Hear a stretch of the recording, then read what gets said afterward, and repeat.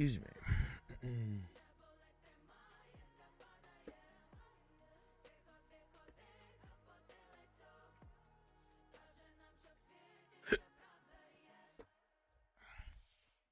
How's everyone doing?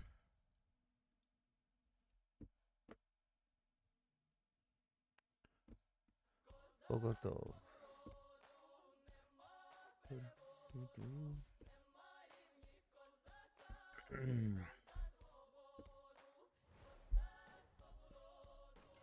Tired. It's been a long day.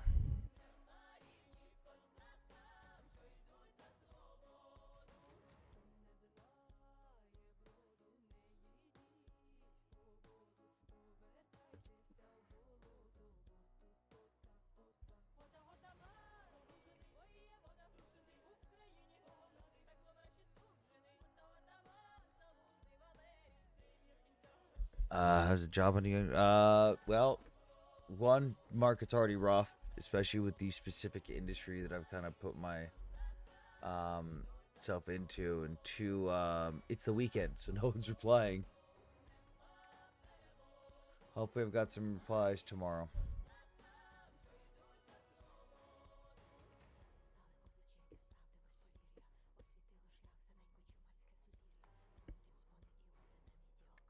So much AI pictures these days. Yeah, and a lot of people don't know how to tell them apart.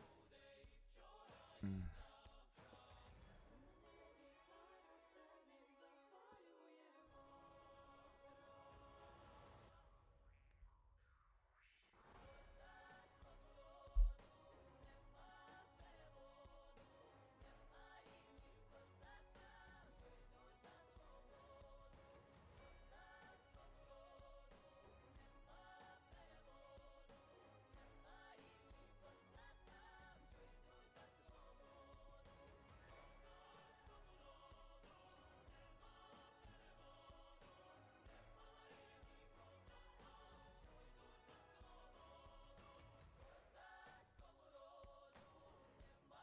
What's up with the school pew pew sitch? Not school, firefighter. What? What are you referring to? I'm gonna need specifics. Idaho. Let's see. I got the story right here. Two lives after firefighters shot responding to fire in Idaho. Oof, that sounds like they didn't secure the scene first. Multiple firefighters were shot while responding to a brush fire. Brush fire. They wouldn't even thought to secure the scene. Interesting. Multiple firefighters were shot while responding to a brush fire in Idaho, as reported by Northern Lakes Fire Protection Chief Pat Riley. Emergency management advised local residents to shelter in place and avoid the area due to the shooting. Fire suppression efforts have been halted amid the ongoing situation, according to the chief. Law enforcement agencies from various jurisdictions are assisting with the situation. This is from an hour ago. Interesting. How many news agencies? So there's a lot of reporting on this, but what's going on? What's the actual facts on this? Fire was started by the guy who shot. I mean, if it's a brush fire and they got ambushed, that would make sense. So, like, normally, let's say when fire and medics are called to a location, if there's anything dangerous, usually they're not even allowed to go in until law enforcement secures the scene. But if it's something like a brush fire, like if it's a brush fire, you're not expecting someone to be there like that. You're not expecting someone to be there because brush fires just fucking happen. You normally wouldn't need law enforcement there to like secure a scene, because if like, hey, fire investigators are going to be there, that's still going to be something that's going to come after the fact of when everything's handled. That's let's see.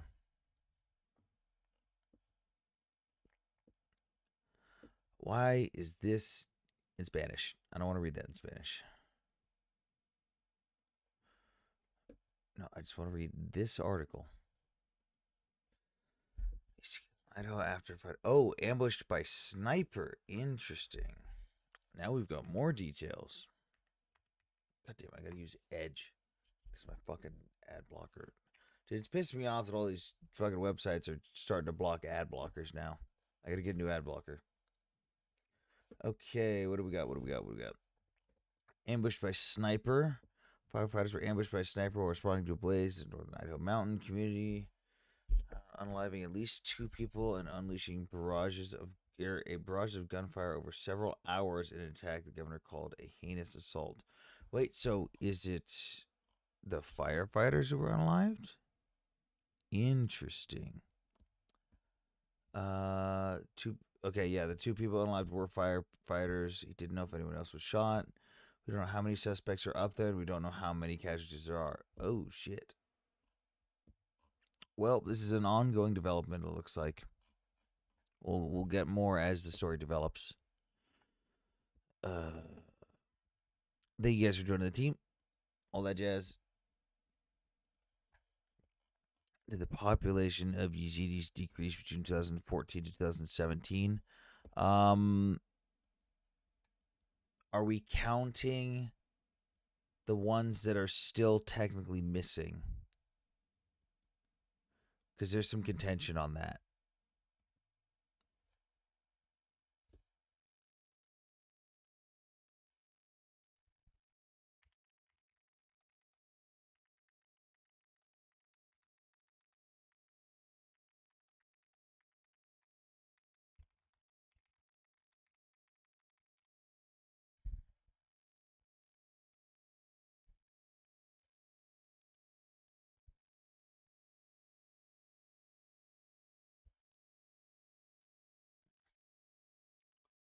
There's the North Koreans assaulting.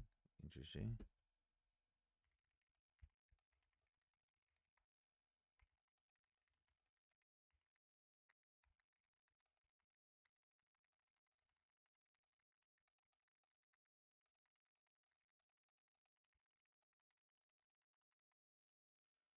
Um, I'm just thinking what a pro-Israeli would say in response to a nonsense claim about Israel.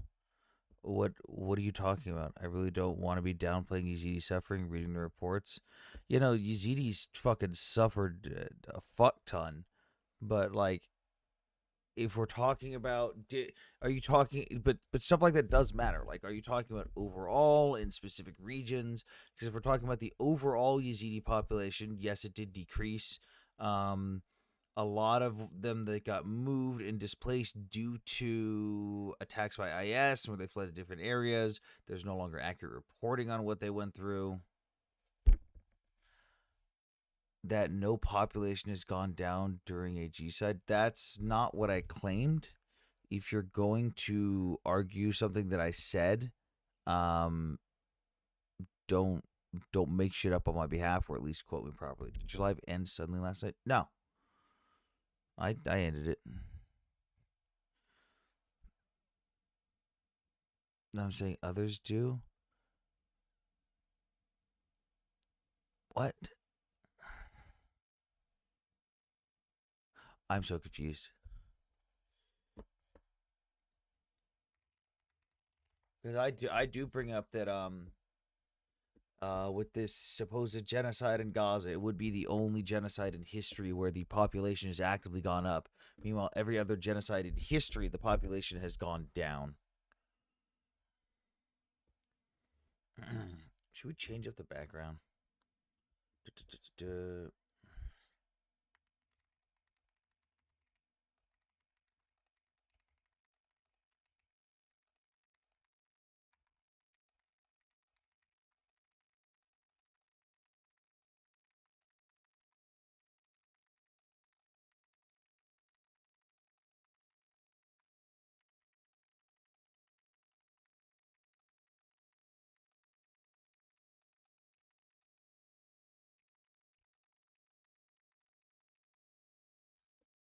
Waiting for Nick to go live. All right. It will be the only one where they can end it themselves if they just do the civil thing. Yeah, like this is also the only genocide in history where it could literally just stop today if one side said, "Hey, you know what? We're sorry. We stop now. We'll stop attacking you."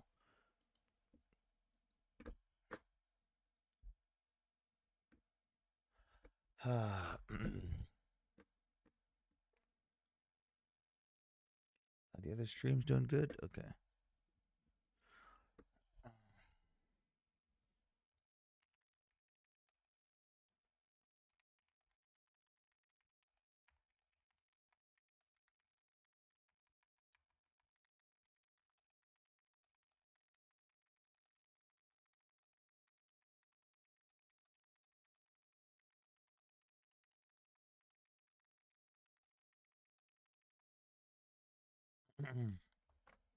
Like nobody on the side thinks about this logically. They let their emotions cloud their mind. Yeah.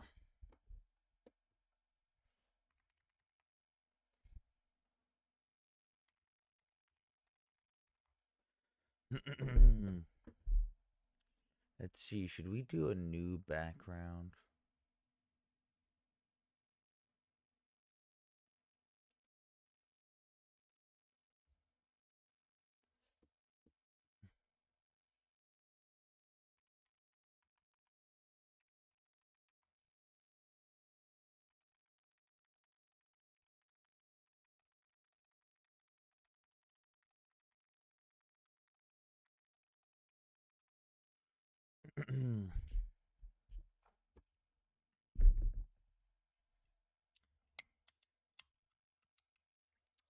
What else we got in the news?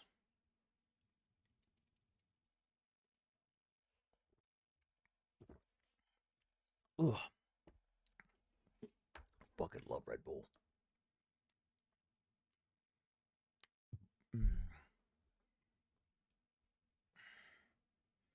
Oh man, older millennial still hasn't posted. Crazy.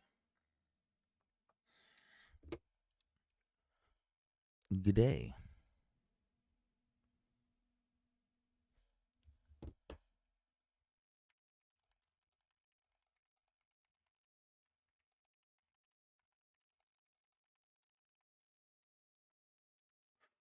Okay, let's see. Load up the live on this phone. Did he get arrested? Fuck yeah, he got arrested.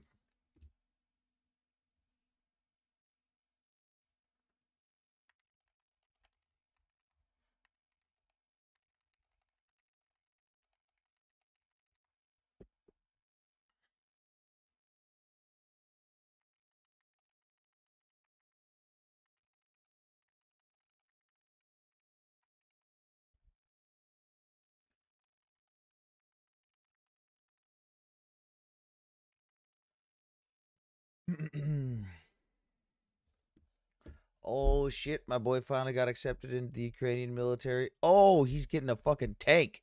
Oh hell yeah. So my interpreter from Mariupol, um,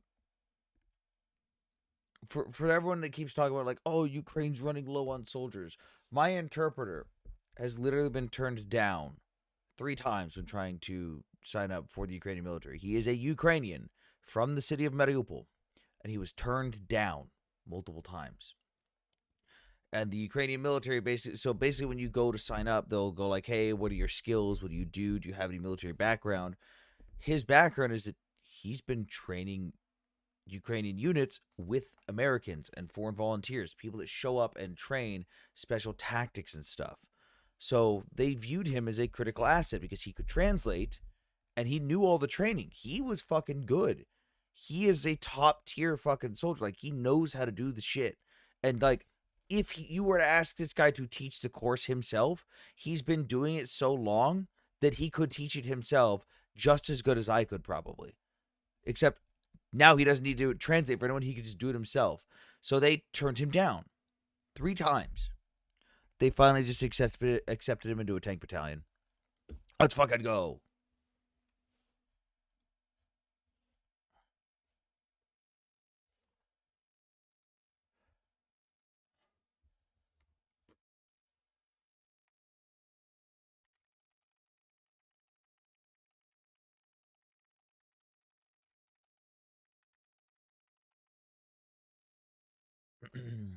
That's fucking dope, man. I'm fucking so happy for him.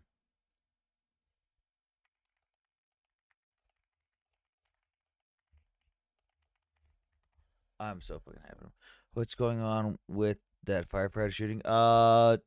Still refreshing the stories. A lot of stories published an hour ago. No updates just yet. It remains an active and very dangerous scene. They have no idea um, how many shooters there are. The fire's still going. Fighting the fire has been stopped. And the FBI has arrived.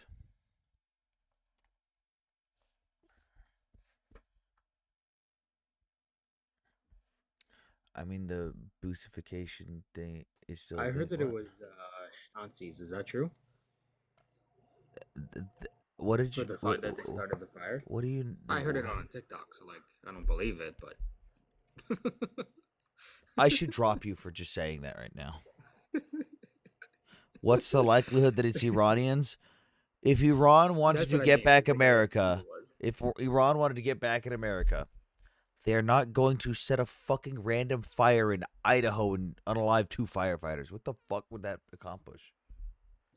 Yeah, like I think it was like a news thing that said it, and I didn't see anything to verify it because like everything was happening at the same time, so like nobody was Mm-hmm. really knew what was going on. Mm-hmm.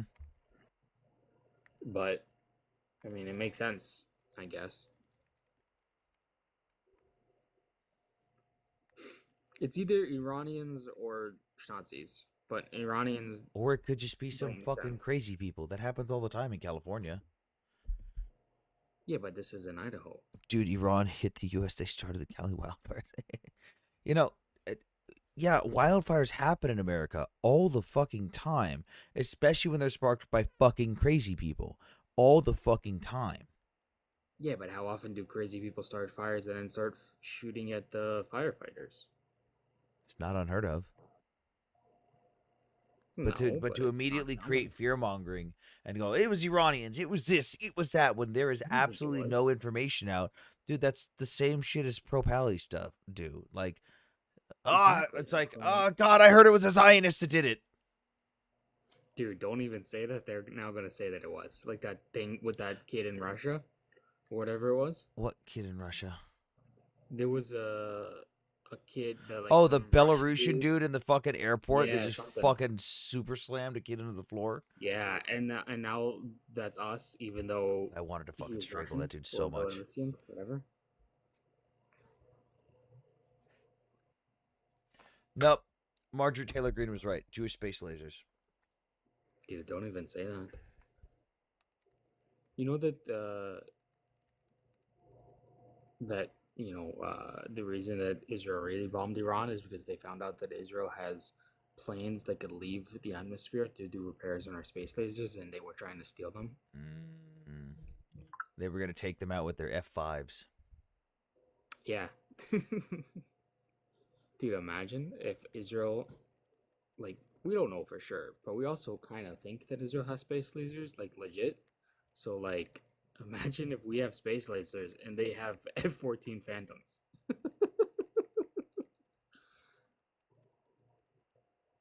Oh, okay. So he's going to a tank platoon. My buddy's going to a tank platoon. For those who were here just a few minutes ago, he's going to a tank platoon, but he's not getting his own tank. He's going to be assigned to a drone team protecting the tanks. That's fucking dope. I thought that we'd use AI for that stuff now. Dude, AI is fucking awful when it comes to actually doing the action. Collecting data No. and information, perfect. Actually making the action and final decision, fucking awful. Like, there's a reason why when data is compiled, it's a human being that sifts through it. But also, why wait on AI to do it when I could just put on a fucking set of goggles and just go, kaboom? No, but I thought that, like, our shit has drones now that are actively protecting tanks, Yeah, there's like certain with AI. types of munitions for certain things that, like, loitering munitions that will target specific stuff. But this is like an FPV drone. Like, you're flying an FPV drone around the fucking Mm-hmm. area looking for people. Where you've got an ISR drone that's doing observation, and then when it spots someone, it'll mark it on your little map, on your little GPS thing, and you'll go, cool, okay, fucking headset on, go.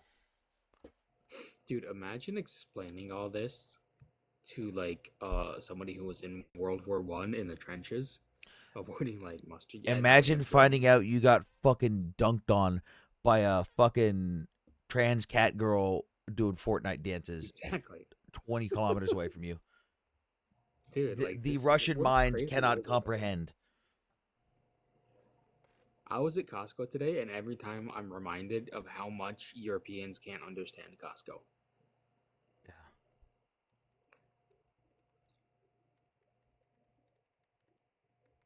Like I could buy more rice at Costco than UNRWA has in their warehouses.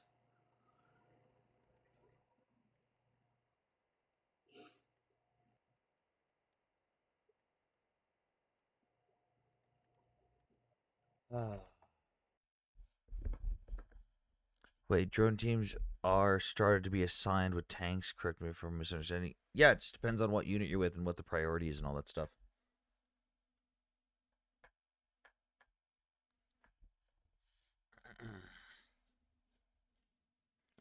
So, hang on. So, for everyone viewing the stream right now, is it cut off like this for everyone else where, like, you can't see the word talk to on the left side of my No, I camera? can see it Why is it cut off like that on iPhone? because iPhone is garbage. Oh, it is cut off? Okay. I'm going to frame this for iPhone then. That's so weird. I see talk to a geopolitical expert, and Maybe then it's at the because you're on the bottom, panel. It might be different. maybe. Sound off in the comments who has iPhone, who has Android. Oh, someone else said it. It goes away when the guests come up. Okay, okay, so they can't see the whole thing. Okay, so we're gonna frame this for the Just move it guests. over an inch. Hang on, we're gonna frame this for the guests. We're gonna do a uh hang on. I have to drop you for this. Okay. We're gonna do a new scene. Um we're gonna do a blank. Okay, we're gonna add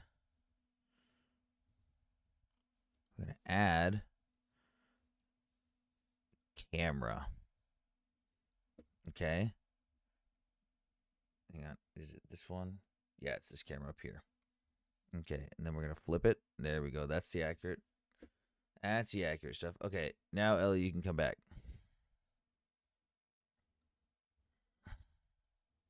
Gonna cut that there. Cut that there. Okay, now I can add stuff. Now it's just black. Yeah, so I had to make a new scene, but I can't do that when people are on the stream. So I'm framing this for. I don't know. I think that they were doing Takia because the entire time I saw it fine. That's what. But for guests, it does that. No, but when I dropped too. Oh, maybe because you were a guest. Who knows? iPhone can't see the talk. Okay, hang on. So what we're gonna do is now we're gonna add another source.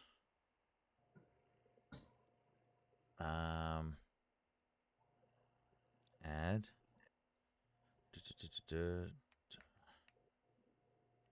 Talk to me.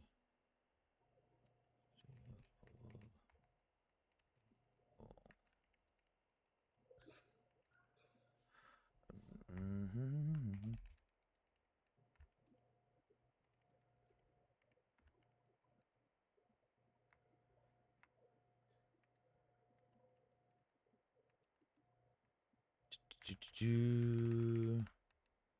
Hang on.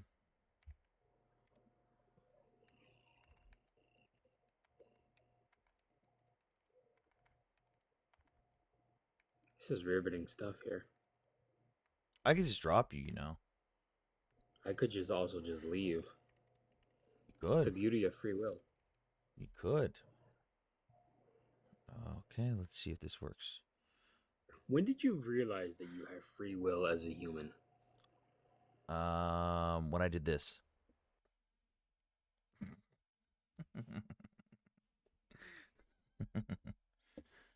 Okay, let's see. But when you're on the panel, it does okay. Get philosophical question, Sam. What? Like when did you get consciousness? Because I Uh, remember when I did. I have memories dating back to when I was like a year and a half to 2 years old. where I don't So do remember I. having Like I control remember of things. stuff there. But like I remember like I got a flashback of standing in, hang on, let's see if I can find it. I remember Pan Miner statue, Auburn, I California. remember driving past the CVS when I was There it like is. 3, seeing the letters and realizing that I could see letters and know that they were letters. I couldn't read it at the time because I was 3, but like I Mm-hmm. remember seeing it and being like, I can recognize that this is something. Mm-hmm. Okay, so I remember I can add this now. Oh, maybe this will work. Okay, display capture. Uh, shit. I have no idea what display this is gonna capture. This should be the 2K monitor, so display 3. There we go. Okay, and then I get rid of the URL stuff. Okay, so I have flashbacks of sitting. This is a statue in Auburn, California, just north of Sacramento. Whoops. Nope. Weird. Hang on. Oh, What's it's that? fucking blurry. It's a gold miner, panning for gold. Mm, Okay, so I have flashbacks of sitting in that pan, standing there while my parents stood directly in front of it and my dad's shoulders in front of me. I told my dad about that, and he goes, "How the fuck did you remember that? We have a photo of that moment." I was like, "Yeah, I remember we were taking a photo. Do you have that photo?" And sure enough, there I was standing in the pan. And he goes, "Yeah, I got mad at you that day because you were throwing rocks out of a fucking parking garage and onto the street below, and you almost hit a car." And I was like, damn, you "Oh, grew up shit. Palestinian? Shit."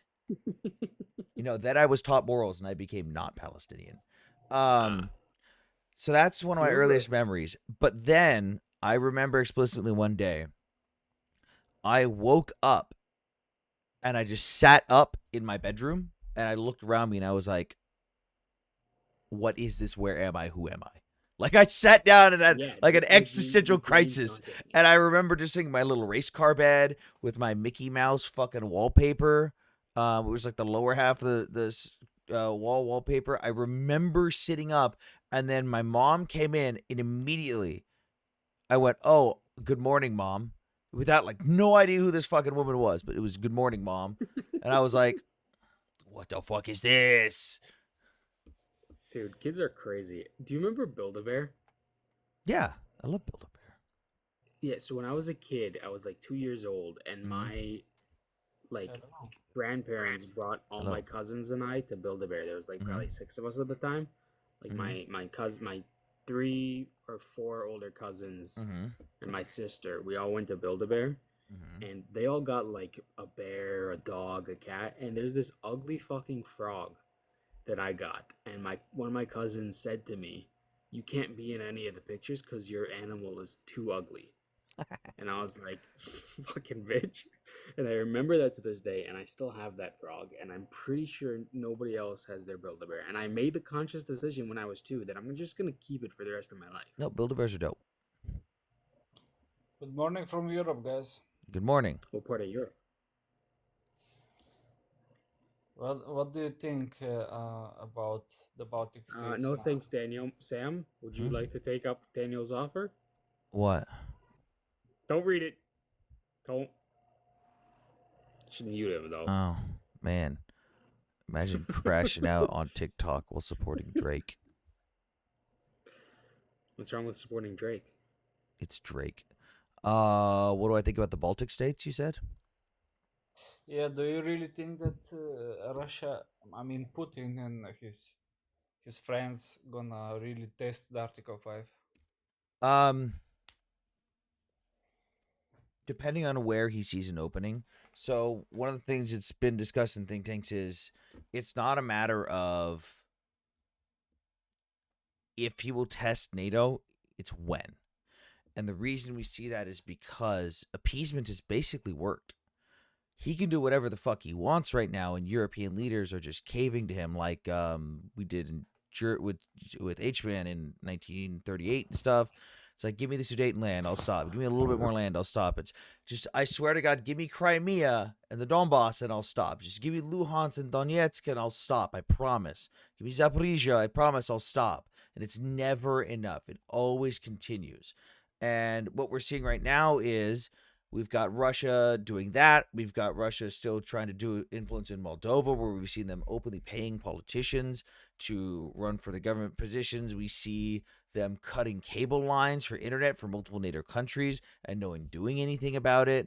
We see multiple sabotage operations. We see all this stuff that Russia's doing to NATO and even China's doing to trigger NATO, and no one's doing anything about it. And what Russia could be going at is for the war of attrition, but not a traditional war of attrition.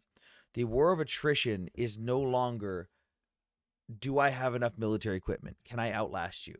The war of attrition currently is, can I outlast your public? That's it. Can I outlast your public opinion? And let's say they go into Finland, because we've already seen they've got about 100,000 troops built up on the Finnish border. Let's say they go into Finland. What's NATO going to do? Is NATO going to just say, hey, please stop? Or, hey, if we give Russia maybe just a little bit of Finland, we'll stop? Or let's say they push into Finland just to see if anyone votes on Article 5. Because let's be real, there's a couple countries that probably would vote no. Article 5 has to be a unit. Article 5 still voted on. It's not an automatic thing. So let's say, how do you pronounce your name? Christo. What two countries do you think would vote no in an Article 5 vote against Russia? Against? Like, if Russia invaded a NATO country, what two countries do you think would vote no to Article 5? Hungary for sure. Who else? But there was Slovakia is pro-Russian as well. And you've got Turkey though too. Hungary and Turkey, the two most likely. So let's say Russia wants to test that. Russia wants to push into Finland just a little bit. They're not trying to take over Finland. They're not trying to conquer any land, but they actually push into Finland with ground forces. Article 5 gets voted on. Hungary votes no. Russia knows they can do whatever the fuck they want now. They don't have to worry about anything. Because if Article 5 doesn't get invoked, is anyone really going to do anything? Is anyone really going to stop them if they really do anything? So it's like, okay, cool. Article 5 doesn't get invoked. That means I can build up my troops for a couple more years, just like they did with Ukraine. They invaded in 2014. They built up for 10 years, and then or 8 years, and then they came back. We could see another repeat of that, but with another NATO nation, a smaller NATO nation that has a small military. Does it mean that only one country has to vote like no, and nobody can help them? Well, you can help. You can help outside of NATO, but it wouldn't be as NATO. So, like when you're working together as NATO, there's certain things and capabilities, organizational structures you use, certain units that you access. Like, for example, with certain countries' militaries, like with the U.S. military, there are specific units that train to work with other countries' militaries. Those would be NATO designated units. There's plenty of great units in the US military, but not all of those units are trained to work with Finnish soldiers or British soldiers or German soldiers. There are specific units within the US military that are specifically trained to work with other NATO nations. Now, if let's say Article 5 gets voted no on, okay, well, who's going to help me? Can I have a NATO ready unit? Well, actually, no, sorry. I need to save them just in case we need something for NATO. Like it gets really sketchy. Like it could go down that way, it could not, but that's where the thought process is going, is like, what is he doing here? What's the goal? What is his end game here? Well, we basically from Europe now, we don't help Ukraine as NATO. We help them like Europe. So it doesn't really matter how we're gonna help them. Mm-hmm. It's important that we help them. Yeah. I have one question, because I still don't understand. Mm-hmm. This 5% that they voted like a few days ago. Uh-huh. What does it mean, like 5%? I know we are paying to NATO, Mm-hmm. like every single Oh, I year. misspelled foreign. But what part of it is for NATO, and what part for it is like for upgrade Okay, so our own security? when you pay into NATO, you're not actually paying into NATO. When you pay your 2% or your 5%, you are investing in your own troops. That is how much of your GDP spending gets used on units that can be utilized with NATO. So you remember how I said that the US military, we have a bunch of units, right? Because we have a massive military, but there's those specific units that train for NATO operations, right? Mm-hmm. So that GDP spending would go specifically to those units. Those units make sure that they are funded with that money. Those units make sure that they get that training. So let's say Germany, with all their military force, I think they're still trying to shoot for the 325,000. Let's say Germany ups their spending to 5%. That those specific units, it could be the whole German military for all we know. Those units will now get up to 5% for the GDP spending for their budget. Like that money, you don't pay into NATO. It doesn't go into like a bank account. NATO doesn't spend money. It's literally just what goes to those units. So literally, you're saying 5% only for those units. Mm-hmm. Within your, it's 5% that you're guaranteed you're investing into your own military, essentially. For the NATO units. Yeah, NATO units that can be used by NATO. So, like, let's say you got to spread that 5% out across a bunch of units. Then, hey, it may not be as effective if you've got a bunch of NATO units, but that's how it works. All right, I get it now. Yeah, it's you're reinvesting in yourself to prepare for combined operations to work together with other NATO countries. Okay, because I'm from Bulgaria, do you know something about like sharing somehow more sensitive information with the with Bulgarian government? I know that NATO doesn't share those information because they know that we are fucking corrupt. Yeah, they know that we have still Russian influence, and they doesn't share that with us. I think you guys just participated in a training operation recently. Or no, it's either you guys did or it's coming up. Mm. No, it's coming up. You guys, there is a training operation starting in September that will be Bulgaria will be participating in. So that'll be neat. Mm, okay. Yeah, we found some spies. It happens. We still have a lot to find out. It happens. All right, man.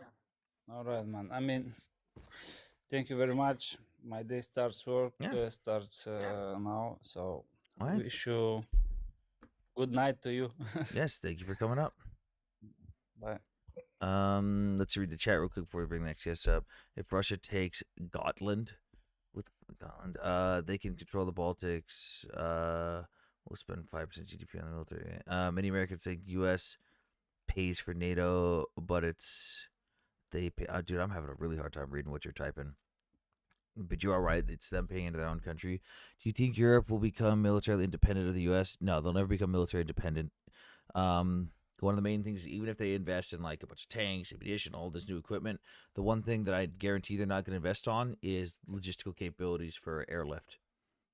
Because the purpose of NATO, obviously, besides the hey, if one of us gets attacked, we defend each other, we help each other out, is like they have their own infrastructure for transporting equipment and logistical supplies with one of the fucking greatest railway systems known to mankind. They don't really have a logistical need to create fucking or to build more airplanes to airlift stuff to different countries as long as it's within their borders or on NATO territory, which is kind of what they would expect in the next few years with Russia.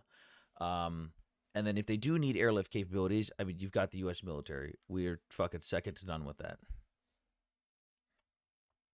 Sweden is in Estonia for NATO training. Did you hear about the firefighters being targeted? Yeah, we're still waiting on updates on that story. I've been refreshing it. Air logistics. Yeah, interesting. Yeah.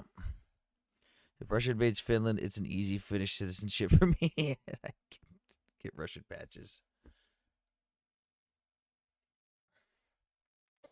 G'day, mate. Hello, what's up? I'm good. I'm good. I'm first time coming across your live. Oh, nice. It's Welcome. looks like you're well across the board on foreign policy. Mm-hmm. And that was a fair point what you made about logistics. I hadn't considered it. I mean, I'd love if Europe wanted to buy more American planes from us. That'd be fucking dope. but Ooh, they that's don't have a not need going to to. happen. They don't have a need to. Yeah, We've got even so if we many of were, them. Yeah. we wouldn't make ourselves dependent on US for parts and things and support in future because we just don't know what's going to Those happen planes are really with you dope.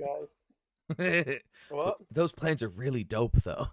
But I totally understand. Don't They blame you could be guys the at best all. in the world, but they could be the best in the world, but if there's a part that breaks on them, and the only person we can get it off is you guys, and you Yeah, guys elect some lunatic, then we're screwed. yeah. It's like So when Trump had the U.S. defense industry tell the UK defense industry that they better quote stay in line or their jets won't take off or their missiles won't fly.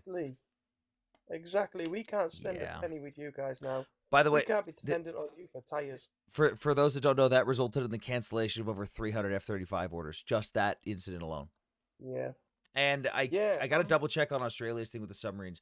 I know their government was supposed to be voting on if that was going to go through or not because they saw that happen and they were like, "Ooh, hold on a minute. Well, Do we want these no, well, subs?" I know that Australia were interested in submarines from us, so maybe they switched the order. I thought that They wanted the they'd booked some specific from ones us. that we had though. They wanted the specific ones. So Right. I don't know if they'd probably have to do an entire. God, that suck because they'd have to pay for an entire reevaluation and assessment because they'd have to Yeah. do an entire assessment of what are the capabilities of these. Do they meet our needs? Too much goes into all that, into the Yeah. prelim stuff. Way too much. I mean, you don't want to make mistakes, but you do not need to be spending millions upon millions on figuring out what you need to buy. Yeah. It's just nuts. I think Wave took a big risk with the F-35A orders. Did you see that? I was F-35Bs. British. Oh, the nuclear capable ones. Yeah, I'm. yeah. I don't get it. I mean, why not the sea? Is America still not willing to sell the sea? Well, I mean, your guys are specifically retrofitted to be able to carry nuclear ordnance. Like that was Yeah, specifically but what your order was for. we have two empty aircraft carriers, Yeah. and I believe it's the sea that has a little extra lift on the wings because the wings are slightly larger, in order that you can launch it off an aircraft carrier. Do you know if you can land and launch the Any other F derivative? 35 has VTOL capability or VTOL takeoff and landing capabilities.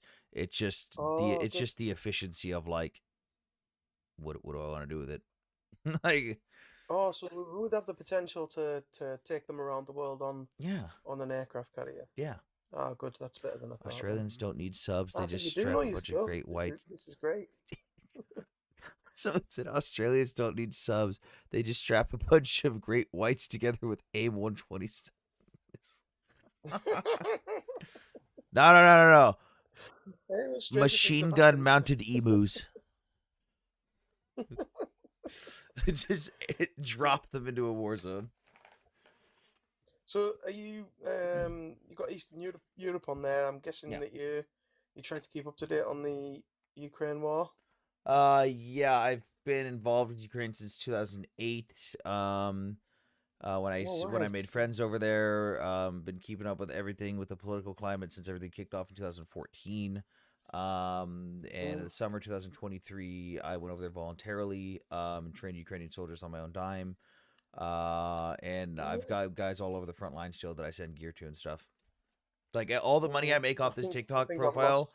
I've never kept a single penny off this or any of my other profiles. Fucking Mm, go straight to buying guys gear. I think I've lost a friend over in Ukraine the last few months. He's disappeared for about 4 or 5 months now. I've had a So couple guys go silent for the last few days, and yeah. then I checked on the area that I knew they were in, and there's now a Mm. blue bubble in Russian territory, and I went, oh, That makes sense. man. That would be why they're not responding. Yeah.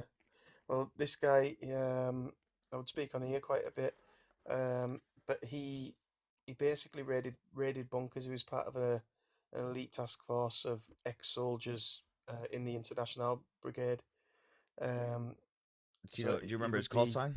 up in the north 1 minute, and then he would be down in like Do you remember his call sign? prevent scary the next. I can't remember his call signs. I'm not very good with all Are that you able stuff. to say his name? He was called Kenny. He was from up in Aberdeen in UK, just near Aberdeen, I think. But yeah, he's totally vanished for about 4 months now, which probably means that quite a high risk job. So No, not the former French guy. Nope, not that guy. no, it's Ex-Tory definitely MP. Scottish. No. Scottish. Nope. Nope. Scottish and Nope. a Not welder that. by trade after being It's in the local regiment. it's really funny. The volunteer community is pretty fucking small. You either know someone directly or you Yeah. know one person who knows someone else. I remember when I first met him, I'd spoken to him 2 or 3 times, and then he was getting challenged for stolen valor, and I was like, "Leave the guy alone." There's a Like, lot of he's people that do legit, and they're fake like, everything about Ukraine. There's a lot of people that do that. But I was like, right, I know, I'm pretty convinced he's real, and then I quizzed him on a handful of things, weapons, bits and pieces. I was only in the cadet force, but stuff that only somebody who's had full, at least basic military training would understand. In fact, a couple of alien questions in there as well that he couldn't have known without knowing. So Well, there was he was legit. what was it? At the beginning of the war, there was a lot of people who faked that stuff though. Like at the organization that I was with, training soldiers, there was a guy that this was back when you didn't have time to make sure everyone had all their documents. Like dudes were just packing up and going over there. So it's like shit. If they forgot their service paperwork to show that they actually served, I don't have fucking time to check that. Fucking get out there. Let's go. Let's get some work done.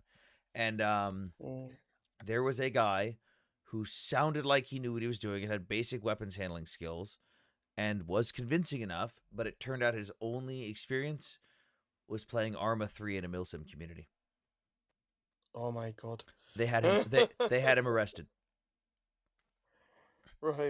It's pretty risky that. I mean, he's not going to know anything.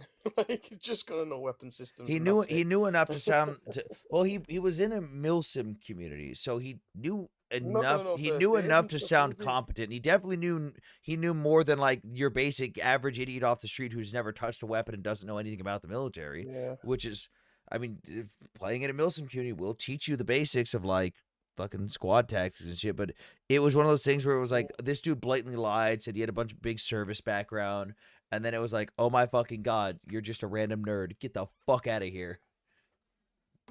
Yeah. Can be pretty. Yeah.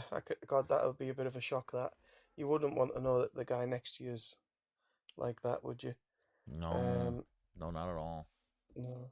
But yeah. So yeah, I'll tell you what I learned from him though, because I was asking him what what it's like on the front and that, what the problems they have. It fucking sucks. That's what it is. Standardization. It fucking sucks. Standardization of, well, yeah, everything he hated about it, especially taking youngsters out. Mhm.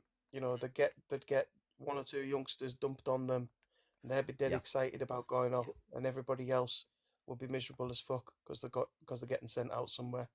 They'll and they learn to couldn't get it, embrace the and then- hate. They learn. he said they would just they'd be gone. One mission, they'd Yeah. be gone. Like that's one of the most shitty of them. parts, especially about this war. It's like Yeah. they're 1 The minute, gone the experienced next. guys are staying alive, and Oh, dude, and, people and that have want- been alive and been operating on the front for this long are either really fucking good at what they do, and you should be fucking very afraid of them, or it's some guy that didn't actually hang around that much at the front, or they kind of hung out in the back. Like, Yeah. So the other thing that I learned from him though was the lack of standardization on the front line of weapon systems and stuff. yeah, especially It's depending on crazy. what depending on what period we're talking about too. It's gotten better now. It's gotten a lot Yeah. better. but it's still a big deal. He said his unit pretty much picked whatever weapon systems they wanted, but what you'd Yeah. find is there'd be 3 or 4 different ammunition types being used at one time. Yeah, it depends on who Um, you're with, what weapons you got. So like one of the things that like yeah, a lot of foreigner units in like Azov and Third Assault, they get issued ARs, but it's also a requirement for the rules of the Ukrainian military that every soldier's issued an AK. And sometimes if you got a dickhead yeah. unit commander that just doesn't want to listen and fucking adapt with modern times, they would make you take both rifles on mission. But they'd only give you the ammo loadout for the AR. So you're carrying a fucking I useless think he said AK. something like this. Mm-hmm. They would take buildings though, and that'd end up, a forward base, so they could dump all the stuff there before going out to bust the bunkers Yeah, and because raid you and that sort of thing. imagine you're a dude in a unit that gets issued ARs because you're a fucking foreigner unit. You know how to use ARs. Okay, cool. Mhm. Here's your AR. Here's your attachments. Here's all your ammo. But you also, I'm a dickhead. I'm gonna require that you take this AK into battle with you because every soldier must have their AK. No. You can't go put it back in the armory. It's issued to you. You have to take it with you. A lot of the guys would just be like, okay, we're gonna go on mission. Okay, where's the staging ground? Yeah, fuck this. And just toss the AK. Yeah, you're not carrying extra weight. Are you hell? There's I mean, another issue with that AK as well, though. which The is AK What's that they're that? issuing, you got to think about when it was like from a Soviet stockpile, oh essentially. the And those 545 AKs. barrels They're are only fine. good. They're fine. Yeah, The they're a good. 5.45. They're a good piece It's of kit. they're yeah 7.62 by 3.9 is almost not used unless it's with like officers, which even then it's still very rare. The 5.45s, the barrels do last a little bit longer, but the 7.62 is like 10,000 rounds or something like that. I It's don't like know. something But stupid low. the good thing about the 5.45 AKs is even when they are getting low on like threading in the barrel, dude, most of the engagements are fucking 50 to 100 meters. It doesn't fucking matter at that point. Yeah.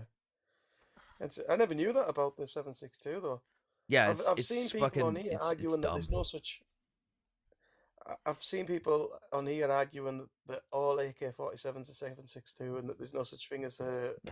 That's I really know, Jim, weird it's- because I did my fucking shit that I was walking around with wasn't 7.62. Yeah, it's a 5.45 by 4.5. It's basically the in between of the capabilities of the 7.62 by 3.9 and the 5.56. Because the 5.56, I can reliably hit a fucking torso at 600 meters with a 16-inch barrel all day long. When I start getting shorter in barrel length, the distance goes back and decreases, and so does the velocity. With a 7.62 by 3.9 round from a standard AK, if I'm hitting anything beyond 300 meters and my AK is not fucking god tier perfect, fucking good luck. It's still gonna have the mass and the stopping power, but good luck hitting anything accurately. But also the rounds are heavier. You can carry less of them because they're fatter. So when you go with the 5.45 option, you've got a lighter round that doesn't have the performance capability of the 5.56 round, but it's almost there. It's like I said, it's the in between. Performs good against armor targets. Performs okay against flesh targets. It's lighter, smaller, and it's just an overall better round than 7.62 by 3.9. Another argument I had on here a little while ago. I mentioned that I'd used a 2.2, an SA-80 chambered in 2.2. You ever heard of that before? A 22, like 22 LR?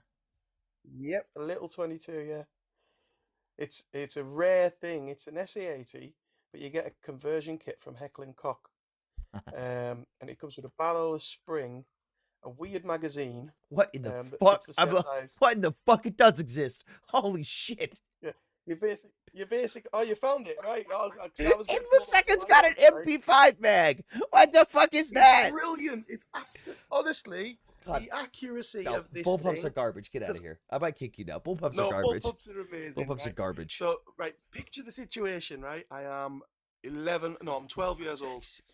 I've been trying to fire an old Henry Enfield number 8 rifle, which is a long wooden stocked piece of crap, yeah, from donkeys ago. My arms aren't long enough to hold that thing, so my arms are wobbling away. I can't hold it accurately for long enough to fire. You lost me at bullpups are amazing. I got the opportunity. I got the opportunity to fire that bullpup on the 30 meter, and I passed instantly. I swear, every hole what was the going through the fuck hole is? of the previous bullets. I need someone from Finland to explain what the fuck you guys are doing wrong with your lives. What the fuck is an RK-62? What is this garbage? Fucking Oh, middies, I think look I've that seen it up. in a video game. Tab out and go Google Hold on. RK-62 rifle. What the fuck is this? Is that a bullpup? Is that It looks like like a a really skinny fucking looking mixed bullpup? by a Galil and an AK with a fucking shovel mounted to the back of it.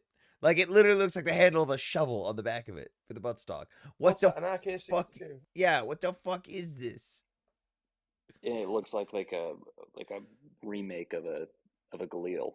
I don't even think it looks like Yeah, an it's a AK. Galil. No, it's a Galil and an AK mixed. It looks like it's got the selector switch, the grip of an AK, the magazine, the magazine removal button of an AK, the Nothing at the back charging end. handle of an AK, the dust cover of an AK, the body of an AK, or the receiver of an AK, but the front of it looks like a Galil. And the back of it, like I said, looks like someone literally cut a shovel and stuck it on there. Did you ask what a bullpup was, or what our issue is with bullpups? Americans just hate bullpups, don't they? Well, no, it's the trigger on the bullpups is going to be I've just got an garbage idea for every that. single time. The trigger, yeah. Name Right, I name didn't know one that was trigger on such a a big bullpup that thing. you actually like. That's not The weight highly distribution. modified.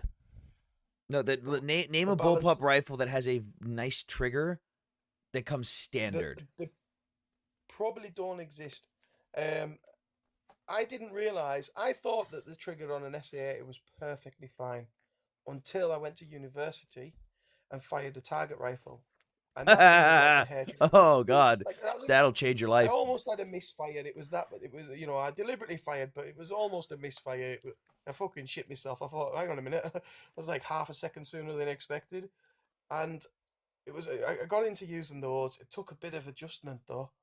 Having mostly fired the bullpup before. But thinking about it since then, all you need is a stiffer material going from the trigger back to It's the mechanism back to the itself. hammer. It's not just the stiffness. It's the mechanism itself. Also, future. You Plus said the I manual fired of arms. I fired a Tavor 21. The trigger wasn't that bad. There's the thing though. That bad. It was still bad. It just wasn't that bad. Well, And try there's suppressing that, 'cause that basically is a long not fun. bar, a long thin bar inside the trigger mechanism housing that goes to the hammer from the trigger, and there's two joints on that, and those joints are slack as out because it's military spec, so it's crap. It's The the number one cheapest you fan can is get. here. Thank you. If those were little rose joints like you see Mhm. in rally sport application and stuff, and if it had a stiffer material like a little strip of carbon fiber, then you would be looking at a much better trigger. I mean, So I've I think I've got a customized MK18 sitting right behind me that I can't show on stream. So I love my AR platforms. Yeah, and they're all right. When I was kid, I was once put in like a skills competition where we were thrown in a tent. We were all blindfolded, and there was a pile of weapons in front of us. And there was one SA-80, but all the rest of them were alien to us. So I was like AK-47, it was M16s. They are good mixture of things. I got the M16, having never touched one before in my life, blindfolded, and you had to assemble it. It was just a pile of parts. Hey, And we have an I managed update, to do it everyone. pretty quickly. And we have an update on the targeting of the firefighters and the ambush in Idaho. The shelter in place for the local civilians has been lifted. They have found the body of one suspected gunman with a rifle near him. They said they were still suspecting multiple gunmen, but they've only found one body, but they haven't found anyone else. But yet they lifted the shelter in place. That's bizarre. I'm wondering if the FBI, cool, because the FBI tactical the HRT teams are on scene, so I'm wondering if they know something. Because they wouldn't just lift it for no reason if they know that there's someone else at large that they haven't either figured out where they are or cornered them or something. We are prepared to neutralize this suspect who is currently actively shooting at the public safety personnel. told in a press conference, adding that some civilians may have been caught up in the incident, could have been trapped. The sheriff said the shooter or shooters were using high-powered sporting rifles to rapidly fire at first responders and are not at this time showing any evidence of wanting to surrender. Shots are coming from multiple directions, he said, a shaman indication there were multiple shooters involved. Perpetrators were in a spot with heavy brush, so they were well prepared and blending in with their surroundings. If these individuals are not neutralized quickly, this is going to likely be a multi-day operation. A shelter in place was lifted on Sunday night after the tactical response team discovered the body of a man with a firearm nearby. However, sheriff's office cautioned residents to be prepared because the fire was still burning. Law enforcement is still investigating whether the fire could have been intentionally set in order to lure first responders to the scene. No duh. Sheriff's official said crews responded to the fire at 1:30 p.m. Blah, blah, blah. Shots were reported about half an hour later. 3 victims were brought to the hospital. 2 were dead on arrival. The third is being treated for injuries. FBI responded to the scene. Tactical support team. Horrified. All right. Guess we're still just waiting on new updates. Nothing about nationalities. I mean, how do you tell the nationality of a fucking crisp, like of a fucking crispy body? Oh, was it burned? Oh, right.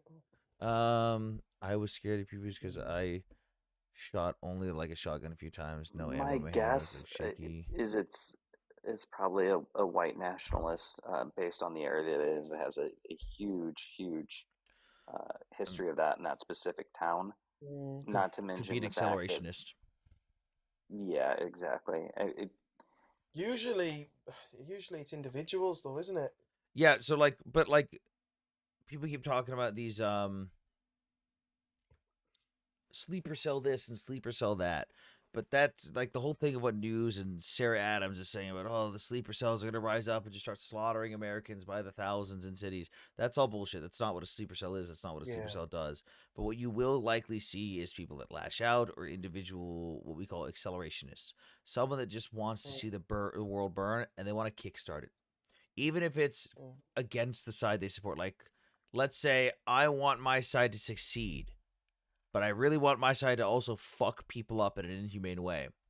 What if I just intentionally attacked someone from my side and assassinated them and kicked things off? Yeah. Gave the White justification. flags. Mm-hmm. Yeah. To play as old as the book, isn't it? Yeah, you'll see, and that's just people individually making that decision on their own too, and you'll see a lot of that. Yeah. Have to pay attention and see what comes out for me. Yeah, we'll keep. I'll keep looking at updates. What do you think? What do you think are the sort of next few goals for Ukraine at a sort of strategic level, as opposed to just tactical? I think they should be focusing on. Actually, hang on, just one second. I had a phone call real quick. Mideast, you can answer for now. You go first. Short-term goals for Ukraine. Yeah. So obviously, gosh, at this point, and I don't follow this one super closely. I'll be the first to admit that my kind of area of expertise is the Middle East. But I would say that it's probably going to be a war of attrition, and factoring back to my area of expertise, Iran being in its weakened state and their kind of tumultuous relationship with Russia now is preventing a lot of transfer of arms from probably happening. They have their that's own. got to be good in that I would say it's good, and as long as this draws out longer and longer. Interested to see what happens as far as the relationship with Russia and China as a result of it. Yeah. No, I think slowing down that supply from there, but they had shifted away from dependence on Iran though. I think the Iranian drones were a much Kinda. smaller percentage now of the Shaheeds that they were using. Most of Kinda. them were homegrown. So Iran still sells them the equipment and the parts to make those shaheeds, but they just now have Russians and ethnic minorities assembling themselves in Russia. That's about it. Yeah, Like they're still made. They have a different. Don't they have a different motor or something though? It depends on what's available. They just fucking whack a goddamn lawnmower engine on that thing. It's fucking I know awful. I know the ones that they've been producing in Russia aren't as good for some reason. I think it was down to the motor. I have a piece of one. Oh, no way. This is one of the fucking ailerons. Yeah. This one was shot down over Kiev in April. Are you allowed that? Are you guys allowed that in America? In the UK, Nah, man, right? I can, w- my man, I can 3D print my own suppressor if I wanted to. In the UK, right? Our laws are obviously a lot stricter, and I had acquired a lot of magazines, a lot of 30 round magazines, and a lot Got of a lot of those too.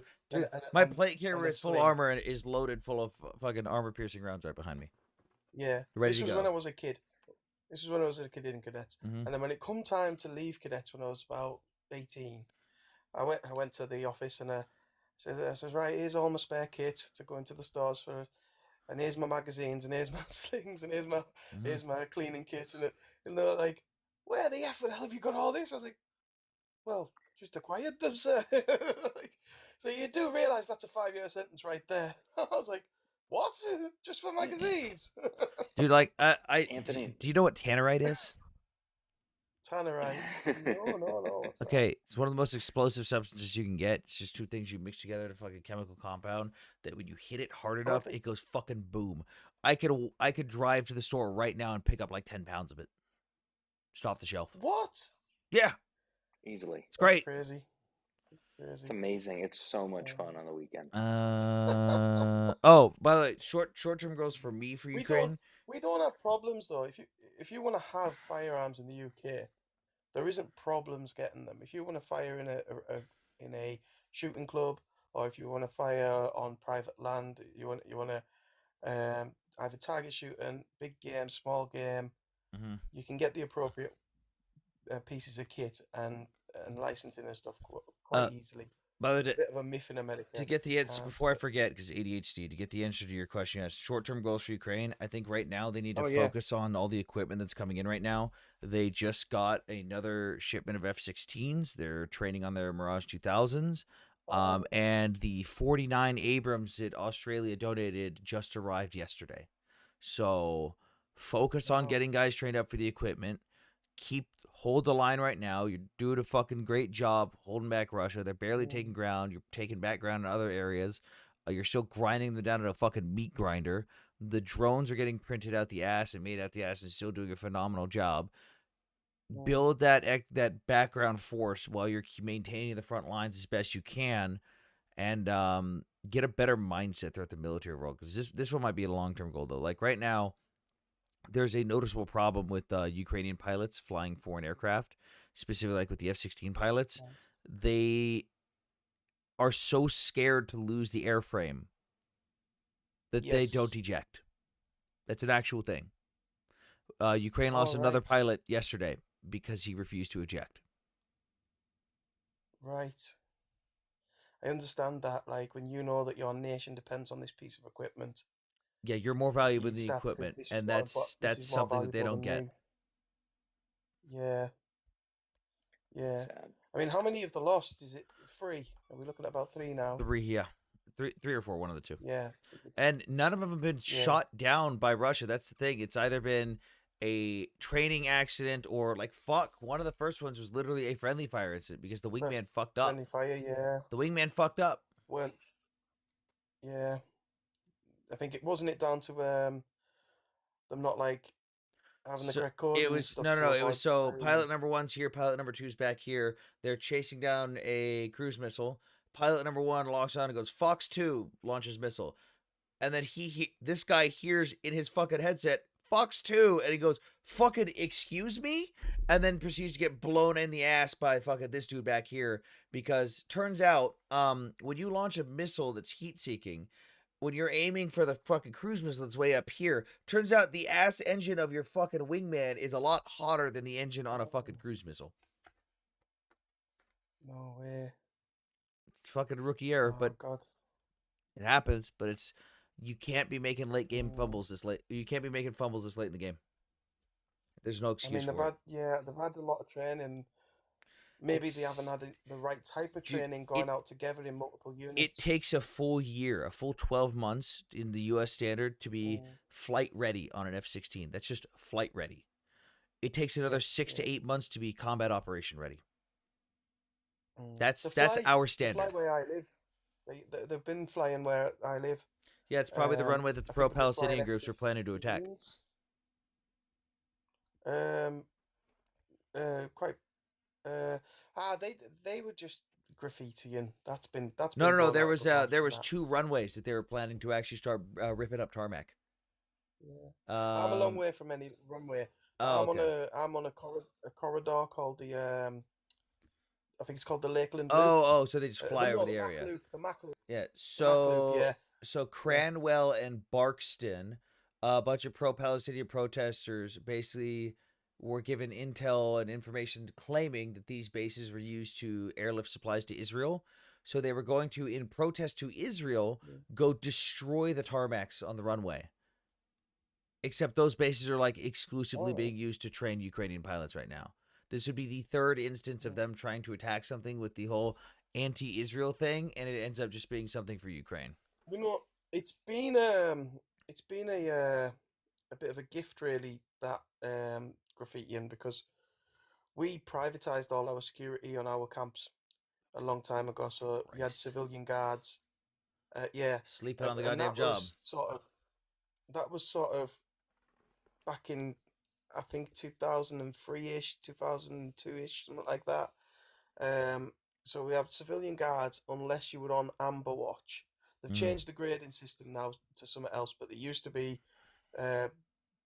Bikini Watch was like the lowest grading, and then it was something else, and then it was Amber. And if it was Amber or above, Did you say then you had Bikini Watch? actual...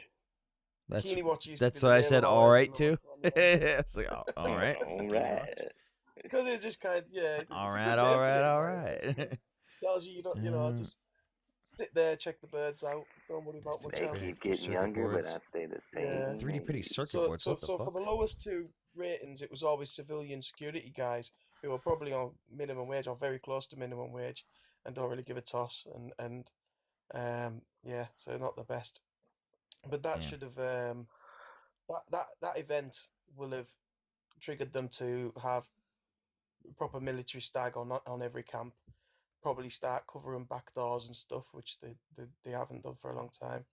And to start checking who's coming and going as well. I went into an Air Force base about 3 months ago, and I'm a civilian, and nobody checked my ID or anything, which is just not good enough. Like, I was moving a friend of mine who's in the RAF. He was moving on to that camp, so I was just helping him move gear.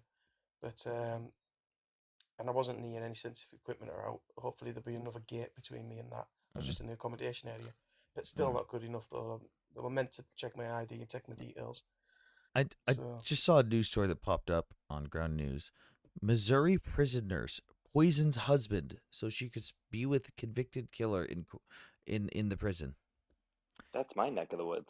Amy Murray was sentenced to 12 years in prison after pleading guilty to 2nd-degree murder, arson, and tampering with evidence. On June 25th, investigators determined the house fire was intentionally set using an accelerant, leading to Murray's arrest in February 2019. Murray had been in contact with inmate Eugene Claypool, stating they could marry now that her husband was out of the picture. Oh my God. Well, now you know you can be prison pen pals with him. Oh my fucking God. Nice. What is wrong with people? What do you think of the Ukrainian policy of not conscription young men as conscripting young men? I mean, there's no need to right now. The average age on the front line right now is between 38 and 40.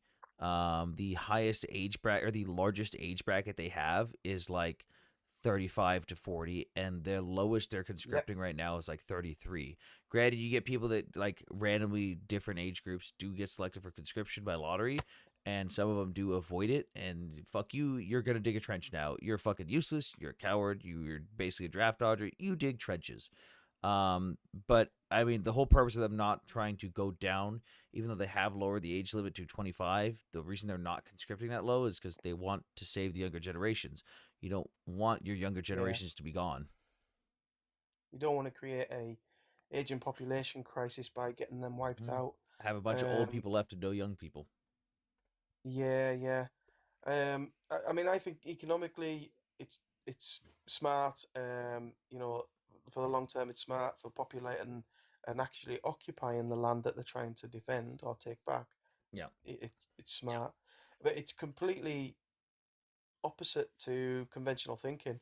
We have a conscription act from 1960 in the UK. That's the last time that legislation was changed, and yeah, the youngsters go first. You know, it's basically active personnel, then a couple of was it a couple of different age? Was it no people who'd served within so many months and left the military? They come next, Mm. and um, then it was the youth. So like two different age brackets for young men, and then it was the reserves. The reserves were like the fourth or fifth group, Mm-hmm. which I thought was odd. I think we need to revisit that, especially with what we've learned from Ukraine, and we need to look at mobilizing my age group before we mobilize the 18 to 25s. There's so You many know, I think, goddamn bots on Kick. Fuck me. like you say, 35 to 45 group. Mm-hmm. I think they're the group that's surviving the longest in the You've battlefield got as to. well, aren't they? Your guys' problem isn't even age demographics necessarily with fighting capabilities in the largest demographic. Your problem right now is the amount of people in your fucking country that would willingly roll over and fucking take it if someone invaded.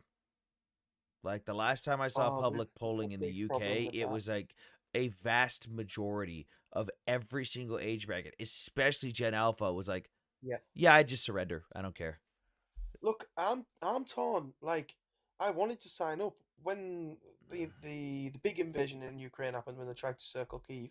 Mm-hmm. I signed up within a couple of days of that. That was also privatized. The private companies famously made a complete shambles of it. What So people were privatized trying to what? sign up and couldn't. The recruitment process. So For instead of going to speak to for your wait, a hold on. Your military recruiting program is privatized? yes, so it was put out to tender to the highest bidder, and a security company called G4S, I think it You was, mean it's or not the Serco. military that's doing your recruiting? Exactly. They built the website. The website was crap, didn't really work. There was lots of manual parts to it, and they were supposed to deal with the whole recruitment process to get people in. The army would train them once they were in, but they were meant to be your point of contact and get you through all the admin and stuff. And they made a complete pig's ear of it. What Um, the fuck? Yeah, yeah. It's been in the news here. It's been like a bit of a scandal because we got ripped off. You know, Oh, they're not bye, Brian. qualified to do it.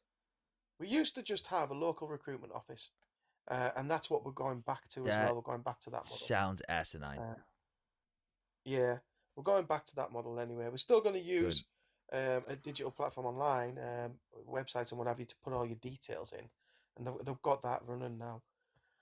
But you're going to be able to walk into an office and speak to an actual soldier from a regiment. Usually somebody who's in the That's last few years who wants an easy job. blows my fucking Um, mind.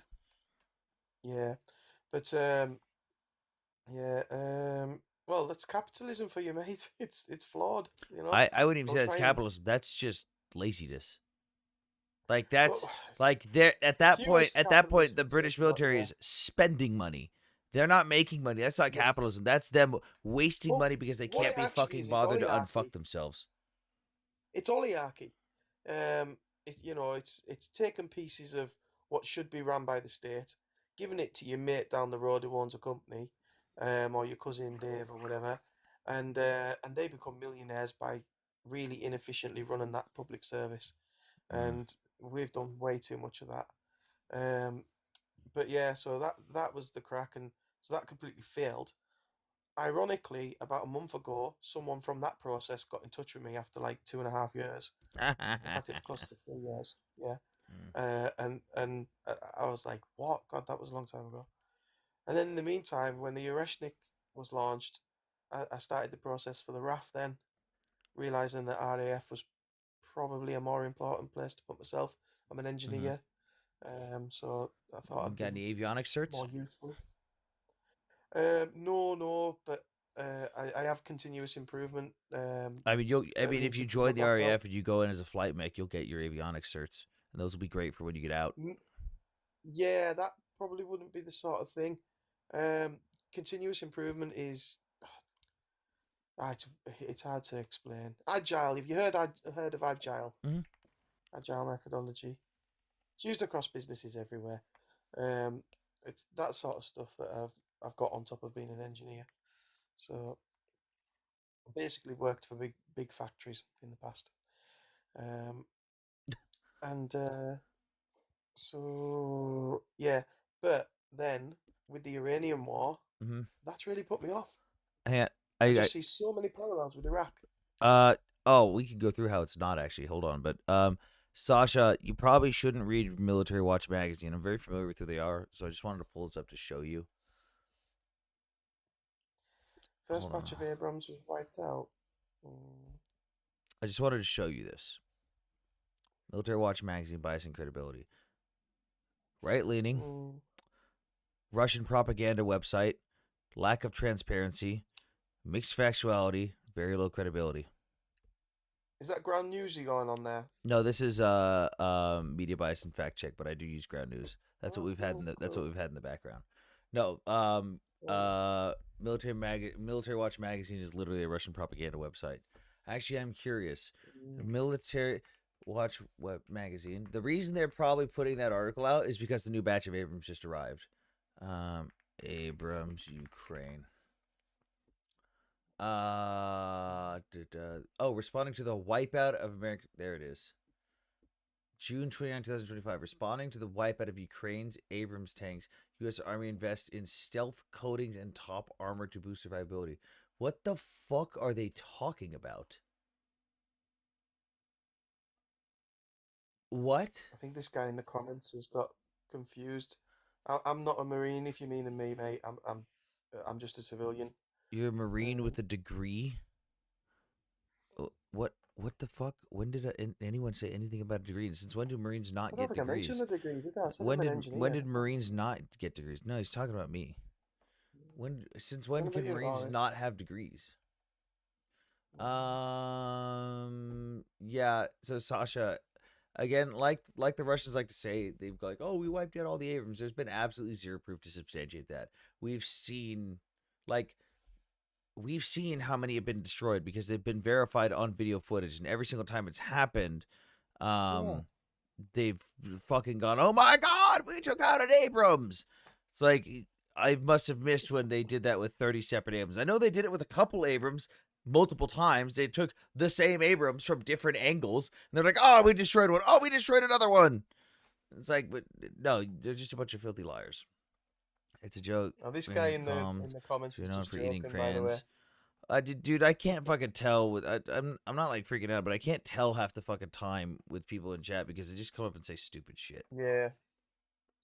The yeah. The What thing flavor with of like crayon did you tank have for dinner numbers. tonight, Sam? Bread. The thing with tank numbers and that when it comes to this conflict is this is the most accurately um uh like the figures are the most accurate figures from any conflict in all of history because you've got social media, you've got geotagged It depends on which images, figures. geotagged videos. Well, just compare them to any other conflict though. Well, You had none of that, I so would you say with couldn't. the equipment, it's accurate. When it comes to lives lost, it's pretty inaccurate so It's far. a toss up. Yeah. Yeah, But like compared to other conflicts, so. One of the big problems right now is the Ukrainian. Since the beginning of the war, the Ukrainian government won't officiate death toll in territories they don't control. So let's right? say the Yeah, Russians take a city, like for example, Mariupol. In the first 30 days, the Russians took out 25,000 civilians. That's not including the 6,000 right. fighters that were fighting the Azovstal steel plant. Since then, the death toll is about 120,000 in total. That's according to investigations from Associated Mm. Press, Reuters, the UN, Free Radio Europe, based on mass grave imagery, based on people who are still in the city collecting data. And this is from a Yeah. city with a pre-war And the Gaza population of Ministry of Health. a city with a pre-war population of 445,000. On top of that, we know that 50,000 people from that city were taken and kidnapped, including 10,000 children that the Belarusian Red Cross openly admitted to putting up for adoption in eastern Russia. So the Ukrainian government doesn't officiate that because they don't own Yeah, that yeah. territory. You can understand why though, because they can't accurately give you a number for that until after Yeah, the but that's what after they that take it also back, hurts them and because there is yeah, such question about it. People will like you could Google how many civilian deaths have there been in Ukraine. It's not that much if you Google it. But if you go through individual cities and you right, find out how many people live there, how many people were able to escape, how many fucking deaths were reported by the local governments, even when the Ukrainian government didn't have control, like with Mariupol, the only reason we had 25,000 was because that was the last reported number from the mayor of or from the mayor or governor of the city, whatever the fuck it was, before he yeah. lost control. It was the last reported So number. what do you think the actual number is now? I mean, we were around about the million mark last time I looked. It was just a bit short of that, I think. Deaths or casualties Um, for which side? well, that was combined, wasn't it? That was Well, I casualties think it was includes deaths. 977,000 last time. Um, Casualties includes deaths. Or wait, are you talking which group are you talking about? Russians, soldiers, civilians, I think on the Ukrainian side it was I think it was 977,000 civilians or soldiers? That's soldiers, yeah. Where That's where the hell did you get that number? I've never seen that number. was that not it was, I or haven't was it even seen that from 877? Russians. Oh, it's been about 2 months since I looked, to be honest. So Yeah, um there's nothing to substantiate the Ukrainians have I even hit can't be like too 200,000 deaths with soldiers. But I will say is that if you the problem with the right. casualties in this war, deaths we can kind of figure out, but casualties is a really weird figure in this war because a lot of guys Yeah, are getting I've always counted as wondered what it means. casualties like 8 fucking times. Like one of my friends that comes up here, he has literally been a casualty 8 times. Because every time you get injured, every time you get hit with a piece of shrapnel, every time you take a round or get it, that's a casualty.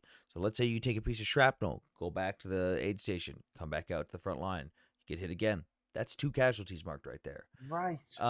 One of the things with deaths is when it comes to the Russian side, I know the Ukrainians say 1 million deaths.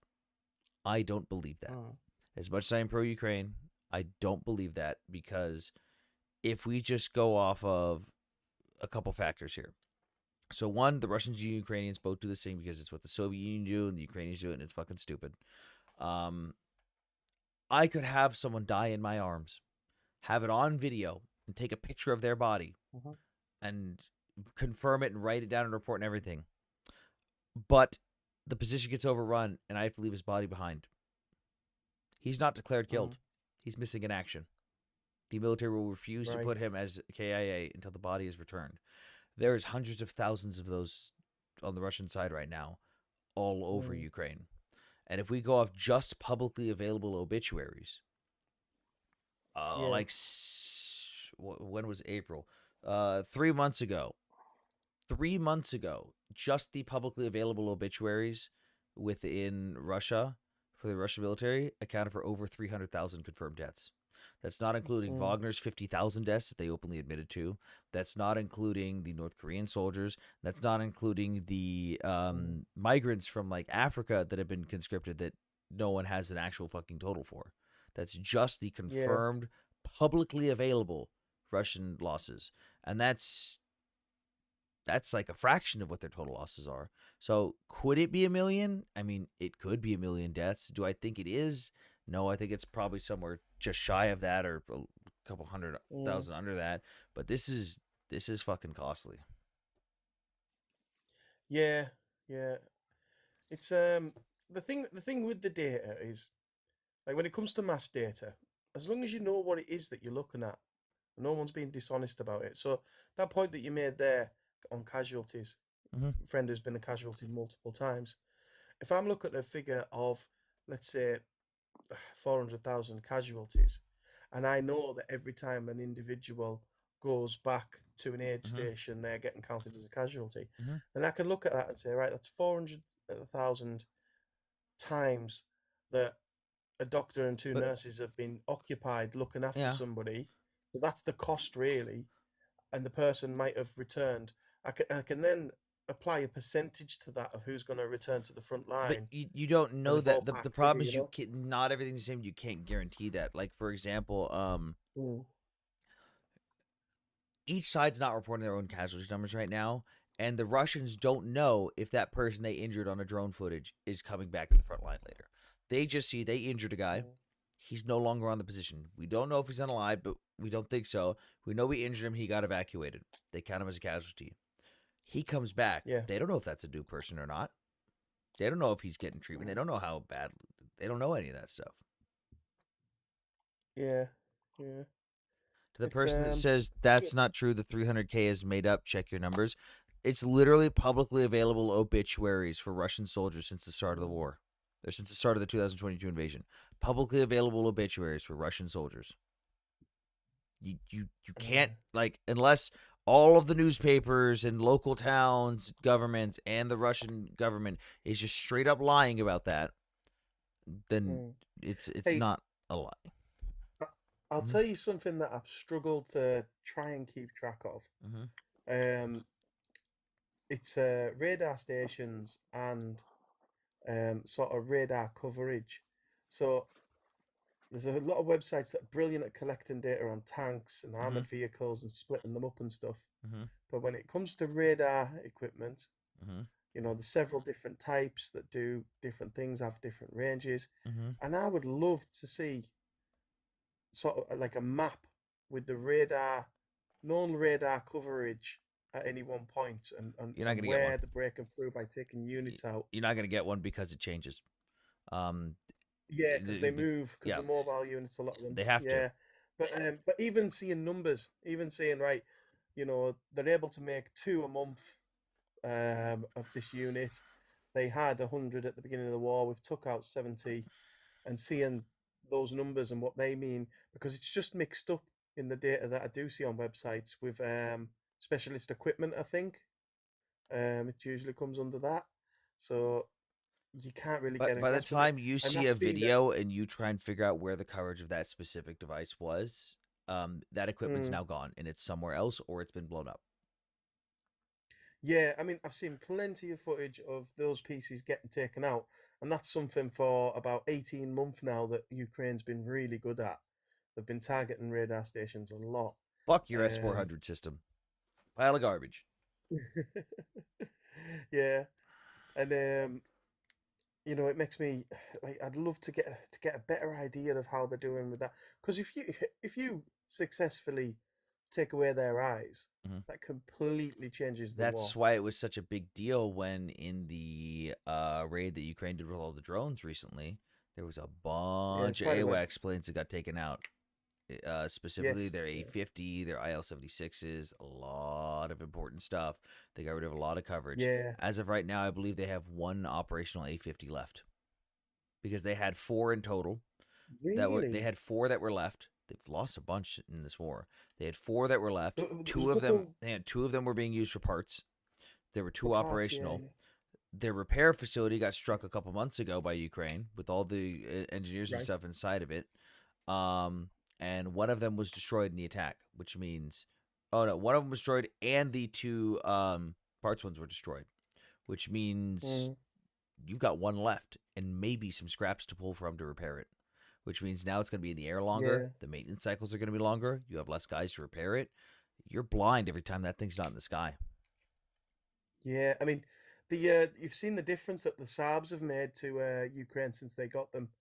All of a sudden, they've gone from not being able to take down a fighter jet in air-to-air combat Oh yeah, to being able to do they it. took down the Su-30 with fucking air coverage from the Swiss. Yeah, I mean that strategy Thank you, of using that Mideast. long range, you know, using the AIM Saab's 120. eyes effectively. Yeah. It's in, you know, that's a new skill tree that they've got, isn't it? It's Yeah, significant because I want to if they just. take Oh, go ahead. I'll let you finish this. if they start taking out 1 a week in that using that type of method, then that's going to really make a difference to the war. Yeah. I do want to talk about because we were talking about it a minute ago and we glossed over it. You said you were getting worried with the parallels between Iraq, the Iraq invasion, and Yes. Iran. Yeah. So there's a couple main factors here. Was d- what classifications of weapons or what types of weapons would you consider WMDs?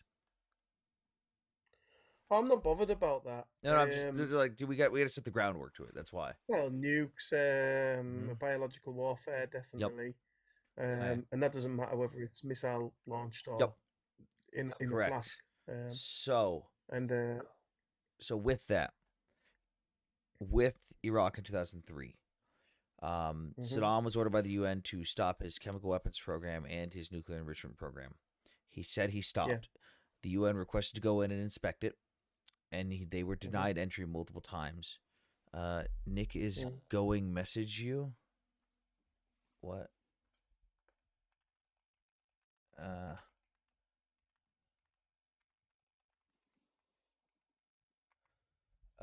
Oh, I may have to do a co-host with Nick in a second. But so basically, they when they finally got in, a bunch of the chemical weapons were missing.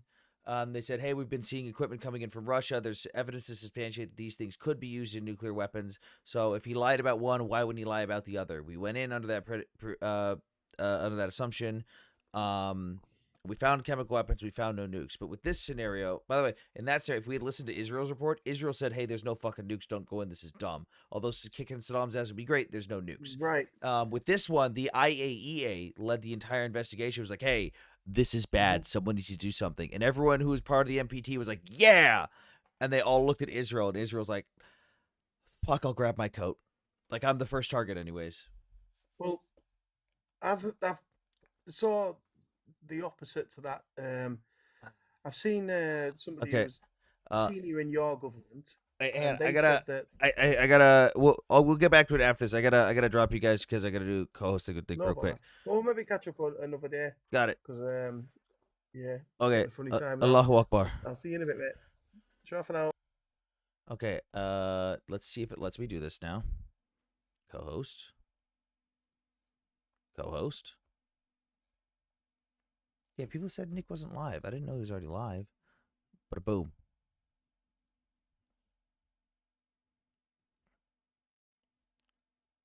Current scene. Yeah. Does it work? Does it work?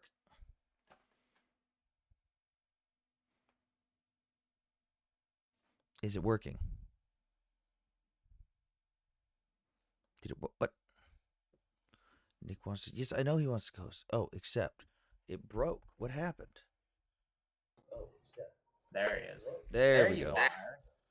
Yeah, it I broke. was like watching you try to figure that out as It's so it used to be really broken on Live Studio to where if you did co-host, it wouldn't let you do anything else. Like all your options disappeared completely, and it would really screw you over. So I don't know what happened there.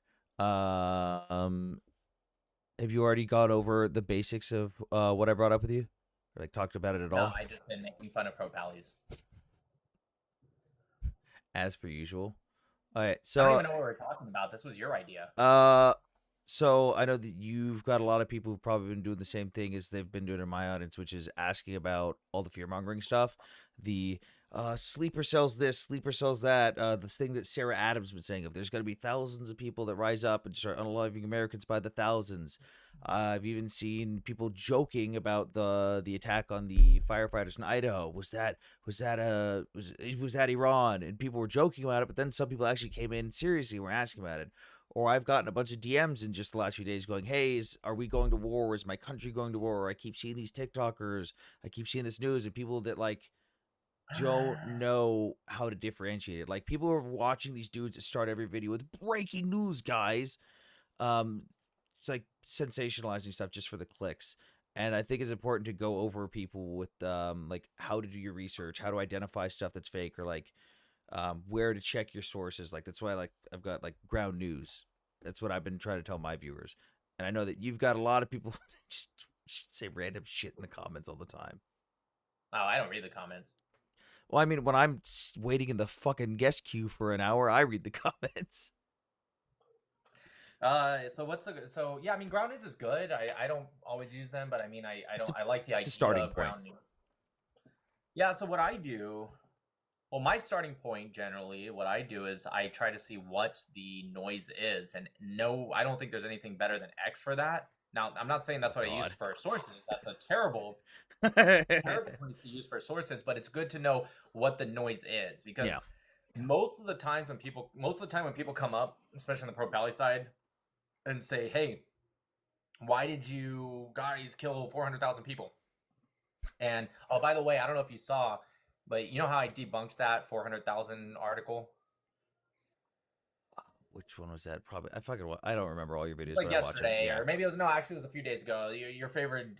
Oh your favorite yeah, that kid. Yeah, I remember that video. Anyways, so it turns out not only well, I wasn't the only one. A lot of people were debunking it, but if you go right now, and you click here, I'll show you on my camera right now. They deleted the article. So look, check out here. So this is the original article, the Harvard link study that wasn't actually Harvard. When you click it now, Harvard. Hang on. hold on, no, look, just look. I'll show you. Study. Hang on. Go back to the title. I'm gonna pull it up on Wayback Machine. Harvard link study finds Israel disappeared nearly. Okay, got Nearly it. 400,000. But when you click it now, look, it's gone. They deleted it. Oh, I can't even if I search it, I don't even see the hyperlink to it. Yeah, it's just Can you DM me that link right now? I want to see, or can you pull it up on Wayback Machine? Wayback Machine. Yeah, I probably can. I'd be interested to see if that got scanned, because then we could show that, like, hey, look, they're deleting stuff. Like, this page doesn't exist. I already put it. I already put it out there on my. Yeah, you can see it on the way back. Ooh, perfect. Just 3 or 4 days ago. Interesting. I mean, I showed it all throughout my video because it wasn't deleted when I made a video on it. But that goes anyways, to show that, like, hey, look, they've deleted this, but you guys are still using this as a source. yeah, sure. I'll send you the Wayback source right now, or the Wayback link. Okay, so anyways, so what I do, I don't know what you do, but what I do is I go on X first and I see what the noise is, what the dumb stories are. Like, they're putting drugs in flour, right? I just had a guy come up and say that, and I made him embarrassed too. random bag of powder that doesn't show what the powder is, what the bag is. No, it's even worse. They were showing full pills. Yeah, in like hand. The Israelis were smart enough to put pills in the flour, but they somehow weren't smart enough to crush them up. Yeah, you couldn't grind up the white pill. One of the pictures you can see, it said G80 on it, and when you reverse search that, it's a cholesterol pill that's actually 10 milligrams, not an OXY pill that is 80 milligrams. It was really stupid. It was really dumb. Furthermore, 80 milligrams. Is it Timothy? Yeah, that is. Yeah, yeah, you that's can right. just Estimib, I think is what it's called. EZETIMIBE. Yeah, it's actually pronounced Mib at the end, not Mibe. But anyways, whatever. Point is that 80 milligram O pills, I'm not going to say the word because I don't think I should, but those are green. There's like one brand that I found that was like beige, but they're green. So it was just obviously stupid. So what I do is I go on X, I find out what the noise is, and then from there, I mean, there's a lot of things you can do. Perplexity is an AI site that scans like current events. You can use ChatGPT a little bit. The problem with it is ProPal is they use AI and they stop there, but it's a good tool to help you narrow the search. And then on Google, you know, there's the tricks. Like if you want to find a source that has exactly the same phrase, you put it in quotation marks. So if you put a word or phrase in quotation marks along with other search words, it will help you narrow down a Google search. You can also, if you want to find something from before a date, like one thing I do is I look at the Gaza death toll, but if I want it, not the current one, but if I want what it was in, let's say December 1st, 2024, you can type into Google at the end of your search, the word before, colon, I've got it on the screen below me. Oh, it's a little small, but yeah, you put colon, and then you put year-month-day. And if you do that, it'll show you the search results from before, and you can do after as well, but it'll show you the search results from only before that date. Yeah, that's one of my favorite things I like to do when they came up with, like, oh, this has been going on for years. It's like, cool, so I should be able to find a story before this date, right? before it hit the news, and this week I should be able to find a story, and you never find anything. Well, my thing is like with different conflicts in the world, you're always going to get misinformation. And I try to tell people to look out for that stuff. Like 99% of the time, if you can see the misinformation, you're not the target audience. But my problem I see is when certain events kick off or a certain bigger event kicks off and a different player gets involved, there's an overwhelming wave of misinformation that comes out and people don't really know how to handle it. Like I had to make a video when the stuff happened with Iran and was like, hey, over the next 24 to 48 hours, you're going to see a lot of blatantly false information. You're going to see a bunch of people that never talk about the Middle East, that never talk about Iran, that haven't ever, don't know anything about the region, somehow be experts within a matter of 5 minutes and go, breaking news, guys, this is happening. The world is ending. We're going to war. And it's going to cause people to panic. You go on those videos that have millions of views, and you've got people going, oh my God, is this real? Is this real? When it's like, you could look up the title of what they said or the picture, do a basic reverse image search. Is the person that posted that image, are they the only one that's posted that image? Is the image flipped? Or like the videos with the Fordo bombing. I had people, I had people, sending me videos on repeat going, look at the Fordo bombing. Did you see it? And there were people speaking Russian in the background of the video. Yeah. Listen to the Yeah. audio of the video. See if that video has been posted before. You can drag a Well, file into Google. I told people even before the Fordo bombing, I said if America decides to use one of these bad boys and bombs Fordo, you have to remember that any video you see that's this big mushroom cloud is probably going to be fake. You know why? Because GBU 57s, the whole purpose of them is that they dig far into the ground before they explode. They don't explode on the surface. Though it has been reported, the pilots did apparently report it was the brightest explosion they've ever seen. It was. Oh yeah, no, it'll be bright. Did you see it got picked up on the NASA heat cam? No, I didn't. Yeah, so the NASA cam that catches, like, scans the Earth for, like, fires and hot spots and tracks wildfires actually picked up a bright spot at the exact location at the reported time of impact. That's actually funny. So yeah, no. You'll see that. You can see Brad. I'm not saying you're gonna see nothing, but you know that video that was from either Syria and I think there's one from Russia or Ukraine maybe, but with Russian in the background. Yeah, there's a Syrian ammo dump explode, or there's an ammo dump in Syria exploding. Also Russian, by the way. It was a Russian ammo dump in Russia or in Syria, and then there's a Russian ammo dump in Russia that was so big it actually caused an earthquake. It's the largest reported explosion of the war. Talking about, and that one was obviously not a GBU 57. But anyways, yeah. So what I do is, well, first off, common sense goes a long way. Like for example, the pills inside of flour. A lot of that, yes, there are some technical things you can debunk about that, like the color of the pill, the fact that it says G80 on it. But there's also just common sense, right? Like, for example, I was asking the guy, because he was still, even though I was telling him it's obviously fake, he was still trying to go with it. So I asked him, let me ask you this question. Let's say they did open up a bag.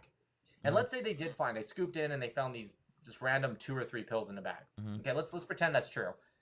Well, then how come they didn't take a new video, not a photo of them just holding it, like, look at what I found in my bag. Just why wasn't there a video where they show there's a freshly sealed bag, right? It's not open. They show all sides.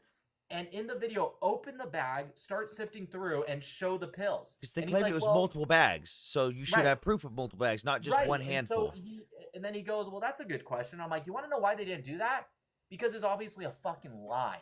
Because anyone, I don't care if you're a 67.9 IQ in Gaza, anyone could think, you know what, let's make a video, right? Let's show that we have not altered this bag. Even that you can technically fake, to be honest, but at least it'd be better. Open the bag. It's like Candace Owens.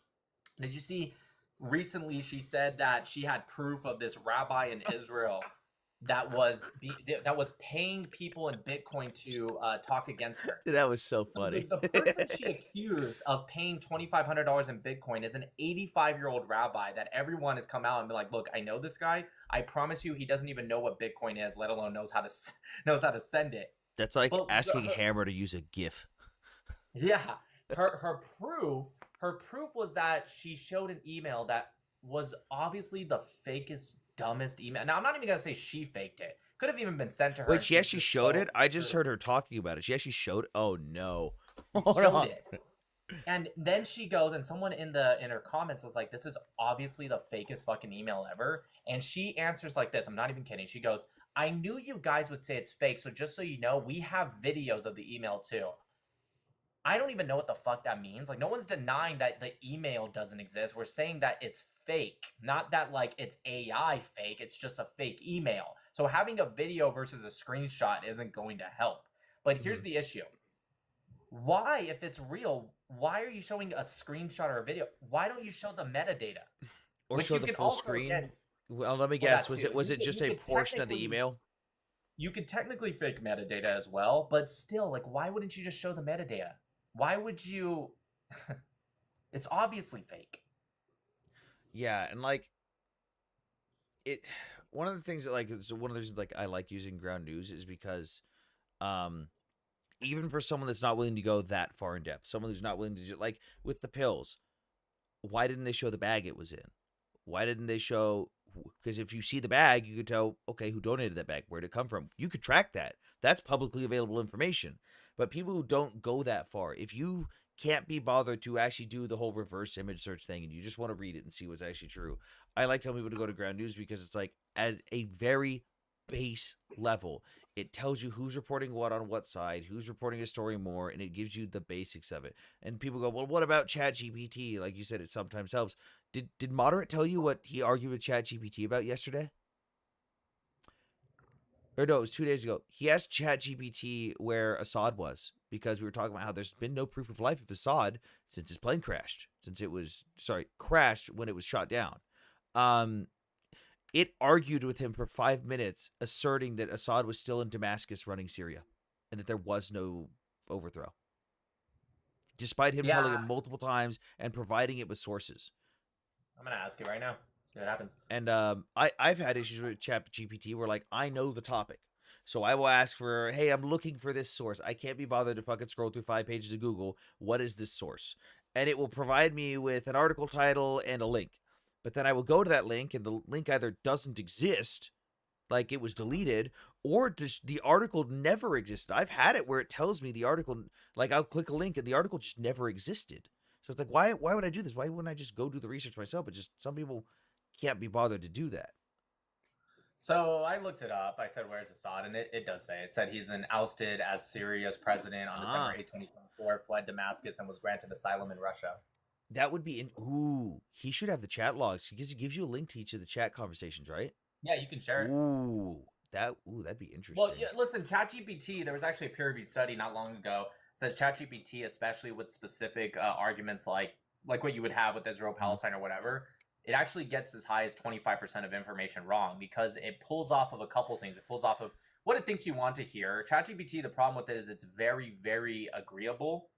You know, like you argue with ChatGPT with one sentence. And that's why I start off, if I try to argue with ChatGPT, I say, don't be agreeable, argue back, like actually challenge me. But if you don't say that and you say, actually, whatever, you give your argument, it'll just be like, yes, you're so right. And it's like, come on, dude, like, give me a little bit of a challenge. What Moderate did with his to make it pissed off and disagree with him?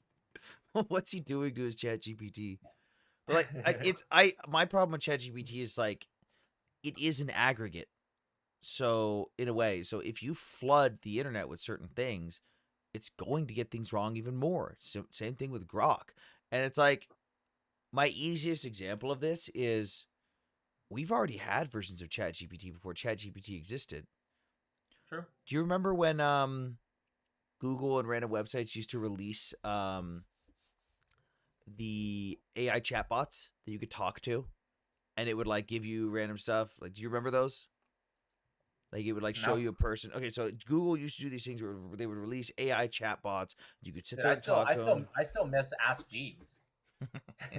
But so they used to release stuff like that. 4chan had a challenge every time they released one. How fast can you make it praise H-Man? That was an actual challenge.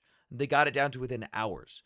Because if you flood it with enough false data and enough false verbiage and you influence it enough, if you have a very fucking concerted effort on it, you can influence it. Just like when ChatGPT pulls from Wikipedia for stuff with the Israel-Gaza conflict. When it's pulling stuff from Wikipedia that we know that Wikipedia page has been tampered with and no one's allowed to fuck with it because they just keep making it bad. Like, Right, yeah, and Gemini is also awful, the Google one, because that one will say blatantly wrong information and it'll provide a source. But so many times, even if it says something I like, I will click the source to verify, and it's either way different or at least somewhat different, but it never says what Gemini actually says. yeah, They'll pull it from applied a Reddit, fake they'll title, you pull- mean? Like the title No, doesn't it'll match the actual title? sometimes, but look, Gemini will say, like, if I ask, I don't know, did Israel do blank, right? And Mhm. it'll say, like, yes or no, blah, blah, blah, blah, blah. And then you click because there's a little link button and it'll show where it gets that information from. You click it and it'll take you to some article, and it's always different. And it's like, wait a minute, why did you say yes or no? It clearly says something different in the actual link that you provided. My biggest thing with this is just people need to be aware of this stuff, and a lot of people aren't. Like, I see people on a regular basis on our side on the conflicts make fun of pro-pallies and like pro-Russian people all day long for either not reading sources or falling for fake news or for using Chat GPT, and then I will see them in a live 20 minutes later do the exact same thing. It's like you can't make fun of this person for being willfully ignorant if you are going to do the same thing and stoop down to the same level and not do your basic research. If you're going to talk about this stuff in a authoritative manner, you need to do your research. You need to actually be bothered to read these sources. Like, you talk about all the books all the time, Nick. I talk about certain sources and books and PDFs and stuff. Like, we don't just say those for no fucking reason. We say those because it's a tangible piece of evidence. Look, I have this physical item. I have read this. I am referencing this thing that you can verify yourself. And I still get told that people will source Hammer, you, or myself in a live. People will literally quote us, and they'll get called out and go, "Well, where'd you hear that?" And they go, "Oh, well, Nick said it. Well, Hammer said it. Well, Sam said it." Well, and then they'll get called out. Well, did you read the source that they were talking about? No, but they said it. Like, we're not sources. We are relaying you information from sources that we have read. You guys need to do the fact checking and actually go over the stuff that we are discussing if you want to be knowledgeable on it. Don't just regurgitate what you hear, because it's exactly what the pro-Palestinians do that we make fun of. I agree. What's funny is I asked ChatGPT, has there been proof of life that he actually is in Moscow? And it says, yes, there's credible proof of life confirming that Bashar al-Assad is indeed in Moscow. But then it provides two things that just say Russia said it. So it's like, that's not So funny thing, I wonder if it'll show the photo that I'm thinking of. There was one piece of evidence from Reuters. Okay, so of him shaking Putin's hand, but I'm pretty sure that's from before. It's literally the week prior, right before he went back to Syria. It's literally from his meeting at the Kremlin when he went, "Oh fuck, I gotta go back to Syria," because like his wife's been posting on Instagram and Twitter, like, or not Twitter, but Instagram, like nonstop, tagging everything publicly. You could track her down, talk about getting her divorced and everything. The last thing we saw of Assad was, he's back in Syria. Oh, hey, his plane's taking off. Oh, why did his plane drop down to 10,000 feet? Oh, it's gone. Like, and then local reports of, hey, some Russians just launched off their S-300 anti-air system. I think they hit something. And then nothing after that. It's like, there was 50,000 people watching his flight path on live radar tracker, by the way, as he went down. Let's see. I think I actually have. Oh yeah, this was his flight path. So he starts over here. This is going right to left. He starts over here. These little lines, the vertical lines, are the change in direction stuff. All of a sudden, right here, we see a massive drop in altitude. And all of a sudden, right here, we see it goes down again. Just a massive dip in altitude. And then, we're getting close to the mountains, and disappeared off radar. Just gone. Very good. But there was 50,000 people watching that all at once, going, "Huh, wonder what's happening to Assad right now." Why wouldn't they just turn off the transponder? Good question. Why wouldn't he just not be a shitty leader?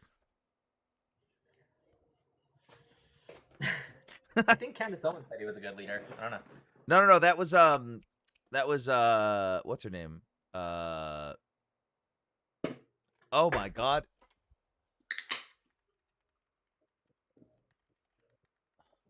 Fuck, what's Did you her see name? the Steven Crowder just shitting on Candace Owens for an hour? That was Tulsi Gabbard was the one that said he was a good leader. Ah. Tulsi Gabbard. Did you has a see seat to beat him. Steven Crowder just shitting on Candace Owens for like an hour? And he's not even really he's Not, not even really pro-Israel. not gonna lie, I kind of stopped watching him after the whole thing of beating his wife. I I stopped watching him after I forgot he existed. I'm not gonna lie. the gimmick was good for a couple months. It was like, dude, this is dope. This is hilarious, triggering people in public. And then it was like, oh, it's just the same thing. Yeah, no, I forgot he existed, and then all of a sudden he like was criticizing Israel. I'm like, oh yeah, he exists. And then he came out shitting on Candace, which is great because again, this guy's not exactly pro-Israel. Is that when he was But talking about Iran bombing Iran was an inherently good thing and kind of went over the well, reasons? he was totally fair. He just said, Candace, look, you were obviously wrong a lot. In fact, 100% wrong about everything. He said, just do your fans a service and just say you were wrong. Like, you don't have to change your beliefs. Just say you were wrong because you were. Oh, I'm seeing the screenshots now, by the way, from the Candace Owens email. Yeah, it's stupid. It's dumb. Anyways. Why? All right, I'm gonna get why back would to you black all this stuff off? What? This makes no sense. Unless you have other No, questions. I think that's it. It's just like people need to be aware of stuff. Don't fall for sensationalized stuff. We're not going to fucking war. This isn't World War III unless like Trump. I can't rule this one out. Ayatollah says something and Trump goes, "Fucking, you said what now?" And just fucking. Did you hear one of the senior ayatollahs issued a fatwa on Trump? Did you see that? Yeah, I was gonna pull that up. Actually, Yeah, I'll read it. I'll read it right now. I mean, if you want to pull it up, I sent it to you earlier. I think. Yeah, I've got it right here. Top Iran cleric declares Trump and Netanyahu enemies of God in new fatwa. On Sunday, Grand Ayatollah Nasser Makhara Shirazi. I can read it right now. It's right here. It says, in the name of the excellence and the presence of the blessed authority of the Shia world, His Eminence Grand Ayatollah Makarem Shirazi was his name. Mm-hmm. He said, with greetings and I'll just read the important parts. He said, the U.S. president and the leaders of the Zionist regime have repeatedly threatened to assassinate the supreme leader, which not even really true. I mean, I feel like Trump said the opposite of that. Yeah, Trump said the exact opposite, but nobody accused of them of being smart. But it doesn't matter. So that's what he says. He says, we ask you to tell us what the ruling is on threatening the authority and leadership of the Islamic community, and if, God forbid, this act were to be committed, he says that the threat is, or the ruling and punishment is death. So then he says, again, I'll just read the important parts. A group of believers and Muslims, in the name of God, the most gracious and most merciful, any person with a regime that threatens or attacks the leadership and authority of Islam in order to harm the Islamic direction, its ownership, God forbid, is considered a warlord, and any cooperation and support for it by the rulers of the Islamic states is forbidden, and is necessary for all Muslims around the world to make these enemies regret their words and mistakes, and if they suffer hardship or loss, they will have the reward of a fighter in the cause of Allah. Inshallah. That's what it says. So he's literally threatening. Now, that's not the Ayatollah. He said anyone who stands in the way, right? Yes, anyone. Well, no. So he says that the threatening, which he applies to Trump and leaders of the Zionist regime, he said that requires death. But he does say anyone who stands in the way is just forbidden if you're an Islamic state. So if you're just a random infidel, what does that mean? What does he say about that? I guess in that sense, you're technically allowed to stand in the way. I don't know. Yeah, right? Wait, hold on. Oh, God. Oh, shit, I just said that. So, yeah, anyways, so, yeah, technically, that's... Right, I gotta clear this now. Oh, shit, where'd it go? Anyways, let me just put this back without It was guys. really bad positioning for you there, bud. I gotta keep it close at all times. Anyways, so yeah. So he threatened President Trump. I don't know if President Trump has seen it yet. Maybe Oh he shit, has. a I don't cowboy know. hat. Oh wait, didn't they like? Wasn't it like 3 weeks ago that they literally told Muslims in America to rise up? Wasn't it like right before the strikes that Israel did? The Ayatollah told all the Muslims in America to rise up. I'm almost positive that he told everyone to rise up and commit violence. Ayatollah calls for Muslims in America to rise up. Someone said, "Is there a fatwa tracker somewhere?" Someone should make a website of all the fatwas, and you can just like Before Google 2025. search which fatwa, like fatwas on this person. Okay, so I'm gonna do what we talked about earlier. I'm gonna do a before search. So I'm gonna do before 28. About a year and a half ago, somebody messaged me saying there was a fatwa. At first, he said on me, and then I laughed, and then I found out it wasn't like specifically on me, but it was a fatwa, and he showed me the official fatwa on anyone who like supports Zionism. So like I guess it includes technically me. And then I said, "Well, I'll be here." That's all I said to the guy. Okay, so at the beginning, there was something at the beginning of June. I can't find the exact date because Google's fucked right now. But yeah, no.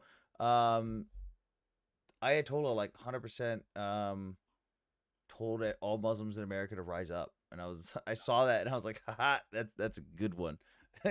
good luck.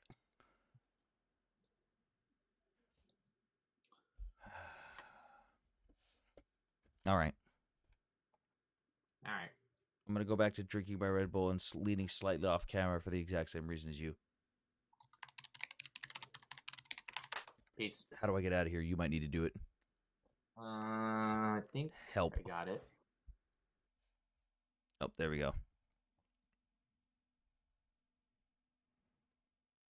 There we go.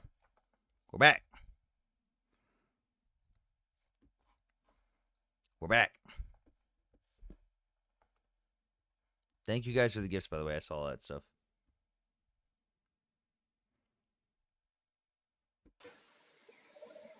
Hello. I gotta get them because they're cleaning here. What? I'm in a mall right now. I gotta do some shopping before I go to my trip to Austria here in a week now. What the fuck? Why are you in the mall? I know. I gotta get some clothes, man. Like all my jeans are ripped. I work in most of my jeans, so they're all ripped. God. By the way, was that my chat that everyone was just arguing over nonsensical bullshit? Anthony, you owe me $1,000. Oh my God! So. User says I owe him $1,000. Are you kidding me? Yeah, he said that. I'm just gonna replay the clip where he owes me money. Okay. This is the guy that, by the way, when we told him he owed me money, he went, "Oh no, that's not how that works." Let's see what the fuck was going on in chat. Don't let Hammer hear that. I don't know what we were talking about. Tati made a video about it. She's right. If it's real, would be much logical. Chris Pills. Yep. Hummus needs to go. Yep. Assad is still president of Syria. Yep. It said that. Bachi Bazi, some terrible people. Yep. Bachi Bazi boys are awful, but Afghani still do it. The IDF plays sick games like red light, green light. What the fuck are you talking about, Daryl? What's scared of Russia? Intimidated by China. Two-faced security. Yeah, nobody's afraid of fucking China and Russia. Let's see here. Russia's currently flooding the internet with fake articles to train AI to use its sources. Yep, seen that. Guys running when the bombs were incoming and petrified people. It was diabolical. What? Weak people. Okay. I can't blame him for being born there. Okay. Trying to catch up on chat. Oh, then there's users saying I owe him $1,000. The irony. They accomplish every mission, but they said user mouthing off again. I know America piped down when China said get ready in Korea. Oh wait, what the fuck? China didn't say get ready for anything, user. What the fuck are you talking about? What the fuck is even going on in my chat? I'm glad you read your chat, hosts that don't are useless. Oh, look, I can read the chat because I don't have that many people in here. Realistically, let's be honest. When it comes to like people like Nick who've got like 700 people in their chat, sometimes it's really fucking hard to follow conversations sometimes, especially when you're on mobile. When I'm um on live studio on my computer, I have a longer version of chat that I can see. Chat's a lot more extended. I can scroll up and see all the stuff a lot easier. When you're on mobile, it's really fucking hard to go up and down and find someone's chat message, and they disappear fast. If it pops up and then a bunch of other people type, just boop, gone. Yo, bro, what are your thoughts on the online prograde lately? I've noticed a lot of hate. What? I need you to specify what you're talking about. Propaganda. Well, you never know. People have said things that I have confused before. That live that you're on yesterday, I guess early in the morning for you, where you're traveling. I Oh, pissed on off a lot Tony's of her live. colleagues because I was talking about. Yeah, yeah. She brought me up before she had to go back to work, but Mhm. I was talking about like war crimes with Palestine and stuff like Mhm. that. I made a lot of the pro Valleys really mad. Yeah, I made the dude on the panel that couldn't back anything up mad too. Vietnam, Algeria defeated USA. I'm sorry, have you checked the scoreboard on that one? Hello? But they were so they kept claiming like genocide in Palestine, and I was like, okay, like, and I was kind of going through like all the stuff that you would need in order to identify whether it's a genocide or not, and they did not particularly like that. Yeah, and then they go, oh, semantics. Facts and precision of language and definitions are stupid semantics, totally.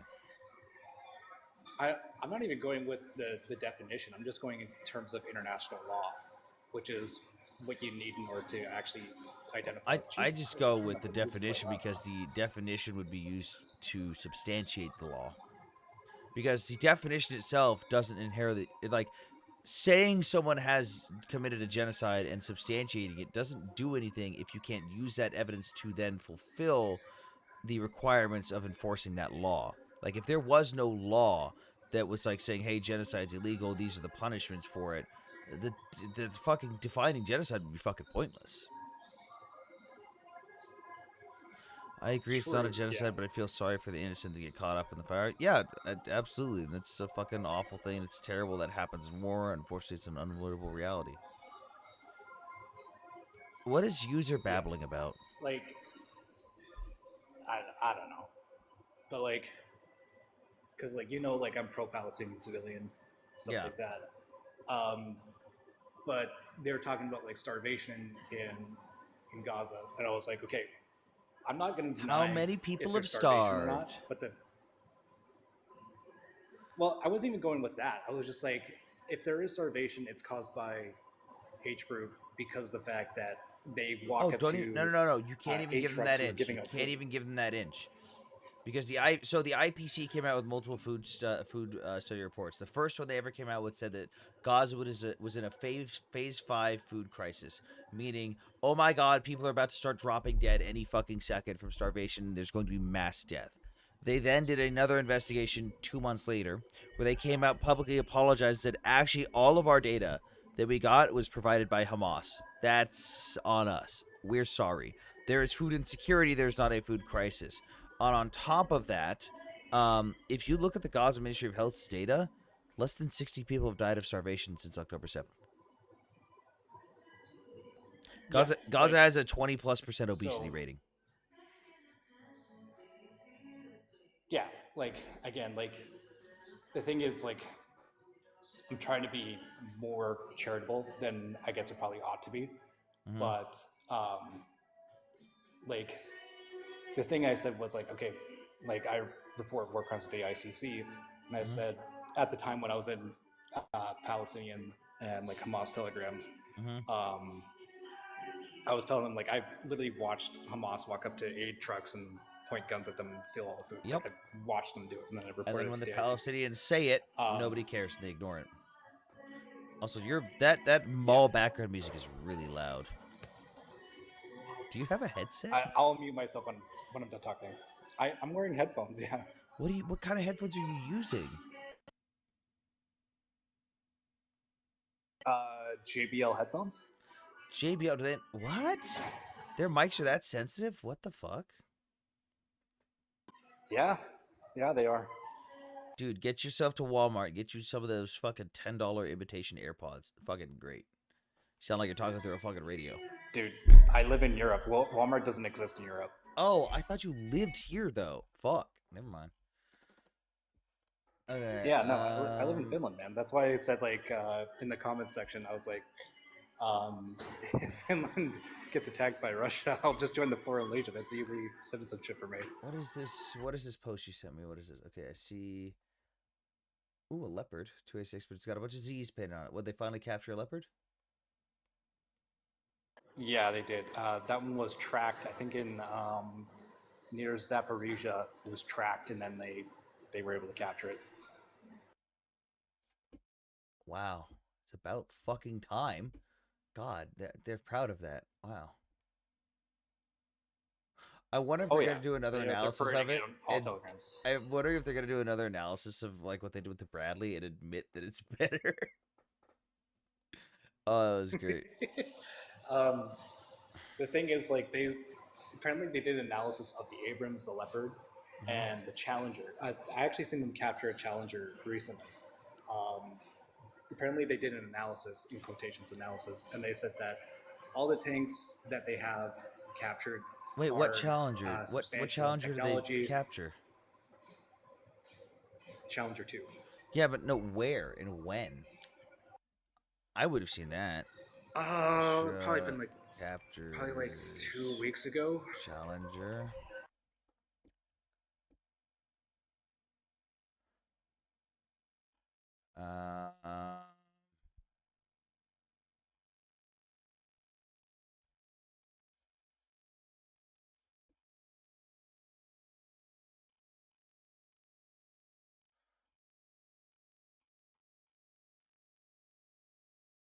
Let's see.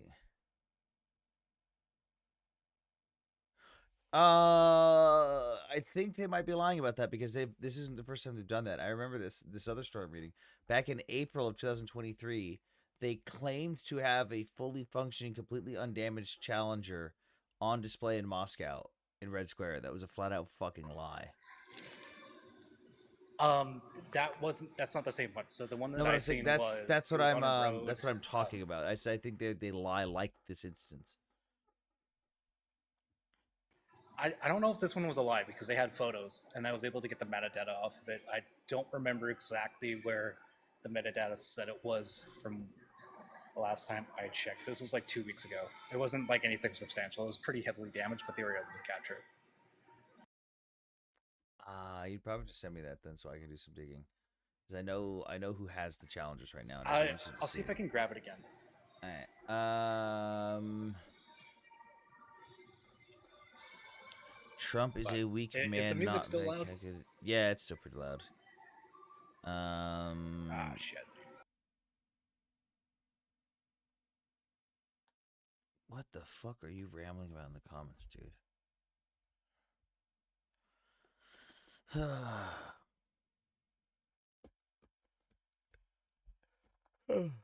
Declaring a fatwa on Trump. Wonder how that'll go for them.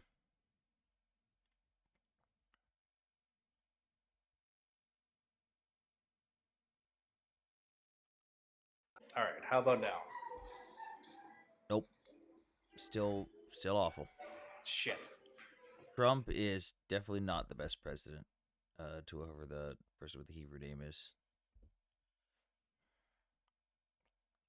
President Trump stated that several countries are interested in joining the Abraham Accords after recent military actions against Iran's nuclear program. Blah, blah. Trump mentioned that he lifted sanctions on Syria to promote its potential membership in the Abraham Accords. So he lifted sanctions even though they haven't done anything yet. All right. Hundreds of Iranian Revolutionary Guard members and officials were alive during the recent military actions. 9 million Israelis won in 12 days. 90 million Iranians. Dude, that's Hebrew, dude. That's not how war works. That's not, dude. I get that you're pro-Israel, and so am I, but that's just a fucking stupid statement to make. He's a businessman, not a leader. He's a fucking terrible businessman.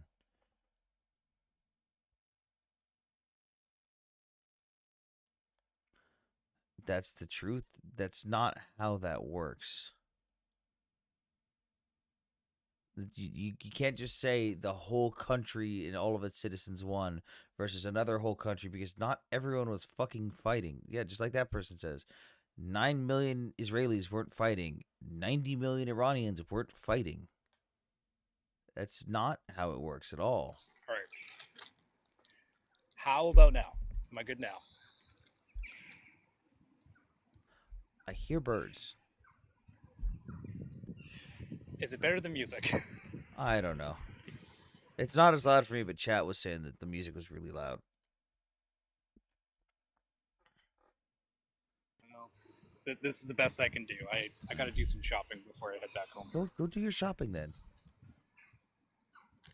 Better. It's I just gotta wait for the birds. stores to open, man. It's like 8:30. Did you get to the mall early? Yeah, because the buses from where I live go every hour. The next one that leaves would be like 10 o'clock. So I'd be like here at 11. Then it's like super busy, and I didn't want to be here when it's super busy. All right. Oh, Jesus. And who knows how things play out? Could escalate.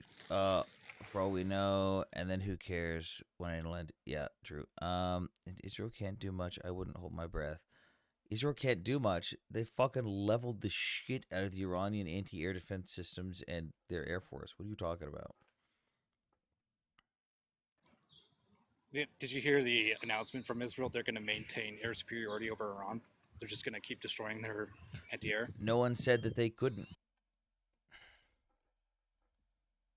Had air superiority or dominance. That was just over a Iran. recent Yeah. statement.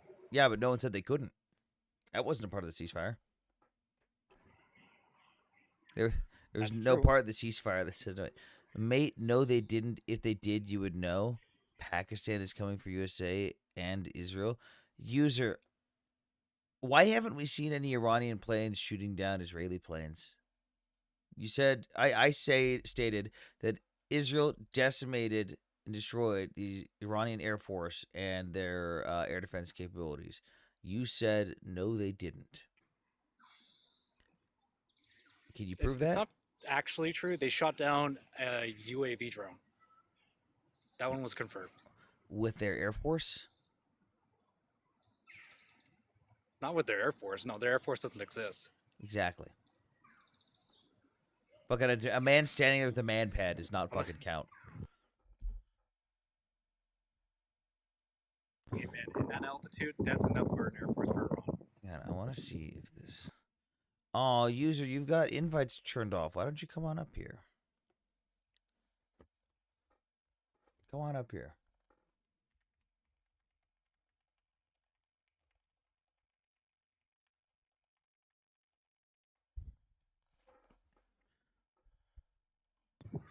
To be fair, Sam, if a manpad guy with a manpad on an Iranian mountain is still higher than most of their Air Force has gotten.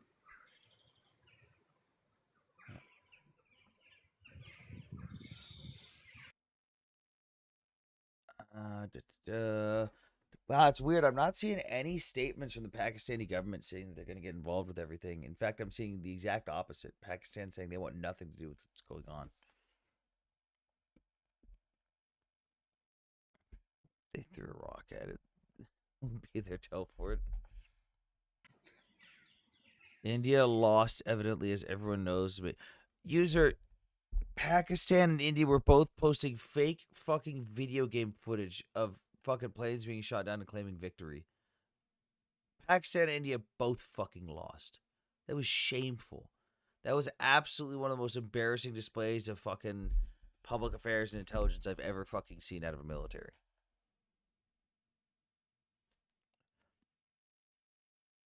Give an Iranian with flip flops and a man pad, and he'll beat the entire Israeli Air Force.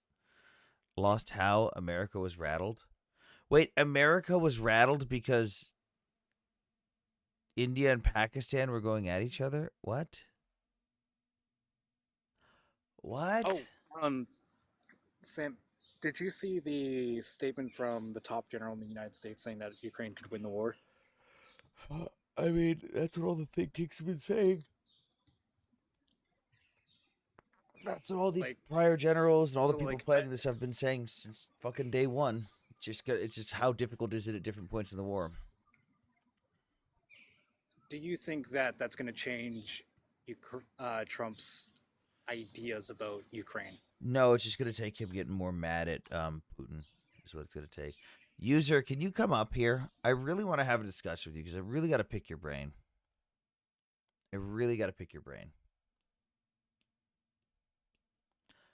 I'm so curious how the U.S. lost because Pakistan and India decided to lob a couple missiles at each other and shoot some planes down. I really want to know how the U.S. loses there. I want to have a discussion. Remember the Icelandic reporter in Ukraine that you brought up a couple times? Yeah. Fucking. Oh my God, I forgot his name right now. Oh Jesus Christ, I feel like a dick now. Oscar. Anyways, yeah, Oscar, yeah. So I was scrolling through his TikTok page, and he was showing his equipment. His fucking plate carrier has a fucking strap just for his snooze in Ukraine, and he's like, "This is tactical snooze carrier." And he's like, "See how quick I can whip it out." And he's like, Dude, just pops one in instantly. there's dip can pouches. You can get a pouch that's specifically shaped for a dip can. I gotta get one for Nordic. I gotta see if Nordic has one. Happen and Pakistan performed. Now USA don't want it. Understand straightforward. User, I need you to put in a request to come up on the panel. I really have to have a discussion with you. I really need to hear what you have to say. I need you up on the panel talking. Because clearly you understand English well enough to... Yesterday. Wait, hold on. User, you clearly understand English well enough to respond to the words I'm saying, even if I'm talking fast for a lot of foreigners. But your typing is very broken English. I'm a little confused here. But your logic is also very fucking third world. I live in USA, mate.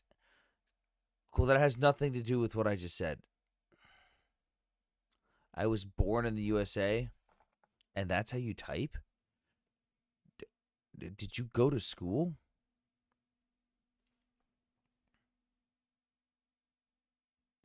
Probably not. You just get up here, man. A Ukraine live.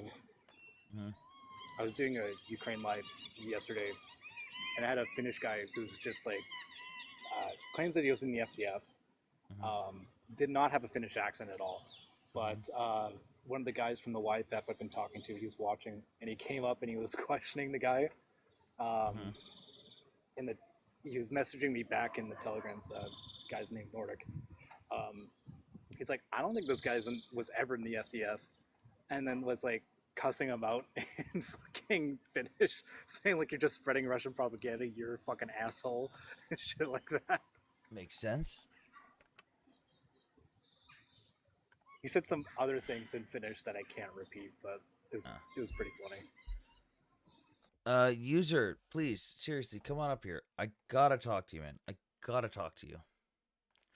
Thank you guys for joining the team. Also, we're at 38,000 likes. Keep that going, guys. Let's get up to 50,000. Let's try and get some more viewers in here.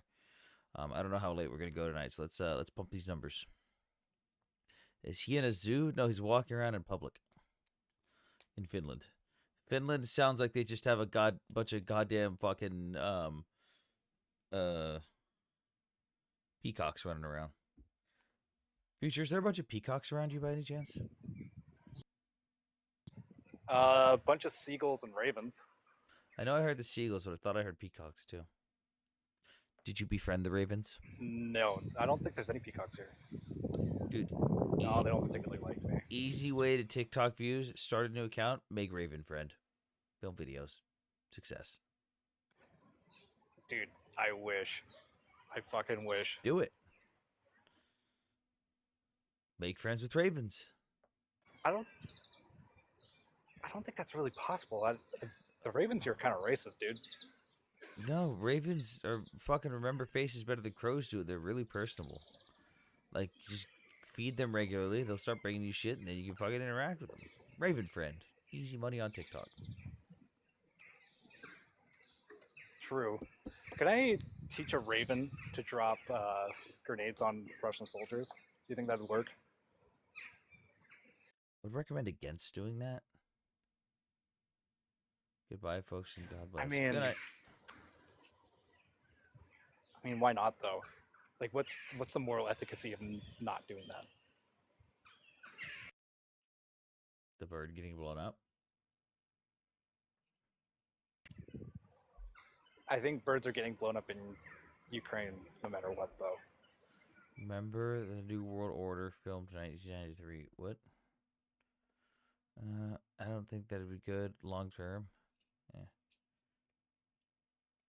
Where'd user go?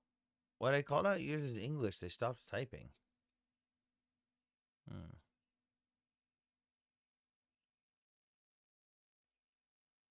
Interesting.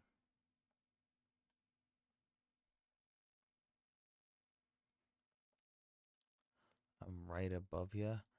Yeah, that's the first comment I see from you in a while. User, why can't you just come up here? You say you were born here, you live here, and you're here. Just come on up. He's watching a 30-minute YouTube video on how to type in American. Oh shit, is that an actual Do you think viewer? he's like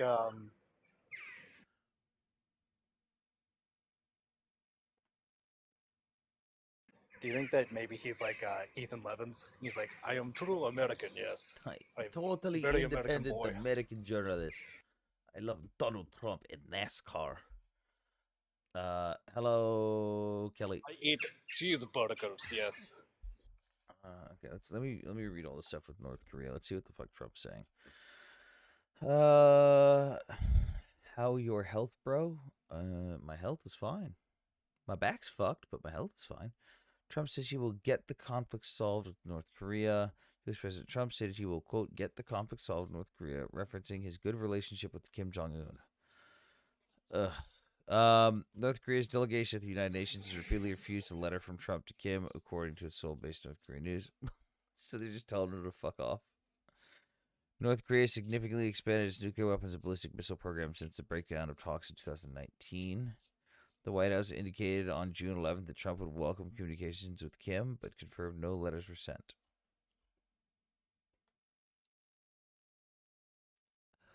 Interesting. Sam, how come you didn't go up to the U.S. military and ask for an exosuit? Because they can just build you better. You don't have to worry about your back anymore.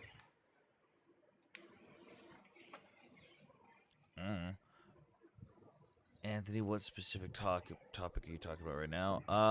Just going over news from today, this week. How's my English now, folks? User, did you swap out to a supervisor that knows how to speak in English better than you?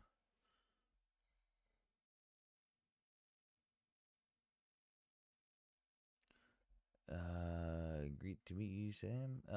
Nice to meet you as well. Kelly? Kelly, yeah. He's definitely using Google Translate. User, I don't know why you won't just come up here. Stop hiding in the chat. Get up here.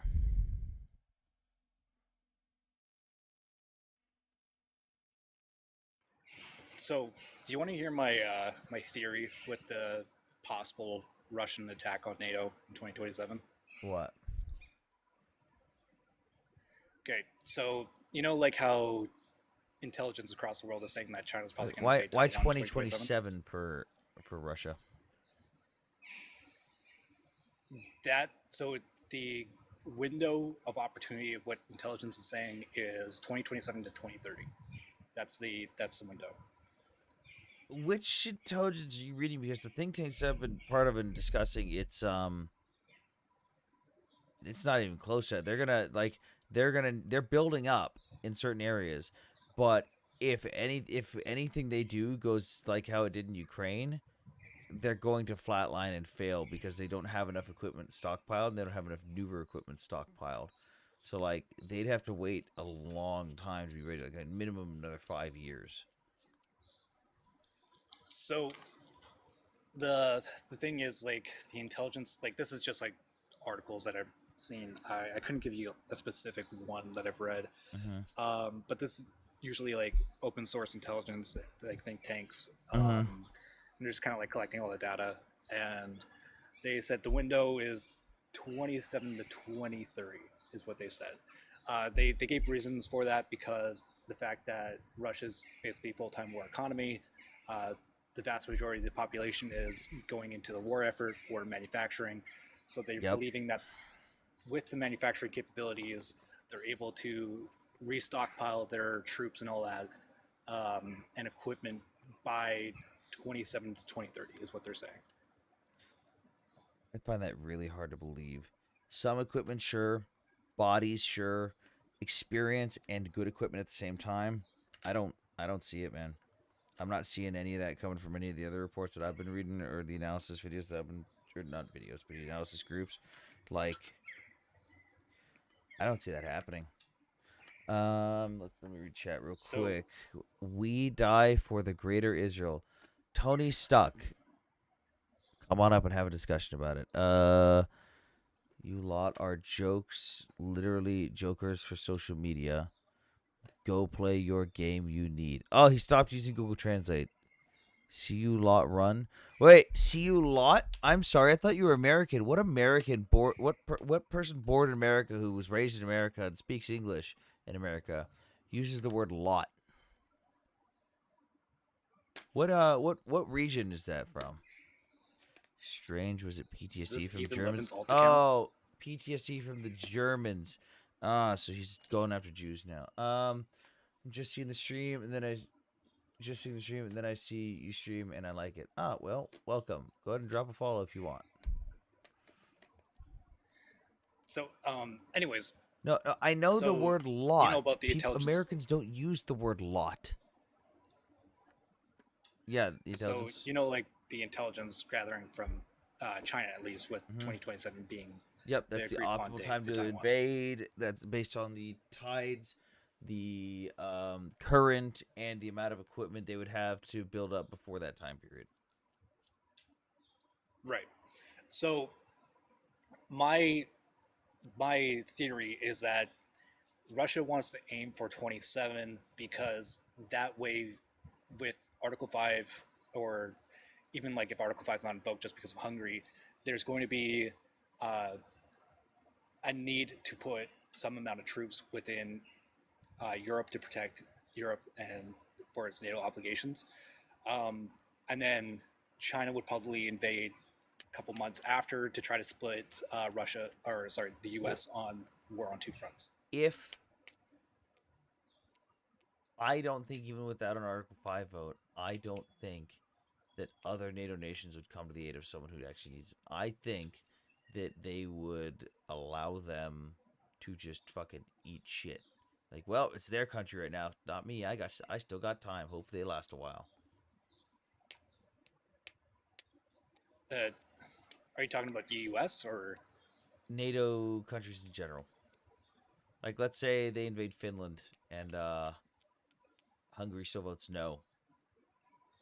I don't think all the NATO nations are actually going to help, even outside of that, on their own obligation. I think they're going to sit there and go, well, it's not me. That means it buys me more time.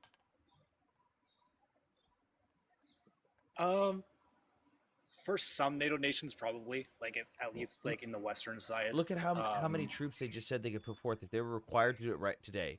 They said if they were required to do it today for like a buffer zone in Ukraine, they could do at most like 25,000 troops in total from multiple nations.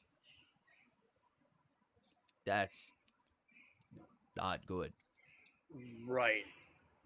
Um, but I feel like it's different when it's in a NATO country, though, is it not? I don't think so. Sense of destabilization is so strong. The world needs to balance.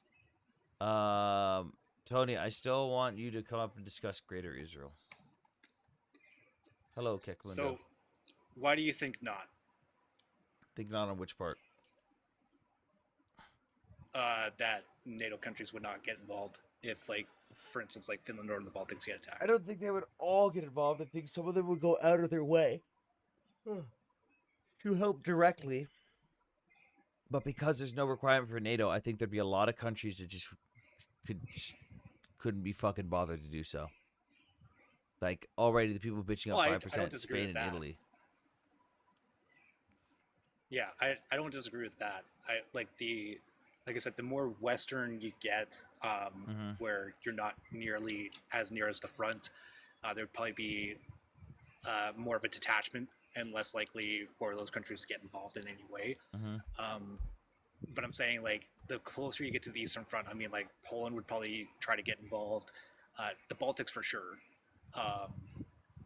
Finland would probably get involved. Sweden and Norway, maybe. That's kind of wish-washy on that. Germany, probably not. Spain, Yeah. Italy, definitely not. UK, probably not. But I feel like with all those nations there, you have at least over 1 million conscripts that would be able to get involved. Yeah, but that's still provided that they actually just do it. Like, there's a still really real possibility that they just don't because of opposition and bending to political pressure. Like, we've already seen a lot of countries do it with Ukraine, and I'd say that's a greater threat to a lot of those countries than, like, Finland being invaded. Because if Finland gets invaded and Article 5 doesn't get invoked, why the fuck do those other countries care? Like, let's be real here. Why the fuck would fucking France give a fuck that Finland gets invaded? The same thing as Ukraine getting invaded. If there's no Article 5, why do they care? They will regret true, not yeah. having Ukraine because Ukraine would be there to fight Russians for what they did, but unfortunately Ukraine is not up to NATO's standard. Yeah, true.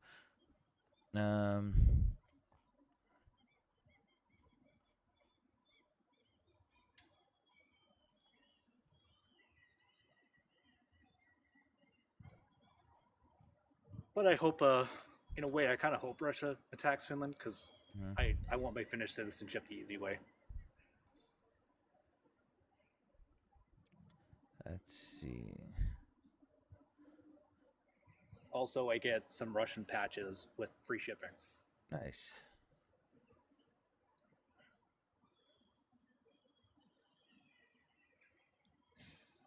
Let's see.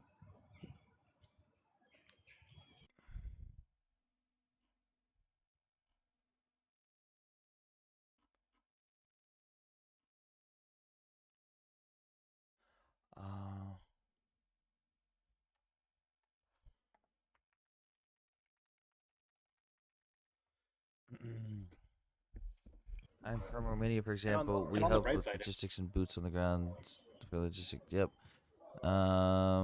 User, I still want you to come up. Actually, I'm just gonna put user in timeout. User, if you want to talk, still you can come up on the live.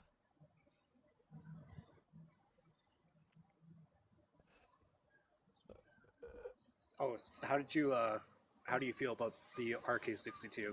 I was going to ask you about that. I hate it. It's bad, and everyone who fucking approved that should feel bad. Hello, Sasha.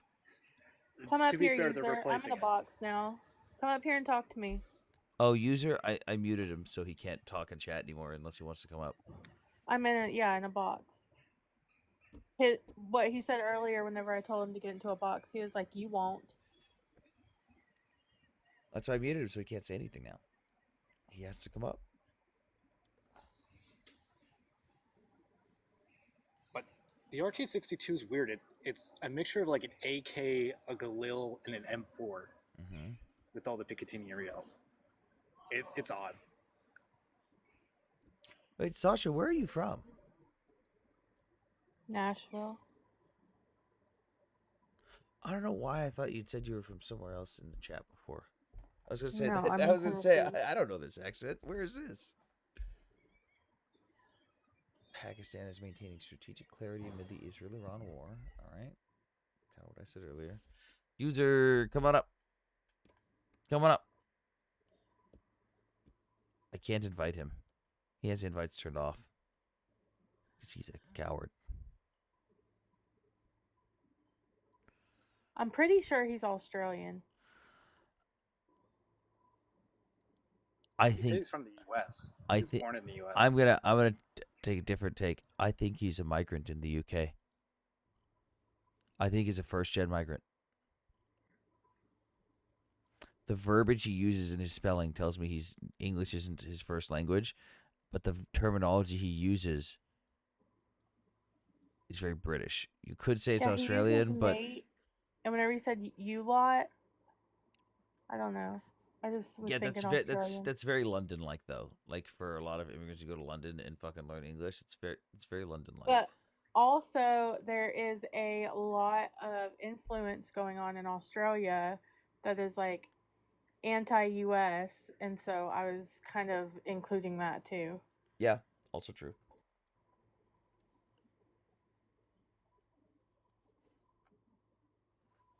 Come on, Cam, and dance like a big coin.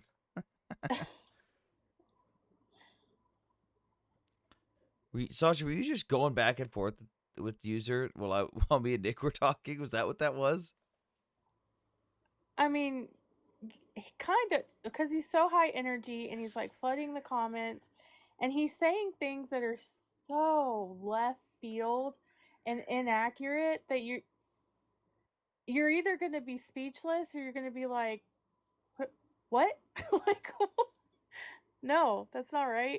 I was trying not to read the stuff he was saying because I was just losing brain cells. But then some of the stuff I I was wanted like, how did you just type that and go, yeah, that's the one, send.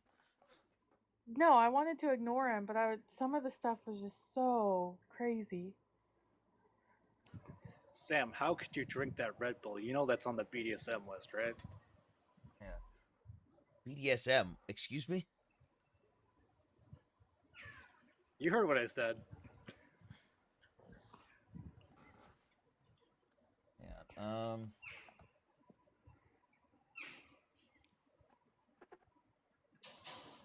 Who wants to guess in chat how many fucking Red Bulls I have sitting next to me? Empty Red Bull cans.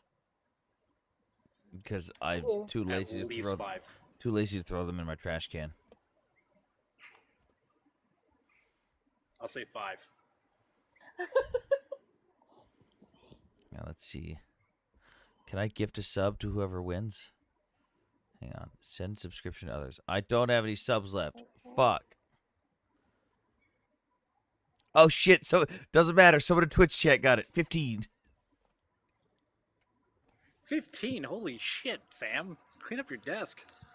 Well, the trash can's full, so I just threw them next to the trash can. It's not trash day yet. You might as well unmute user if he's still in here. His engagement was driving up views. There's people reading stupid shit. Yeah, let's see. User, are you still here? You've been unmuted. Are you here? Kekmundo in chat got it right.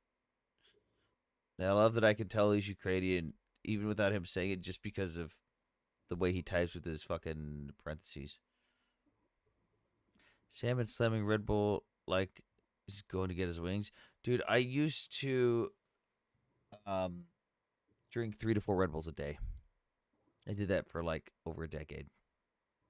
We need proof? Hold on.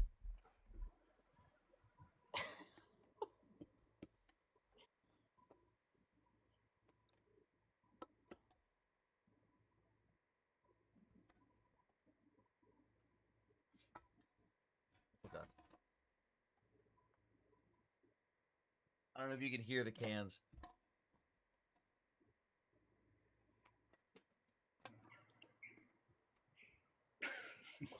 User's back. He said ass. User's back.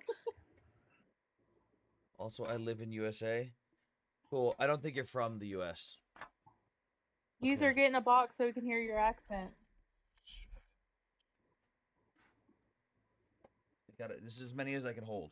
I like how all of them are the original except for one. They're not the original. They're all red. Isn't the red can original? And like no. you don't. Yeah, the red's original. No. Just put a trash can. No, the next original to is the yourself. original. I have a trash can. It's just full of shredded paper. What color is the original? The Silver color of and the original blue. is red, is not? Silver and blue. Oh.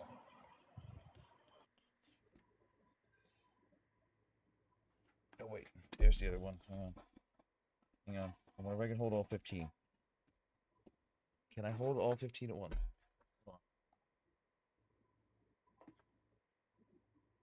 I'll donate a galaxy if you can hold all 15. Okay, I've got all 15. Hold on. Oh my god. Son of a bitch. I shouldn't have bet that. God damn it. Money, Are there money. any water bottles? Yeah, I usually drink like 3 or 4 bottles of water and 2 Gatorades a day.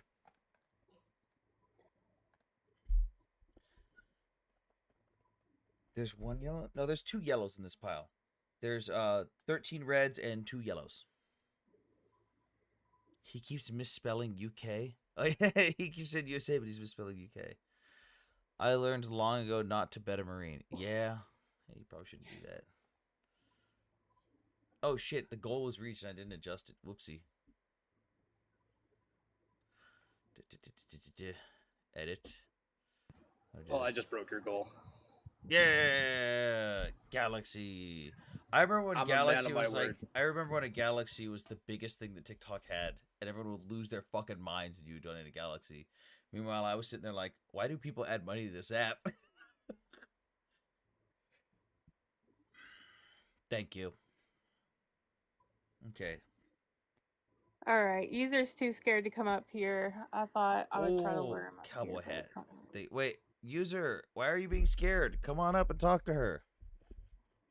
Oh, I didn't get to tip my hat and say "m'lady."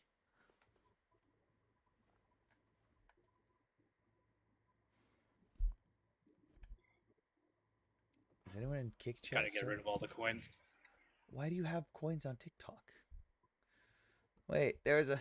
Because I had to buy you a fucking galaxy, asshat. Hey, there was a guy in Kick Chat that showed up, said, "Hi, how's your health? Great to meet you," and then said he was enjoying the stream and liked it, and then didn't follow and left. He's getting his translator out. He's getting his translator out. Nashville tactics like to lure people. I got a beer.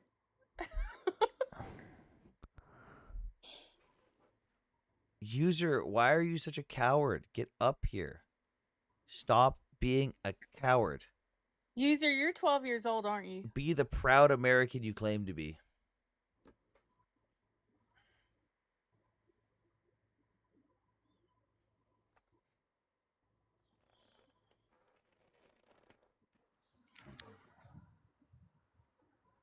I feel like this background's not going to cause controversy because they don't have flags up. I was about to say, you should probably switch it back to the old one. You got to put some rage bait up there. You know what? Go like make a background where it says Gaza's not a genocide. There you go. That'll cause controversy. I don't like talking about just one fucking place. The shitty side is every time I talk about Ukraine, even if I have a background that's just Ukraine, you know where it always ends up? Back with the Jews in Israel. Every fucking time, because that's all they can fucking talk about. Being pro-Ukraine, I'll say it because I don't really care, but is it not a little annoying to you that Israel's war kind of just overshadowed Ukraine's like crazy? Welcome to the old adage of no Jews, no news.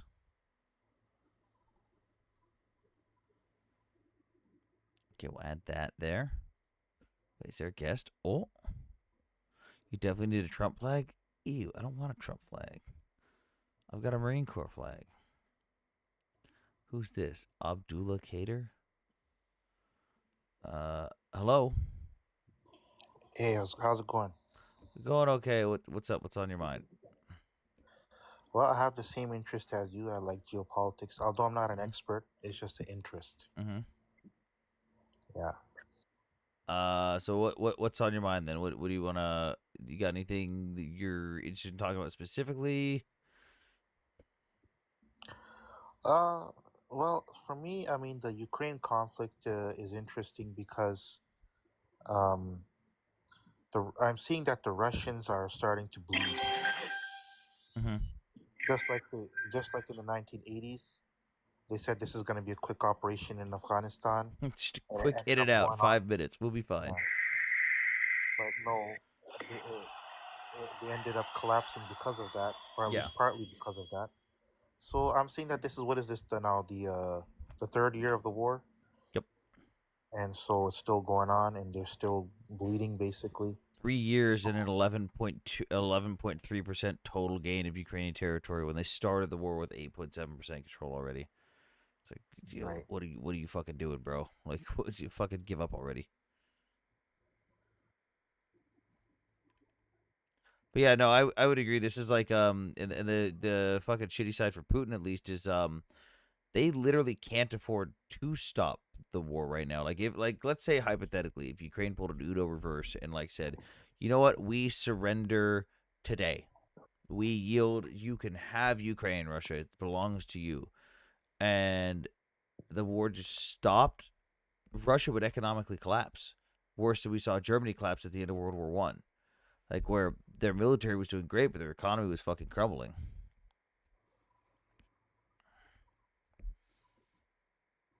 We need little Euro Texas flag.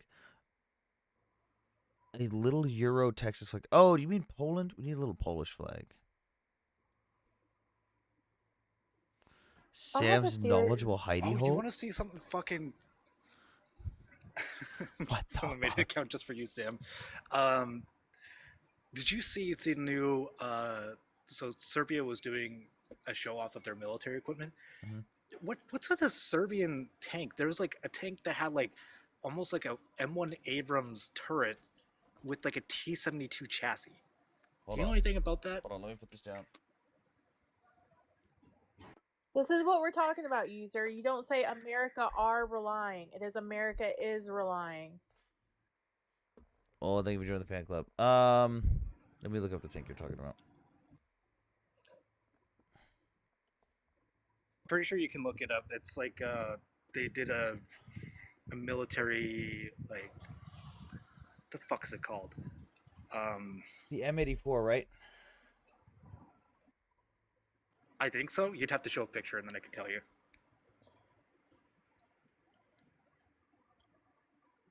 God damn it! I fucking hate this view of it.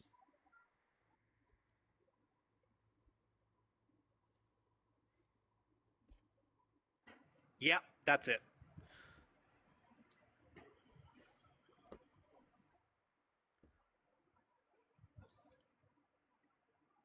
I'm gonna show you something that'll Fucking weird. yeah, I'm gonna show you something that'll really fucking tell you though.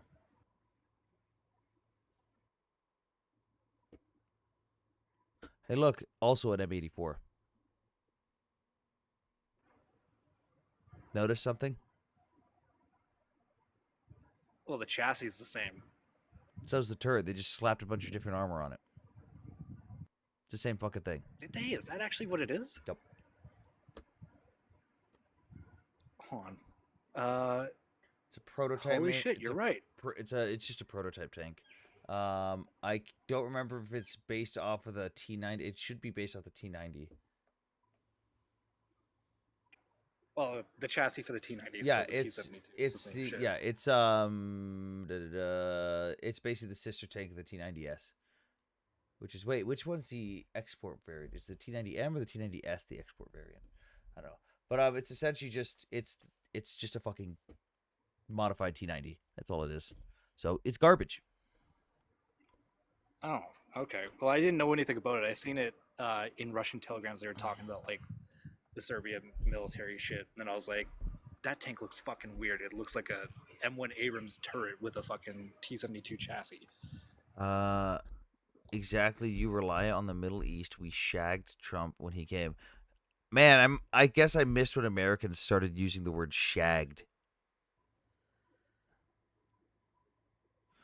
User, just because you're being a coward again, you can talk when you come up. Hugo's saying it's all. Hugo's saying it's all garbage to you. Can you tell me like one Russian equipment that's actually better than anything the U.S. has or anything Europe has? Yeah, the T-Series tanks are fucking garbage. Have you seen Abraham's Ukraine burning? We're gonna round of applause, everyone, for Hugo's English. The great Abraham's tank. I just woke up. Bring Hugo up. I didn't know that being freshly woken up makes you illiterate. Also, who the fuck is Sam's knowledgeable hidey hole? That person's clearly been in my Discord because the Discord is called Sam's hidey hole. I didn't even know you had a Discord. It's linked for team members and subscribers. Oh. Well, like subscribers on your YouTube channel or like TikTok. Oh.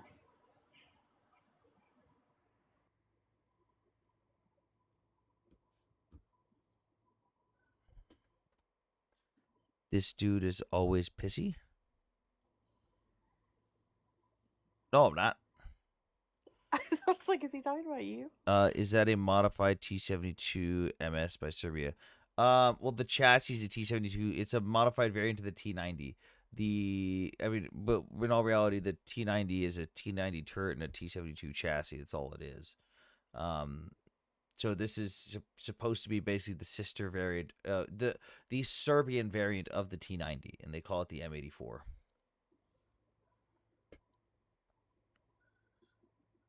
Let me know how many Ukrainians have perished in your understanding. Oh man, we go from fucking talking about tanks to Ukrainians are dying.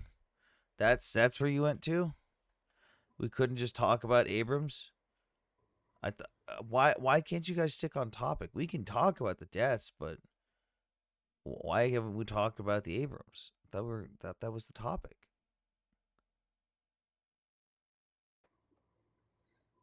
Cool. How about like the survivability rate of M1 Abrams tank crews versus that of the T90? There's been 0 confirmed losses of any crew members from Abrams in Ukraine so far. Crazy how that works when you actually give a fuck about your people. How many T90 crews have been lost?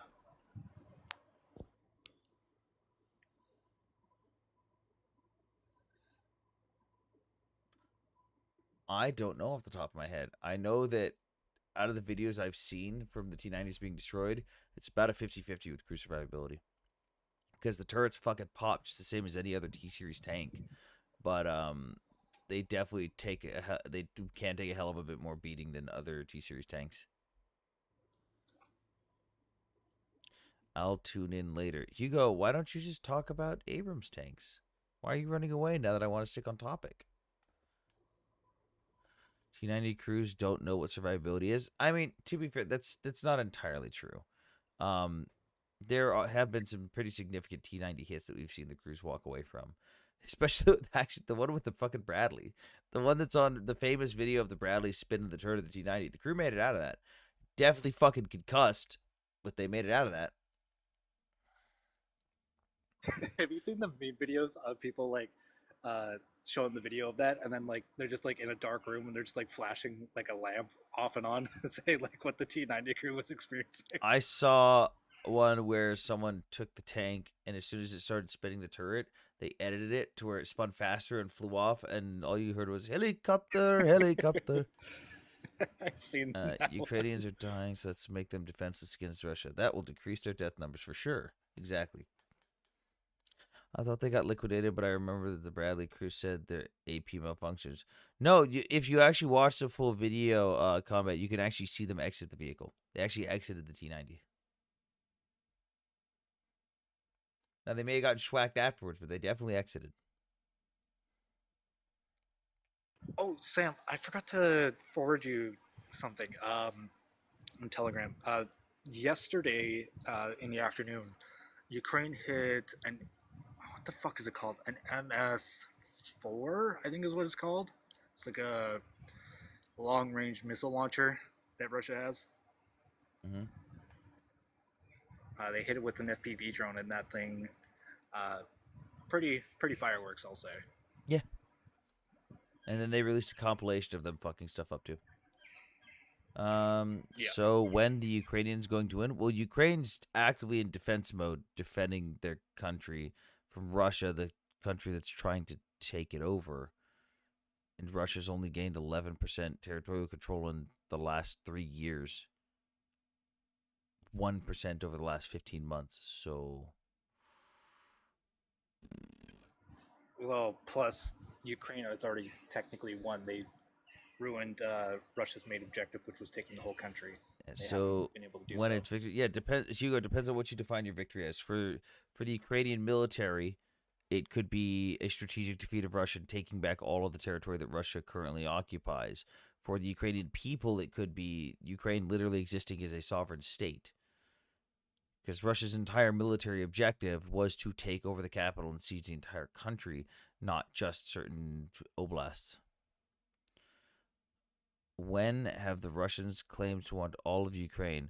When Putin only... Ukraine was never sovereign. There it is right there. I didn't even have to fucking answer. You did it right there for me. But we can also quote Putin also stating the same thing, that Ukraine was never a sovereign nation, that they should have been absorbed into Russia when the Soviet Union fell.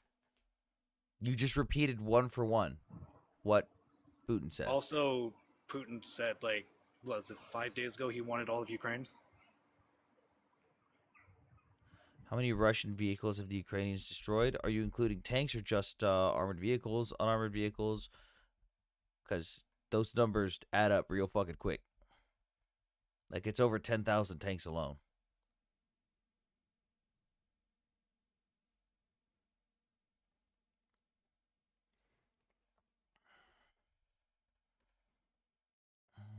Mm-hmm.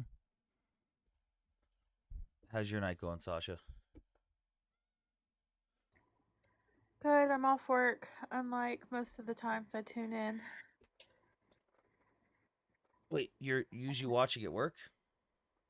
Yeah, Just run it in the background? kind of. So, I have really bad ADHD as well. And so I'll like listen to you while I'm charting. I'll keep streams on in the background. I'm just doing shit. And then I'll just forget everything. But I keep, like, it takes me forever to chart because I'll start tuning into your live too much. Mhm. Like, and then it literally takes all night. All included. Test spot. If you go all included, let's see. Let's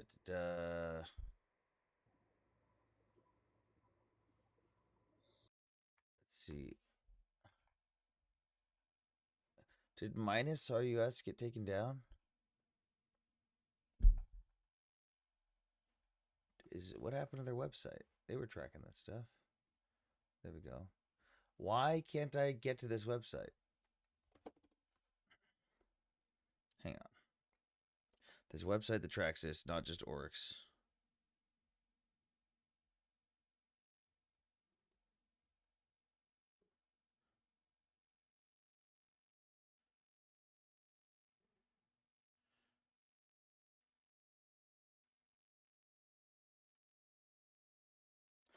So we've got a reported number of, let's see here.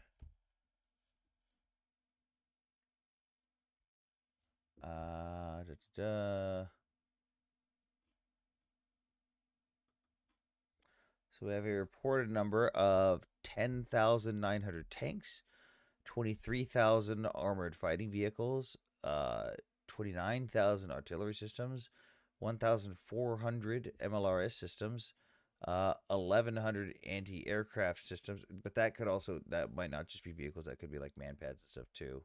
420 planes, 340 helicopters, 42,700 UAVs, but that's different. Cars and cisterns, so just random fucking vehicles are using 53,593. It adds up real fucking quick. What's your thoughts on the Israel-Palestine situation? Well, for one, I'm a Zionist. I think Israel had the sovereignty of their borders violated by Hamas, a terrorist group, on October 7th, along with 3,000 Palestinian civilians who went in with the sole intent to wipe out as many Jews as possible, and now they're suffering the repercussions of their actions, where Hamas is getting their fucking ass kicked while openly admitting that they do not care about the safety and livelihood of their own civilians. They've stated this multiple times on international television and on their own state media. We're seeing the lowest civilian to combatant death ratio in the history of urban warfare, even based on Hamas's own numbers that are publicly provided by the Gaza Ministry of Health. And the rest of the world's not used to war, and they just keep seeing a bunch of people dying on their phones, and they're being whiny little bitches about it because they don't know how war is conducted. Oh shit. You hard, should guys. exercise the Second Amendment on yourself. Well, I do. I maintain my right to bear arms. Mine is sitting right next to me. Did Mossad feed you these talking points? No, these are just facts. Everything I said was just a fact. He gets paid 2 silver shekels every hour. How much would that even be worth? What about before Not October much. 7th? Before October 7th, there was a ceasefire. Things weren't great, but there was a fucking ceasefire. Like, in every single, if you want to go back before October 7th, the Israelis have been the only ones to offer peace and offer peace agreements and a path to statehood multiple times. Like, officially 6 times Israel has offered statehood to the Palestinians and a pathway to that, and every single time they've said no, because every single time the Palestinians have never had a leader that's actually Palestinian. It's always been someone from fucking Syria or Egypt that doesn't give a goddamn single fuck about the Palestinians and uses and abuses them against Israel to wage war against the Jews while they sit in a fucking fancy mansion in another fucking country.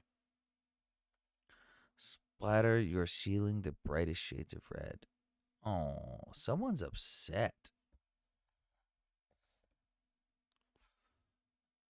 Someone's upset.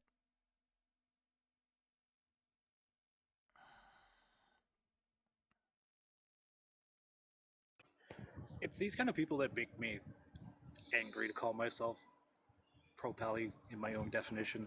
Because when I say pro-pally, I have to deal with these dumb nuts. Oh, he made a brand new account to do this, and he won't even turn on the guest invites. Colonizer? What have I colonized? Facts, Apache helicopters blew one up. House. That's not true. So is Russia a You paper tiger colonized our house, military you now? Yeah, colonizer. Russia's been a paper tiger since the beginning of the invasion. You support colonization. Quacker. Are you capable? Let's try something here. I have not been rude to you, but you have told me to super slide. Why don't you come up and have an adult conversation and just have a dialogue? Just for shits and giggles. Just try it. So the Israeli annexation of Palestine is non-existent. Palestine has never been a sovereign nation, ever. There was the land of Syria Palestina, which was named by the Roman colonizers to erase the Jewish connection to the land, and there was the British Mandate of Palestine, Eretz Israel, which is the land of Israel, but there's never been a sovereign state of Palestine.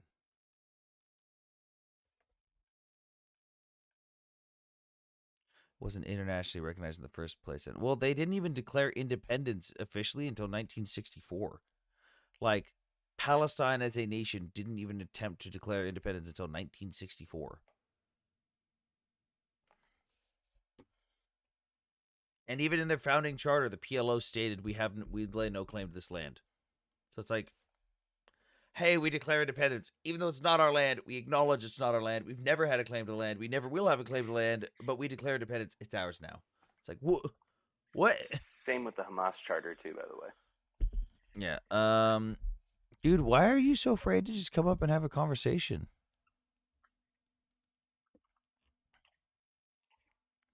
What did the Brits do when they created the state of Israel and of Palestine? They didn't. The British actually noped the fuck out and just fucking left it. But they did help train and arm the Arab nations. You could make an argument by them pulling out kind of made the region kind of shitty. Yeah, but they didn't. He asked it what did they do when they created the state of Israel and of Palestine? I would just argue they didn't, because they just didn't. They were like, fuck this, I'm out.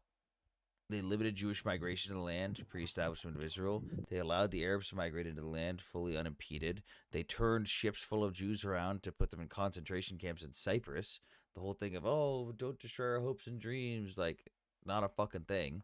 They assisted Jordan with sending commanders to actually lead troops for him. I mean, they actively worked against the Jewish people. Man, all I had to do was add. That, like, all I had to do was add an Israeli flag, and this dude just losing his fucking mind in the chat.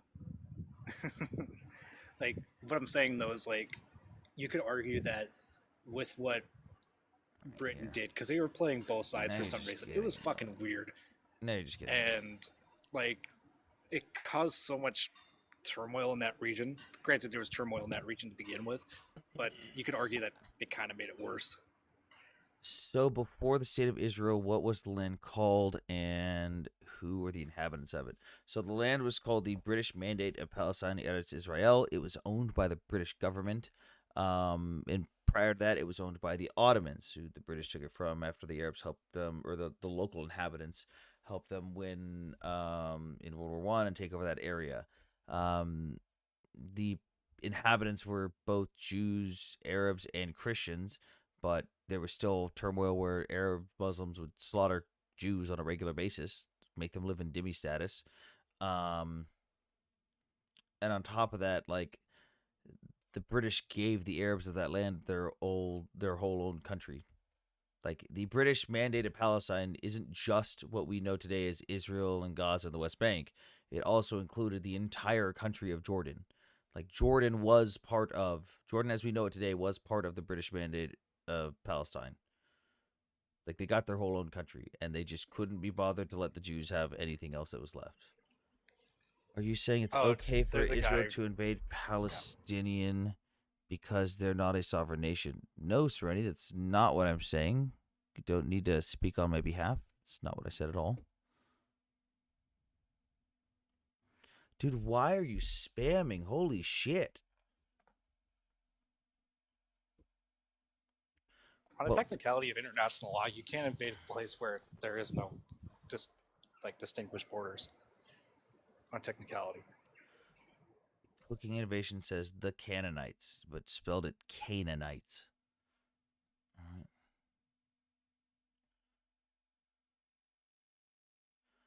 What was India called before India? British India. What?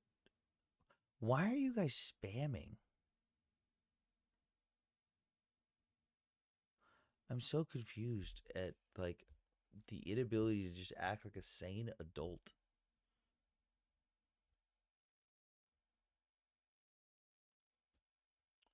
Let's see. Trump ain't gonna solve shit with North Korea. In terms of international law, it's technically allowed. It doesn't mean it's morally or ethically right. But in terms of international law, they don't give a shit about it's that. allowed to invade land where borders aren't actually stated or something. No, it's not. Israel didn't invade. On October 7th, Hamas started a war with Israel. Like, they invaded the sovereign territory of Israel, openly declared war, and Israel responded. Israel is now doing what they can to take out the group that conducted that operation while mitigating civilian losses as best they can, resulting in the lowest civilian combat death ratio in the history of urban warfare, because Hamas has openly stated on international television that they will do October 7th again and again and again and again until the Jews are no longer in that land. The education system seems to have failed these guys in the comments. It does sometimes. I was just giving the terms of the laws of, like, international law. It's technically not an invasion because there's no sovereign borders. The borders haven't been actually declared as what they are. So you can't. No, really but you can still argue that invading a national territory, because that's technically because they're not a sovereign state and they are recognized as a non-observant member of the United Nations, they're a national territory. You could still argue that you're violating the national territory's borders. Yes, technically, if the vast majority of the UN agrees those are the national territory borders. And I don't think most of the UN does. What are the Palestinian supporters saying? Because they state before October 7th, Israel has been annexing. Yeah, they say that all the time. The problem is when you ask them where, they'll say, oh, Israel annexed Gaza. Well, that's weird because Israel didn't have control of Gaza between 1948 and 1967. It belonged to Egypt. And then Egypt gave it to Israel. And then in 2005, Israel unilaterally withdrew from Gaza while still providing them electricity and water and power, everything for free. They picked up every single Jew that was in Gaza and took them out into Israel proper and said, hey, this is your land. Do with you as you will. Please, let's hope to God this works. Let's have some peace. And then they elected Hamas and had the second Intifada. But then when you look at the West Bank, you hear people say, oh, there's illegal settlers taking land. But they don't realize that that's not happening because there's a breakdown of how the West Bank is divided up. You've got, thanks to the Oslo Accords, you have areas A, B, and C. Area A is full administratively controlled by the Palestinian Authority, and security is done by them. Area B is administratively controlled by the Palestinian Authority, and some security is shared between the Israeli government and the Arab government. And then Area C is fully owned and governed, and security is done by Israel. So Israel, according to the Oslo Accords, which is signed by the Palestinian Authority, is fully within their legal rights to build whatever the fuck they want inside Area C. But you hear pro-Palestinians go off all the time and go, these are illegal settlements, and you ask them where, and they will name you settlements which are just fucking villages within Area C, which belongs to Israel according to the local treaty. Is knowingly I'll bombing just read you UN a charities a way to mitigate civilian casualties? You could just ask the specific question of what incident you're talking about. Sometimes civilians die in war, sometimes mistakes are made. Not everything that happens in a war is going to mitigate civilian casualties, but that's the goal, is to mitigate them as best you can. Israel invaded Egypt and annexed territory during the war. So Dirty Bubbles, they were allowed to take, in international law, you were allowed to annex land in a defensive war. You are not allowed to change the borders of your country in a war of aggression. But in a defensive war, if someone invades you and you kick their fucking ass and start taking their land, you're allowed to keep that. But Israel gave that land back. They didn't keep that land. According to local treaties, yes, Dirty Bubbles, because that is what Oslo Accords, that's what the Oslo II Accords are, a local treaty. Does this guy know I'll the read you this basics of comment from Gucci. international law? Yes. I'll read this comment from Gucci. Hamas didn't invade anywhere. They broke out of a prison onto their own land.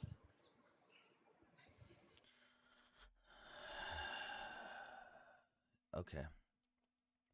They have some land back, not all the land back. They gave back the entirety of the land that was taken from Egypt in that war. What are you talking about? Anthony, there's a funny video for that comment that person just made. If you look up the video 5 Things to Do in Gaza, you'll have a field day with that one. Oh, yeah, I love that video. I pull it up all the time. Yeah, Gaza was such an open-air prison, but I must have missed when open-air prisons had people posting on TikTok and Snapchat all day about how great they are, with 5-star resorts and Mercedes dealerships and multiple water parks and multiple zoos and fucking gold markets and street markets. Shit hand. Middies, you take over chat for a second. I got a phone call. Okay. So, everybody in the chat, I'm just curious. Like, there's vigorously typing all of these things to defend viewpoints. Wouldn't it be easier just to request up and have the conversation in real time instead of typing it out? It doesn't make for like an interesting conversation. I'm just throwing that out there. Hold on a second. So I'm also like feeding a baby at the same time. I don't know if anybody can hear like the weird grunting, but that is not me. I think that's I don't think biologically that's possible, Middies. What? Feeding a baby yourself, biologically possible. I think you might have to stop that. Yeah. Well, no. I mean, I am. I'm a Jewish person. We have horns. We lay eggs, and I can actually produce milk from my male breasticles. So, chat, like, take that one to the bank, okay?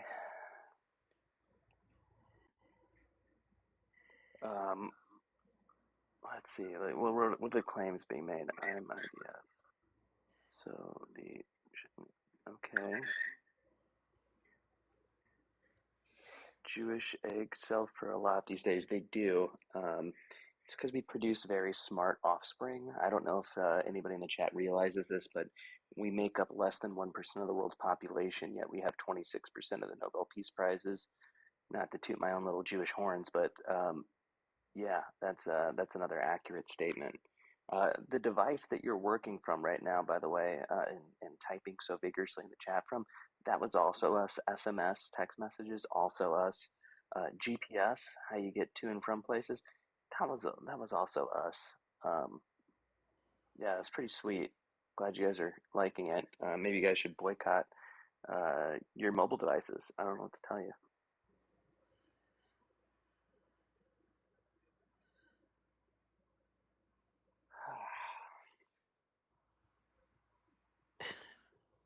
When is Schmolikost 2?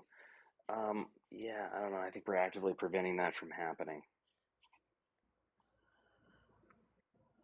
Man, they're like super creative with the comments, huh?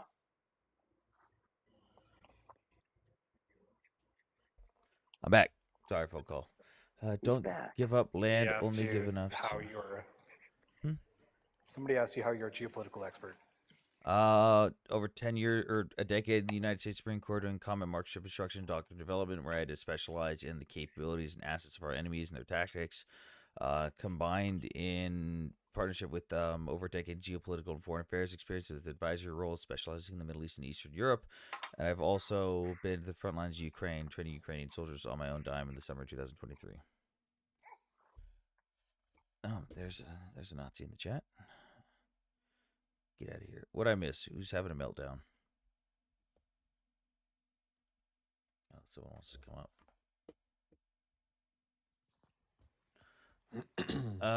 Hello, SK. What's up? Hey, can you hear me if I'm speaking at this Yeah. level? Okay, great. Sorry, it's pretty late at night. I don't want to wake anyone else up.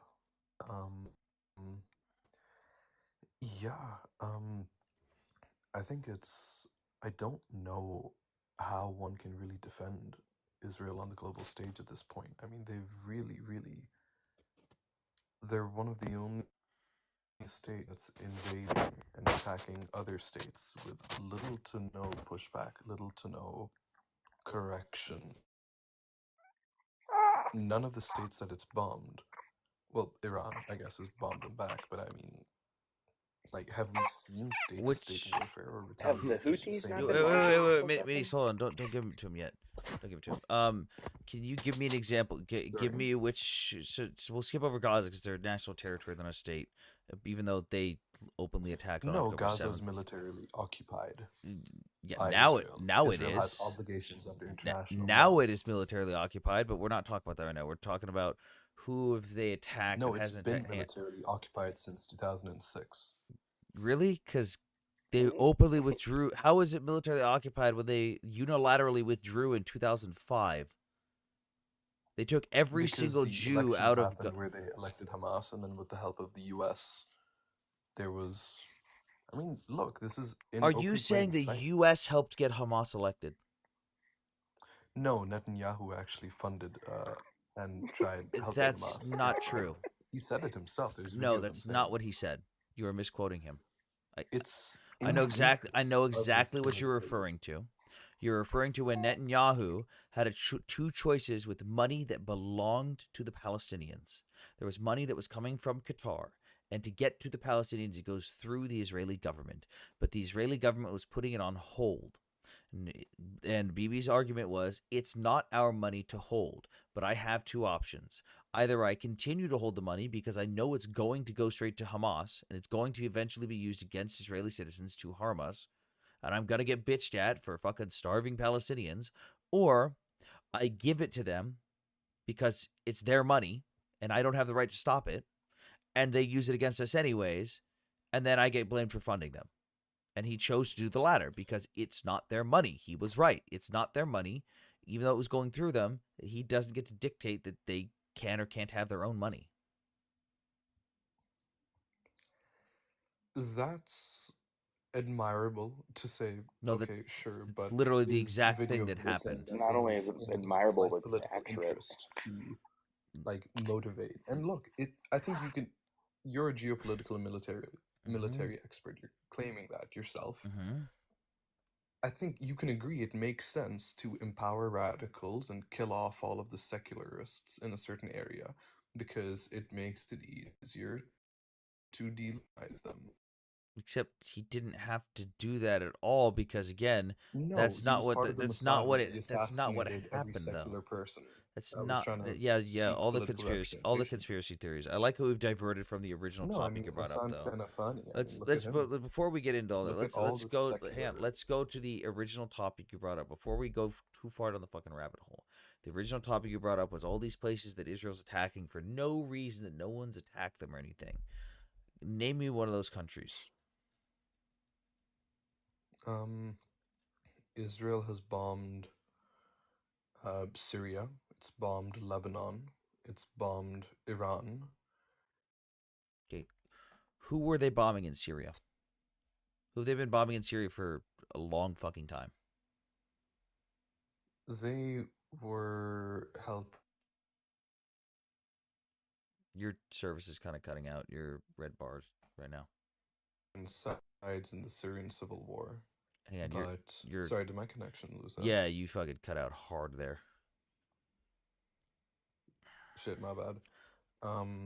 Yeah, no, forgive me, I forget all the sides to the Syrian civil war, but I know that the Israelis were aligned with the US-funded rebels, which were also, in and of themselves, You mean people that fundamentalists didn't who like banned music in their camps. You mean so, I mean, going against Bashar al-Assad, who was gassing his own civilians? it's a complicated ass region. I mean, there were the Kurds as well that they could have allied themselves with, but no, they chose to fund the radicals in the region. Israel supports the Kurds. They just don't do anything asset-wise to help with it. They just support them through fucking words. But yeah, Israel's been bombing IS in Syria. And the Russians, in partnership with the Syrian government, have allowed it. Of course, but like the Bashar al-Assad allowed Israel to operate in their airspace and bomb IS because even Assad was having problems with IS. Bashar al-Assad. No, I'm not saying to defend Bashar al-Assad. You're a fucking awful human being. But I'm saying the Syrian government, even in partnership with the Russian government, said, hey, we'll turn off our air defense so you can fucking roam the skies and bomb the shit out of IS because we are also fighting IS. Like, that was the thing. So that's also not them attacking Syria, which is what you claimed. You said they were attacking countries, bombing countries. So Syria's knocked off that list. You didn't say anything when I said that they were funding and helping the U.S. funded rebels. Because that's not what we were talking about. Again, that's you're trying to spiderweb down different talking points. You just asked what Israel was doing in Syria. No. You're trying to spiderweb down different talking points and go down rabbit holes that we're not talking about. They weren't bombing them. You said that who countries they were bombing and who they're bombing. So we're going over that. Israel's bombing IS. They weren't bombing the. They weren't bombing the Syrian government and Syrian forces. Syria? Yeah. A question regarding Syria, real quick. What groups of people in Syria? SK. What groups of people in Syria reached out specifically to Israel for help? I wouldn't be able to say You've been pivoting down different rabbit holes when I start to pin you on something, and then you go down a different rabbit hole. Like, again, nobody talked about fun. This is what people do when they can't deal with actual facts as well. No, because nobody mentioned. No, this is what we're talking about. Nobody mentioned funding. No one was talking about who was funding who. What your statement? Israel was doing I didn't know. No, what you claimed was that there's countries that Israel has bombed for no reason, and the first two you named off were Syria and Lebanon.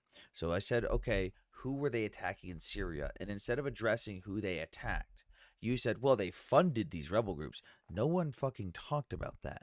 We were talking about who they were attacking because, hang on, stop. Because they would no.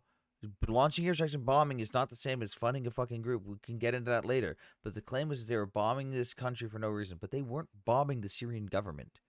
They were bombing IS that everyone in that entire region had a problem with. I think you're strawmanning my position. No, I'm making my own assertion. No, I'm making my own assertion. I said Israel has been overly aggressive on the global stage, and I don't did, know how you though. You stated that they had bombed these countries for no reason and no one's responded.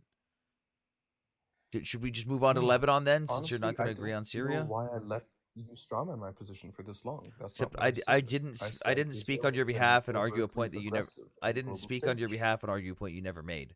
I addressed what you said Well, then directly. let me correct it then. Okay. I didn't say that. I said, I don't know how you can defend Israel on the global stage at this point because of how aggressive they've been. And I asked you for an example. And again, you went down the routes of countries they bombed, and that's how we got to And so here. I cited their involvement in Syria. Except you were talking about them attacking Syria. Bombing. They didn't You attack went Syria put it though. down one But they specifically. didn't Is this what attack. you did for your But career they for didn't 10 attack years? Syria. Is this You're talking about not wanting people to be condescending towards you, and you've been acting this way since you've got on the panel. In Lebanon, who were they bombing and why? Here, let me ask you another question, SK. How many missiles were fired by Hezbollah towards Israel since October 8th? Sorry? How many Could you repeat missiles yourself? I didn't hear were you. how many missiles were fired by Hezbollah in Lebanon towards Israel after October 8th?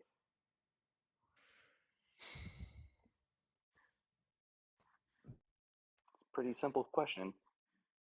The answer to this question is supposed to be some grand reveal? Like, I'm sorry, No, what do Over you think this is going to do? 11,000 missiles were Let's fired say it was towards 2,000. them. Like, it what? makes a Okay. point because you said that you gave Lebanon as an example of a country they were just bombing and attacking for no reason, but they had a reason.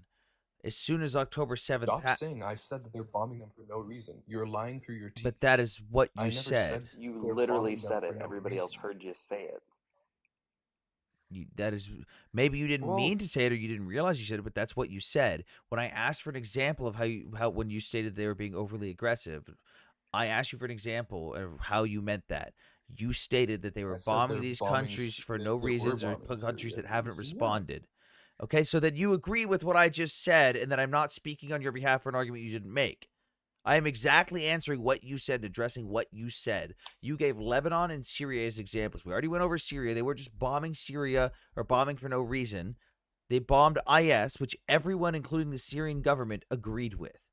Now we've gone on to But you Lebanon. haven't They weren't denied bombing at all Lebanon that they for no funded reason rebels. because that's Like, if not you're the funding topic. rebels No, to that's attack the not the government topic that of you're aligning discussion yourself with. because that's not what your original claim was. You don't get to shift the goalpost because you didn't get a fucking gotcha moment with your original claim.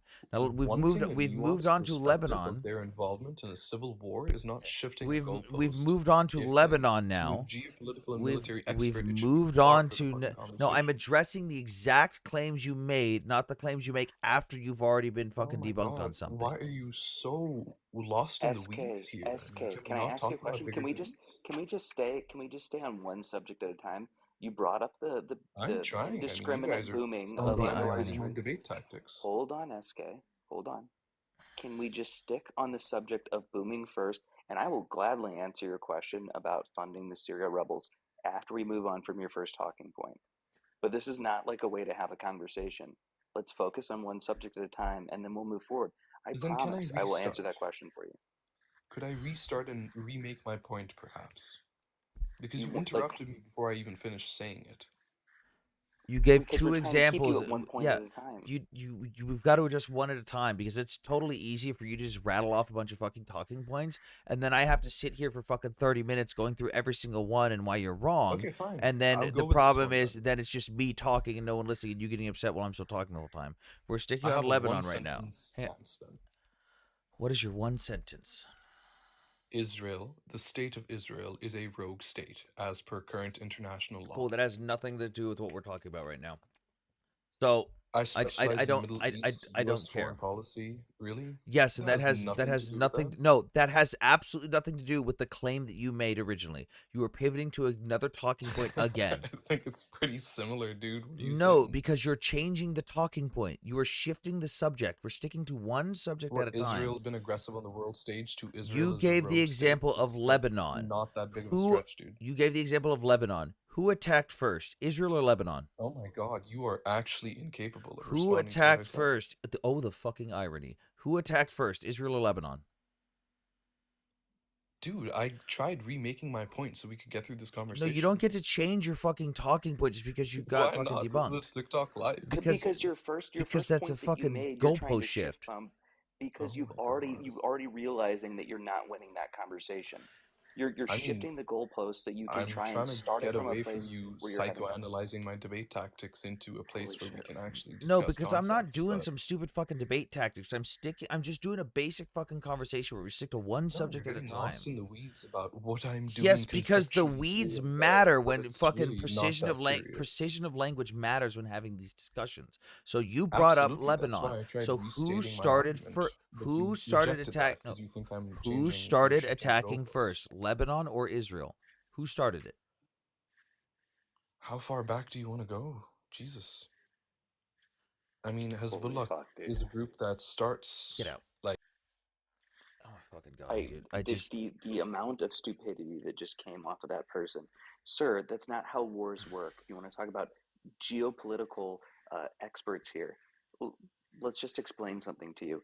Every battle that has ever happened doesn't have anything to do with who started the current battle. They are currently at conflict with one another. It was started recently, and it was started by Hezbollah.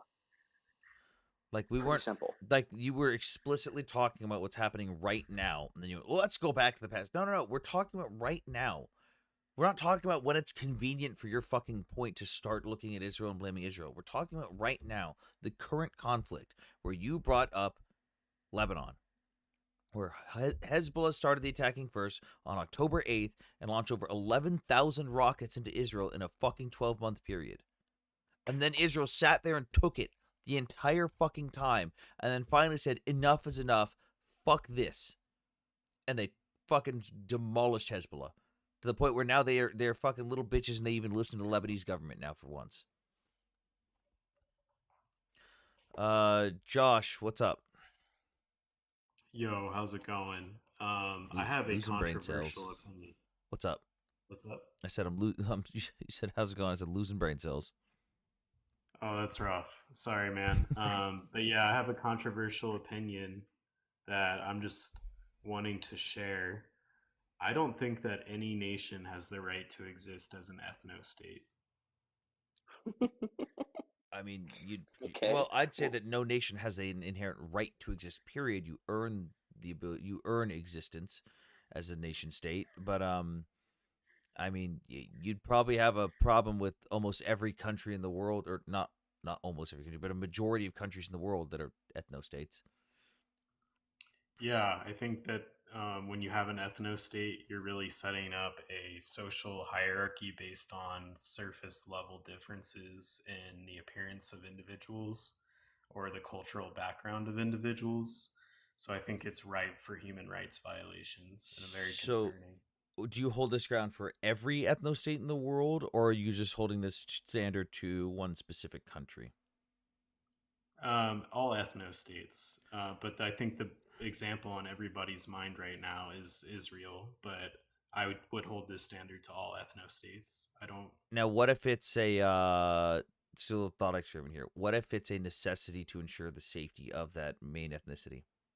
Because historically speaking, every single time they haven't been the majority, they've been slaughtered, enslaved, or kicked out. So, we're speaking about the Jewish people right now? Yeah, because I mean, you openly said it's what's on everyone's mind right now. Okay, yeah. So I can't say that that's true. I mean, there's a large population of Jewish people in the United States, Mhm. and they don't face that level of discrimination here. I'm not necessarily opposed to Zionism, even like the idea that Jews should live in their the region that feels like home to them, right?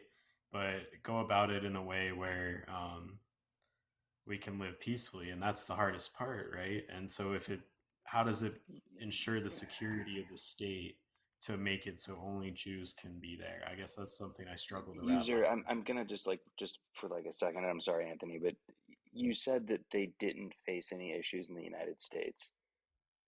Um, I'm just curious, how were Jews received in the United States when they got here? You can go over the civil rights movement.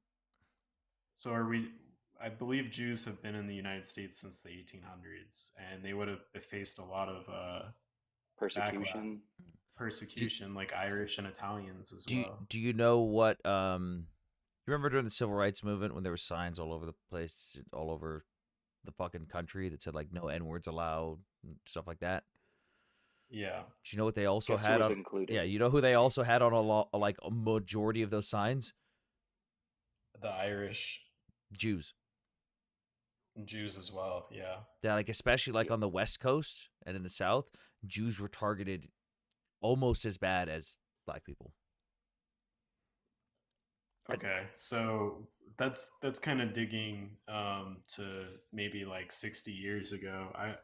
And that is probably around the same Well, it's time obviously, yeah, it's definitely better for Zionism. them now. But we're saying that I think he's bringing it up as the example of like it hasn't always been good for the Jewish people here. But like when we're specifically talking about the Middle East, like with Israel, every single time that the Jews have been the minority to Muslims, specifically in the Middle East, they've been slaughtered repeatedly, over and over and over, like or made slaves or made put into dhimmitude status. Like it's never ending. And the only way that stops is when the Jews are in charge of that area and in the majority, and then everyone has equal rights. There is no dhimmi status.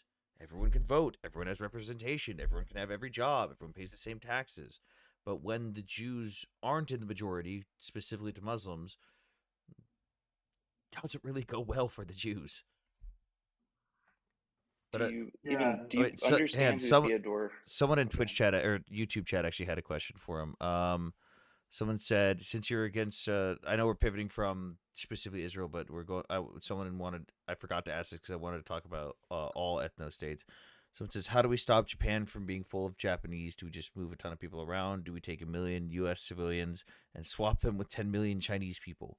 Like, he's exaggerating a little bit, but I get what he's saying. Like, if there's all these ethno states that are just naturally ethno states, how do you solve that problem?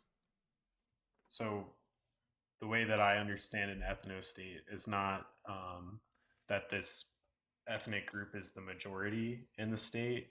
It's where the dominant ethnic group that is the majority uses that social hierarchy through their majority to advance their position through their practices, their cultural beliefs, to the detriment of others. I think that's why So, he like in named Japan, China and Japan. I think that would be why he named those, because they do that in those two countries. so in Japan, they actively use their ethnic majority to detriment people that would want to Yes. immigrate there. So, Okay. in order to immigrate to Japan, it's very hard to get citizenship as it is. But even as a permanent resident, you are very limited on what you can do. You don't have the same rights. You don't have equal rights. You can't really vote. And there's even like, let's say you want to own a business in Japan as a foreigner. You have to prove that you are worthy enough to contribute to their economy, or else they not only tell you no, but hey, on second thought, we're taking back everything we previously approved for you. Get out of our country. Like maintaining that supremacy. I wouldn't even just call it supremacy. I'd say they just want to look out for their economy, but they maintain that ethnic majority through methods like that. So yeah, that would be an example of a method I don't personally agree with. I think that's wrong. Fair enough. Well, since you brought it up in conjunction with Israel, not to shift it back to it, but I think it's important. Do you believe that? I mean, do you think Israel's secular or no? I'm not going to act like I understand the nuances going on in Israel. I'm not an expert. I just have this kind of like Well, opinion do you that know I what think secular means, at least? Just to establish the groundwork. non-religious, Yeah. scientific thinking. I think it would be helpful for you to read Israel's Declaration of Independence, because I think you would be surprised at what you read in there. I don't think a lot of people have actually taken the time to do so, but it specifically mentions building up a state for everybody, including the inhabitants of the land that were already there, building it together, building a state that was free. You could practice religion freely. Your sexual orientation was up to you. women were treated equally. If you actually read it, it mentions every one of those things in the Declaration of Independence. And I think it's a shame that people actually don't take the time to read it, especially when they condemn an ethno state that exists for one specific reason. The only reason it's an ethno state is to protect the Jewish people, and that's it, plain and simple. Because they've been scapegoats in every single place that they've ever been. And just one last thing, Anthony, sorry to kind of hijack that conversation there, but I think it's important to understand why Theodore Herzl actually wanted to create a Jewish state specifically. And he was a secular Jew, by the way. The reason he wanted to do it is because he was in the French military and actually saw a French officer who was used as a scapegoat, who was Jewish. And he thought, you know what, if this can happen to him, it can happen to all of us. And he'd seen it throughout history. And then you know what happened? Shortly after that, probably like 50 years, 60 years after that. Take a guess. I don't have the exact time frames that were World War referred II. It was World War II and the Holocaust. Okay. To caveat off his point and Scapegoat. back him up on what he's saying too, if you want, and anyone who in this chat wants it, feel free to DM me. I can provide you the Dropbox link to download this for free. This is a book called "This Is Israel," written by British investigative journalist I.F. Stone, who is a anti-Zionist journalist who was there when Israel declared independence in 1948. He was in a lot of the meetings with the Arab leaders, with the Jewish leaders, with the British leaders. Again, anti-Zionist, but he has transcripts. He had access to the British military archives, and he wrote down the meeting notes and what happened in these meetings. And he was actually there when you had Jewish leaders saying, hey, we just want peace. Please, let's not do this. Let's live together. Let's live in peace. And even some Arab villages going, yeah, we agree, but we have to go ask the other Arab leaders.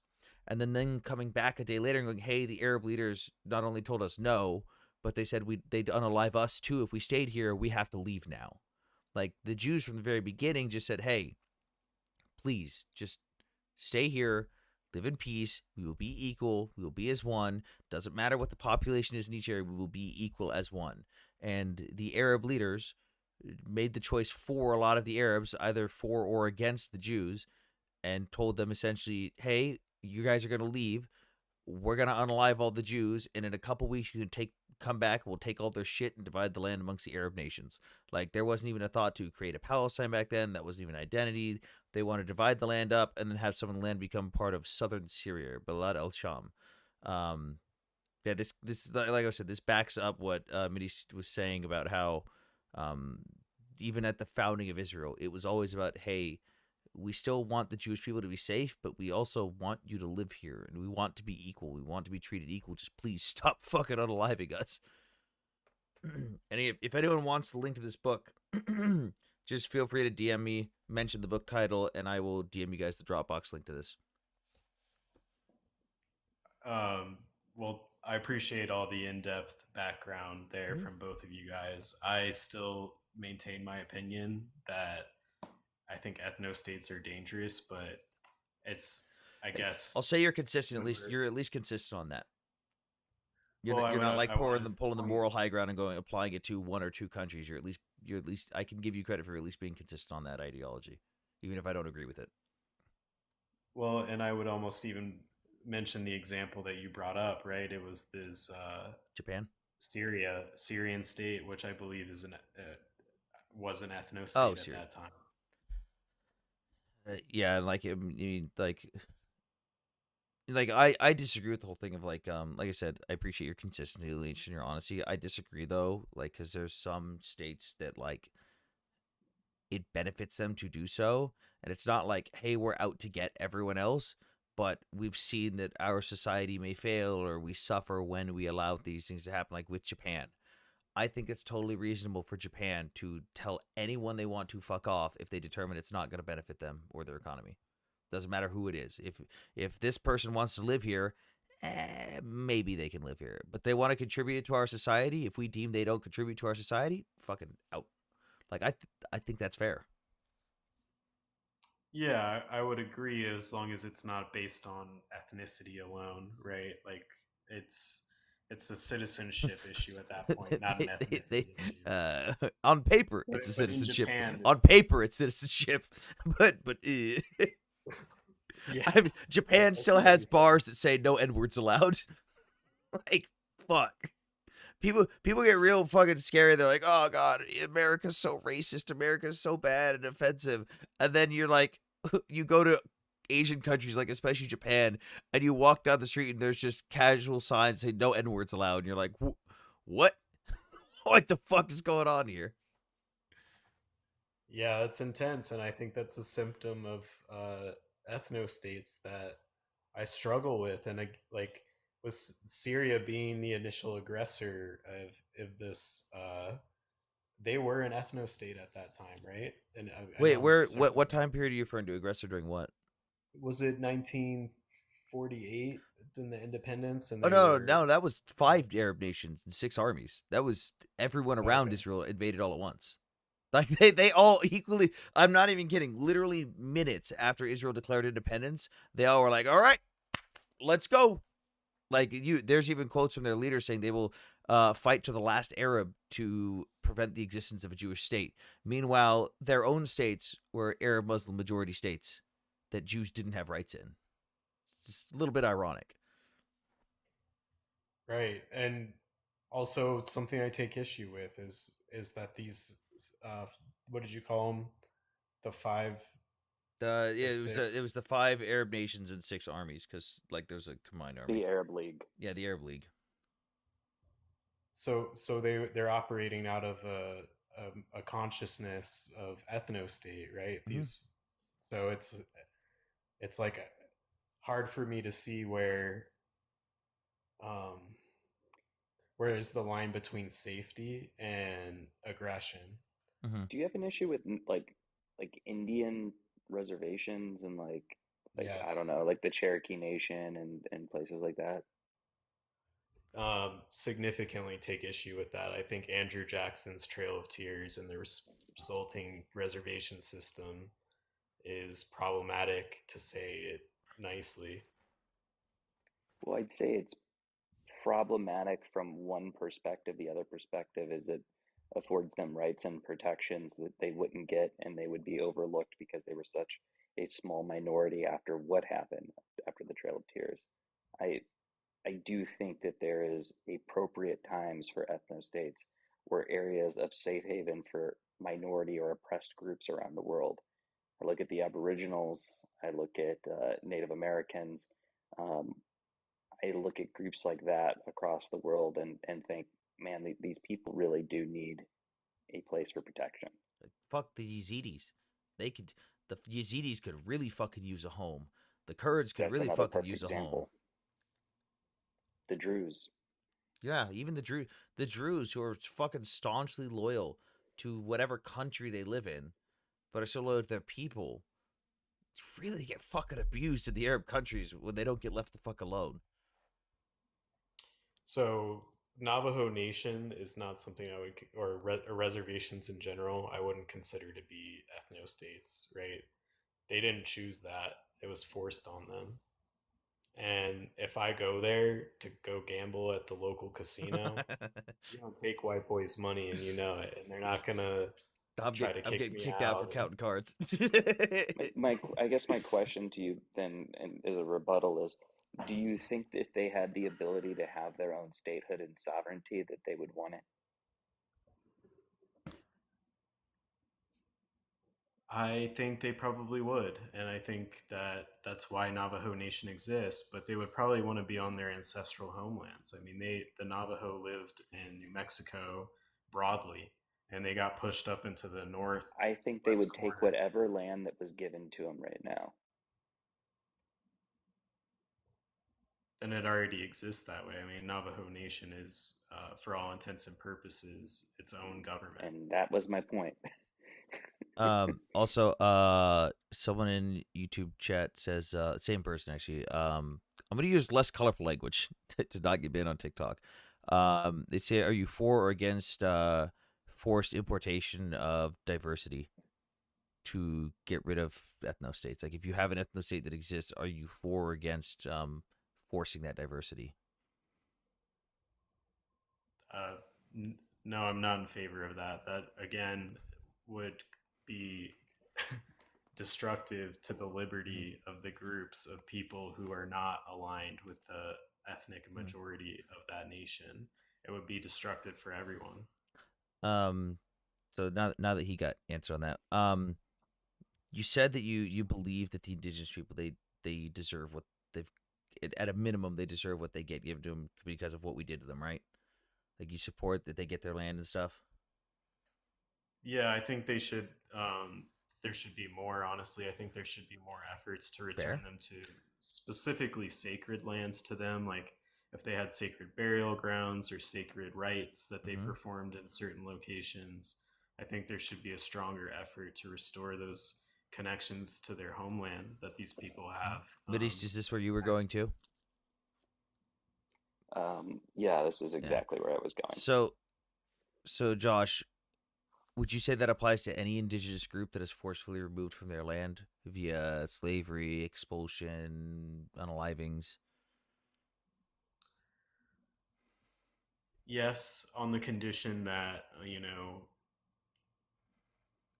there's an intended effort to be peaceful. Like you had brought up in their Declaration of Independence for Israel, they had that declaration. They wanted to be peaceful and coexist in the region. Literally there's actually in that book that I have, there's actually one of the meetings, I have stone reports that one of the Jewish leaders was literally on his hands and knees in tears begging some of the Arab leaders to please just stay and be peaceful. Like that was part of their core founding was for the love of God, just be peaceful, please.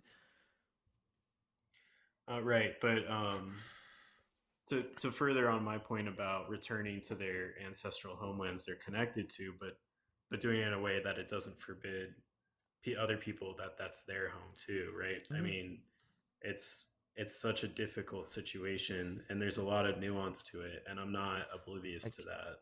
I mean, since we're talking about Israel, like anyone can move to Israel. And as long as you're not like they don't view you as a threat, you could become like I'm not Jewish. I'm a random fucking white agnostic dude that has no relation to Judaism. My family goes back to I've got my family Bible all the way back to the 1100s in England, France, and Germany. If I wanted to, I could move to Israel and become a citizen, just for the fuck of it. Would take a while, be a fucking pain in the ass. Not nearly as hard as coming to the United States as to be a citizen, but I could do it. Right, and I think that's a good thing, right? So it's not officially an ethno state, right? Because they're not preventing you from accessing the benefits of citizenship if your liberty spurred you on to seek that out. I fucking hate their taxes though. Fuck Israeli taxes. Taxes suck everywhere. Dude, they're like a lot of the European nations where it's like fucking 50% of their goddamn income goes to taxes. Like, fuck that. I lived in California. I know what that's like. That shit's awful. Fucking, oh, the state takes how much of my taxes? Cool. I'll just be poor over here. Taxes can be pretty oppressive, and especially when they're used in ways that violate human rights. I think it's pretty important to hold the 15th, 5th, and 4th Amendment in high regard whenever we're thinking about human rights. Yeah, it sounds like we have a lot of stuff we do agree on. It sounds like we've got some minor disagreements, though. Like, Biddy, so what do you think?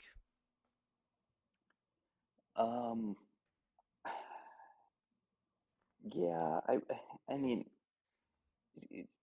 just for me, I just, um, man, it's a painful conversation to have in general because like I understand where he's coming from to an extent. But we're talking when it comes, it's hard for me to pull away from Israel in this conversation. I think And he especially, conceded though on that part where like, hey, based on like he said that as long as it's done with the peaceful intent and you're not just discouraging or not just saying you can't do this because or you can't come in here just that's because. not what I'm saying. Like it's Oh, like sorry. in the conversation of like an indigenous group returning home to their ancestral homeland. Um, Decolonization, it's only been done once, and it's been by the Jewish people with Israel. And I think a lot of indigenous groups around the world look at Israel and say to themselves that they want that for themselves. And that's the thing Is it the that is, Chickasaw or the Cherokee are actually massively starting to buy back their old land, like yep, massively. And I think the Ryan's people, the Métis people in Canada, in the Cree, they're actively fighting against the Canadian government, getting their fucking land back. So I think we're starting to see a lot more Indigenous rights and land back movements that are which is proving to be at least semi-successful. which is important to point out. The model for that, they got it from the Jewish people. When it came to Israel and then coming back to their ancestral homeland, uh, we were buying up land. It's not like we just, like, I think a lot of people think about the Nakba when it comes to Israel and quote unquote Palestine. Um, but no, the Nakba came like after the formation, like the official declaration of the state. Mhm. What Jews were doing was they were buying up swatches of land in Israel and in British mandate Palestine. Let's put it that way. Um, and then cultivating it. And a lot of it was like land that like nobody wanted. Fucking the So it wasn't swamps like of Tel Aviv. exactly. And then when it came to the Nakba, the Nakba isn't really what people think it is either. It literally translates to the catastrophe. And the catastrophe was that the Arab armies weren't successful. That's part of the problem. And what they did was they basically said that, you know, they're attacking, they're doing X, Y, and Z. You guys need to leave. Well, they weren't attacking. The Arabs attacked first. They got everybody to leave their homes, um, and they ended up losing the war, and that's what the catastrophe was. And if anyone wants to get the books on that too, we have this book that you can also DM me for the link for. It's called A River Without Bridges, a study of the exodus of the 1967 Palestinian Arab refugees by Peter Dodd and Hallam Barakat, in which they go through and they interview both refugees from both the 67 and the 48 war. And in the 48 war, refugees, they determined that 68% of the refugees never even saw a single Israeli, not a single Israeli soldier, a single Israeli, proving the point that like they weren't forced out. Like you can't force someone out if you never even see them, which further substantiates that point. And then we can even go to for the whole Nakba thing, we can go to the meaning of disaster, which is this is the book by the dude that literally coined the term Nakba, Konstantin Zarek, who openly admits that the Nakba was the failure of the Arab armies to cooperate and work cohesively with each other, and instead run away from the Jews. Again, if anyone wants any of those books, feel free to DM me, say which book it is, and I will shoot you guys the free PDF link. So I have one more plane to fly and then I gotta bounce, but I think from what I've seen, reports from Amnesty International, Human Rights Watch, and UNESCO, Mhm. that collective punishment is occurring in Palestine for the actions of H group, which I condemn. And I also condemn the events of October 7. I'd argue But I collective also recognize suffering, but not collective punishment, because unfortunately, due to how the war is, like it's unavoidable that people are going to suffer, especially when you've got a government like Hamas that openly goes on international television and admits we don't care about our people. We're not going to put our people in the tunnels. We're not going to save our people. It's the United Nations' responsibility to take care of our civilians. When Hamas, the governing body, openly steals aid and sells it back to the Palestinian people, like aid that's supposed to be free. You've even got the United Nations openly confirming, yeah, we're kind of losing hundreds of trucks to Hamas. Like all this aid's getting stolen. You've even got Palestinian-run organizations distributing aid, saying, yeah, Hamas is literally unaliving our people for distributing aid to other Palestinians. Like there is definitely collective suffering, but I wouldn't say it's collective punishment because they're doing what they can to mitigate that suffering. Like if you wanted to punish all those people in Gaza, you wouldn't give out hundreds of thousands of polio vaccines. If you wanted to punish the people in Gaza, you wouldn't do whatever you can multiple times during the war to push more aid through than's ever been in, even including pre-war, including the private industry. You wouldn't have the lowest civilian to combatant death ratio in the history of warfare, even according to Hamas's own numbers issued by the Gaza Ministry of Health. I would argue that again, it's just there's definitely collective suffering, but not as a form of collective punishment. To piggyback off of that, you're also talking about an area user that's roughly 25 square kilometers.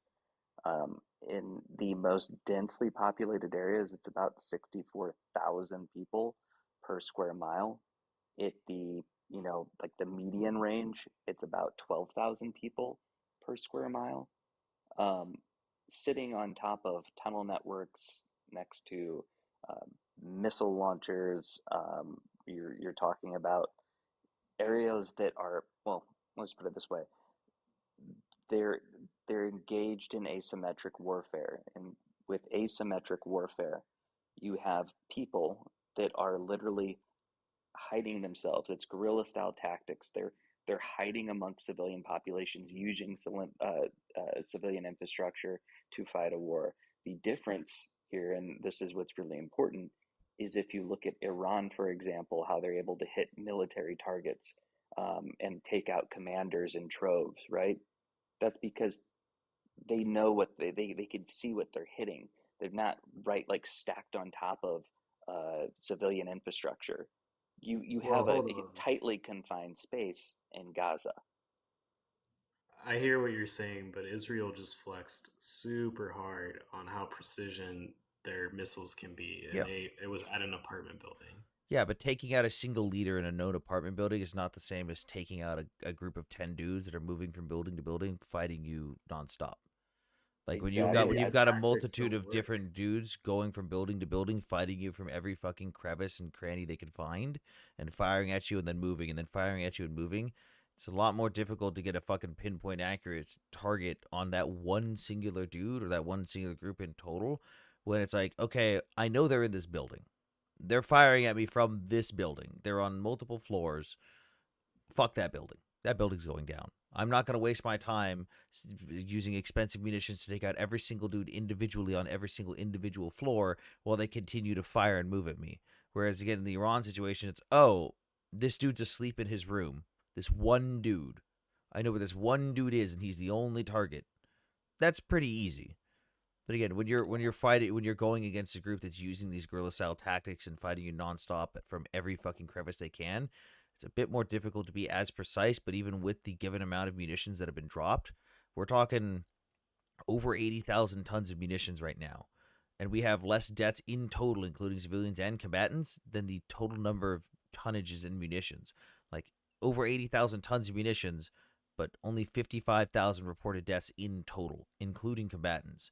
That means like more than 1 ton of munitions per individual person alive, which shows it's not like I'm just targeting people at random. It's the fucking shitty side of guerrilla warfare.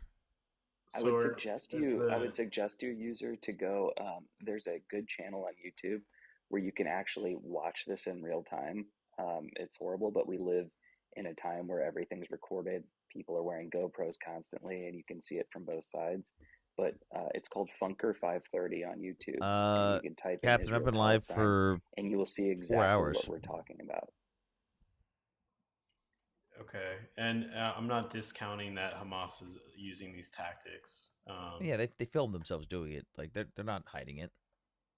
But at what maybe the tactics don't work of just leveling all the civilian infrastructure if they're still operating and they're still uh, conducting suffering operations even against their own people, then maybe these methods that we're using just aren't working. Um, and I think it's been a long-standing issue because if we look at the ICC and their investigation that started in 2021, it's ended up with arrest warrants for both Netanyahu and Gallant for crimes against humanity.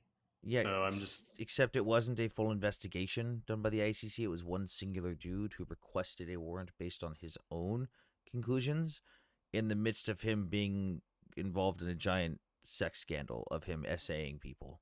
It was one singular dude. And although, they did result in a warrant, it's also just a warrant. That doesn't mean someone's guilty of something. Where we can look at I stuff like the agree. ICJ, and even the ICJ, when the first ruling came out, everyone said, "Oh my God, they ruled it's a genocide." And it's like, no, The ICJ former president even had to come out and say, "Hey, we were just ruling on the plausibility of the right for the Palestinians to be protected from genocide, which they do have the right to be protected from genocide, but we didn't rule that it was a genocide." And when the deadline came for the evidence that was supposed to be provided by South Africa for the proof of genocide, they had to request an extension. But if there's so much evidence, like everyone's saying, like there's so much evidence of a genocide, so much evidence of the intent, which is the key factor in proving the genocide, why did they need extra time? If they're so staunch on this, why do they need to gather extra data? I would actually take it a step further, user. I would just ask you if you know the name Alice Andritu. I actually don't know who that is. Okay, well, Alice Andritu is the special rapporteur for G-side prevention at the UN. Her contract was not renewed by the UN during the middle of multiple scenarios where they were considering possible G-sides, Sudan being one of them, Myanmar, you had the Congo, you also had Ukraine, right, where that was also a possibility. She actually came out in an interview, you can look it up, it's with Sky Mail, and she specifically said that she was bullied and harassed by UN employees using their UN email addresses to try and coerce her into saying that it was an actual G-side that took place, which I think is important for you to understand that part of it. But what she said was that the focus was always Israel, constantly Israel.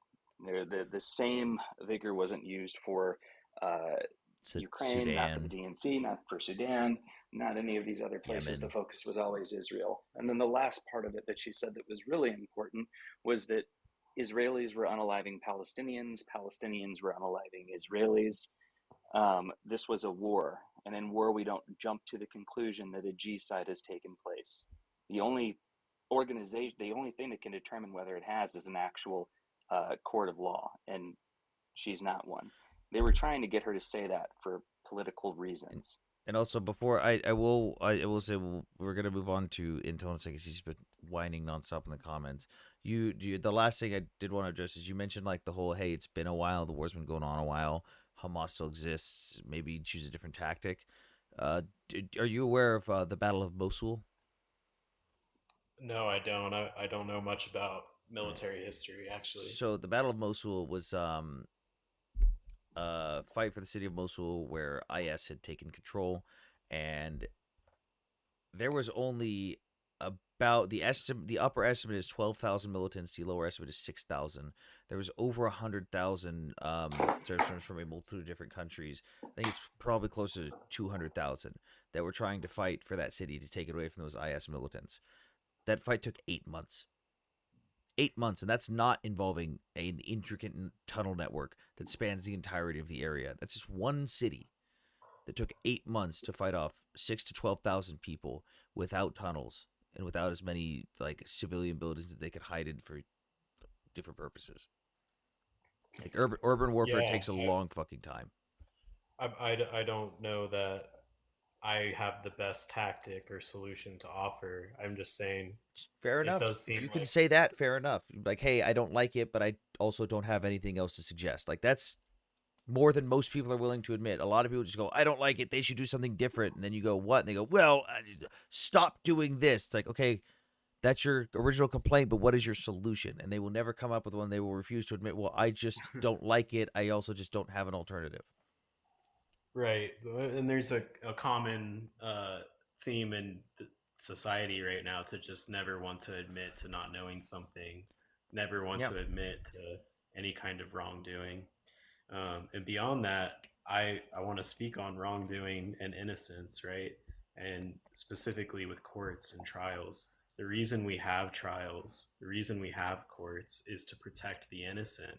And the innocent go to face their accuser and prove their innocence. They don't hide from warrants. They don't hide from court trials. It kind of, in the French Bill of Rights, it's actually said that if you're issued a warrant and you evade, you're automatically guilty. You don't prove your innocence. You're right. Well, in American trials, Nowhere in the it- West do you you prove that. establish reasonable doubt of the No, claim. no, nowhere in the West is the responsibility on the accused. It's always on the state to prove guilt or not guilt. You don't have to prove your innocence. It's an important distinction. You're right. The job of the defense is to introduce reasonable doubt on the facts that are being presented by the prosecution. So that's a good distinction to make and provides clarity. But I maintain my stance that innocent people don't evade arrest warrants, and they don't evade trials, and they don't evade. Can I ask you a question? Are you suggesting that Netanyahu should go and turn himself in and go to court during an active war that his country's engaged in, not only just in one place but on several fronts? Yeah, I think he should. There's already got to be some kind of chain of command in place where there's going to be a successor to take his role. There has to be accountability. If we can't have accountability for our leaders or for the people that are meant to keep us safe, then we're headed to very, very dangerous territories. What if he just goes as soon as the war's done and goes, okay, fuck it, let's get this He over shouldn't with? go. They don't recognize the court. Yeah, but I'm saying like what? I mean, in They his don't have scenario, jurisdiction. in his They don't have scenario, I'm jurisdiction. saying. They don't have jurisdiction. Well, It's when also- They is the shouldn't be war involved done? in the case. They should have nothing to do with it. So they issued an arrest warrant. So what? In Britain, It's also the they same threatened same to thing with arrest Putin. too. Americans for posting in America on social media. If I get arrested, if I post something on social media criticizing Britain and they issue a warrant for my arrest, should I run over to England and turn myself in? Well, we're talking about speech. It's a little bit different. No. We're talking about jurisdiction. What he said is Israel's not a party to the ICC. Like, Right. so like I as They an don't American recognize its citizen, authority. an American citizen, I'm not party to whatever the fuck the UK wants to apply laws to their own people. But that was an actual thing. He's not wrong. What chief of police was it? Which city was it? London? What? The chief of police that said they wanted to extradite Americans. It was the head of the Metropolitan Police Department. Metropolitan. Yeah, they said that they wanted to issue arrest warrants and extradite Americans if they posted something on Facebook that the British government deemed was offensive. Yeah, that's insane. Yeah, that is pretty insane, but it's also a very different thing. No, it's a When jurisdictional it's speech. He's not referring to the type of. He's referring to the jurisdiction part itself. Okay, how about this? In Britain, it is against the law to various firearms laws.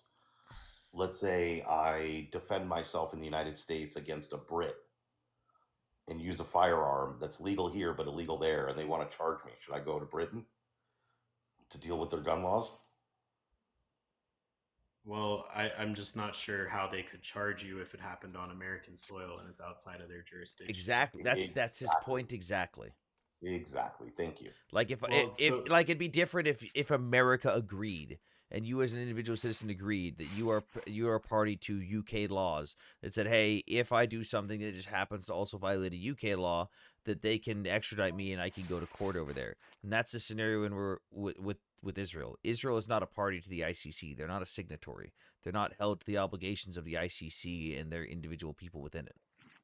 Okay, You can so make the on moral this argument that they point- should be, but the reality is they're not. On this point, Israel is also not a member of the IEAE, but they think they can The NPT. enforce those Sorry, did I say it wrong? No, it's the IAEA NPT. is the group that does the inspections for the Nuclear Non-Proliferation Treaty. The IAEA is the group of inspectors, the International Atomic Energy Agency, or association. So they are not a party to that treaty, right? Israel's not a party to the Non-Proliferation Treaty, Correct. yet they enforce it on other nations that have signed. So what gives How do them they enforce it on other nations? What gives them jurisdiction to How enforce? do they enforce it on other nations? Well, they just attacked Iran for not complying with the IAEA. That's not why they attacked attacked them for not complying. No, they didn't enforce it. For the enriched uranium. It right? wasn't for enforcement. It was the IAEA issued their report stating how Iran was in violation, and it was basically an oh fuck moment for everyone who was party to the NPT. Like, guys, this is fucking bad. This is about to get really bad, and everyone in the room is part of the NPT goes, oh shit, yeah, that is bad. And then everyone in the room looks at Israel and goes, hey, you're the first target if they get this done. And Israel goes, fuck, I'll get my coat. Like, Israel knows that they're the number one target. Iran and the IRGC have openly stated their first goal is to wipe off Israel off the face of the earth, and then to wipe off America.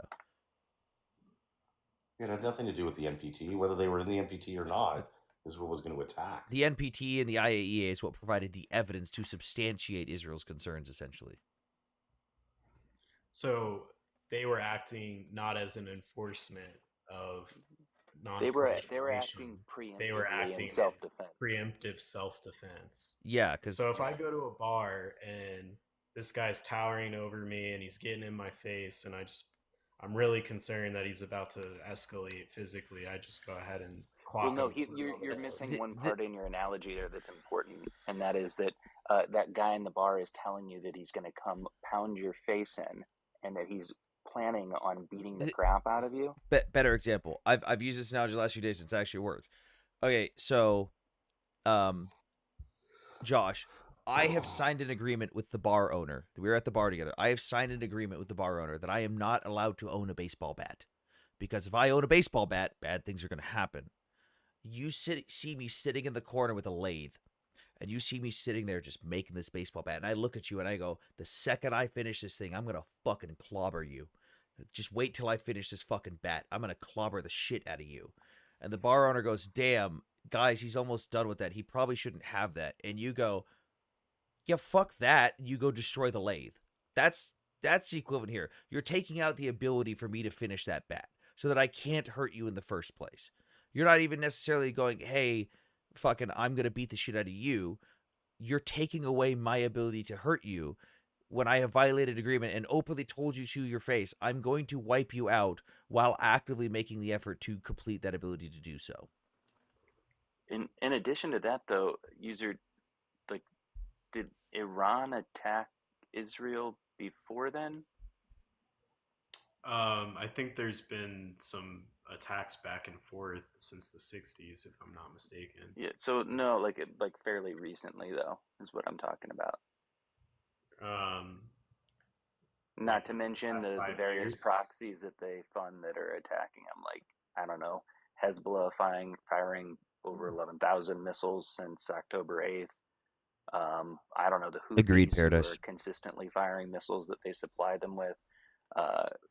By the way, one of the commanders that they actually took out in Iran was the person that was responsible for issuing the orders to those countries. Okay, so to those groups or to those countries? I'm sorry. Groups within the countries. Okay. Because, like, Israel's not attacking Yemen when they go after the Houthis. The fucking half the Yemenis people fucking hate the Houthis. Israel's not attacking the Lebanese government when they go after Hezbollah. Israel's not trying to attack the Palestinian people when they go after Hamas. But there's different war zones and different contributing circumstances to those different war zones that affect it differently. So, but particularly with the Palestinian people, we see unprecedented levels of destruction, I think, from what I've seen. Unprecedented? There's no precedent for this level of destruction? Oh boy, have you seen Ukraine? I'm talking about specifically from Israel.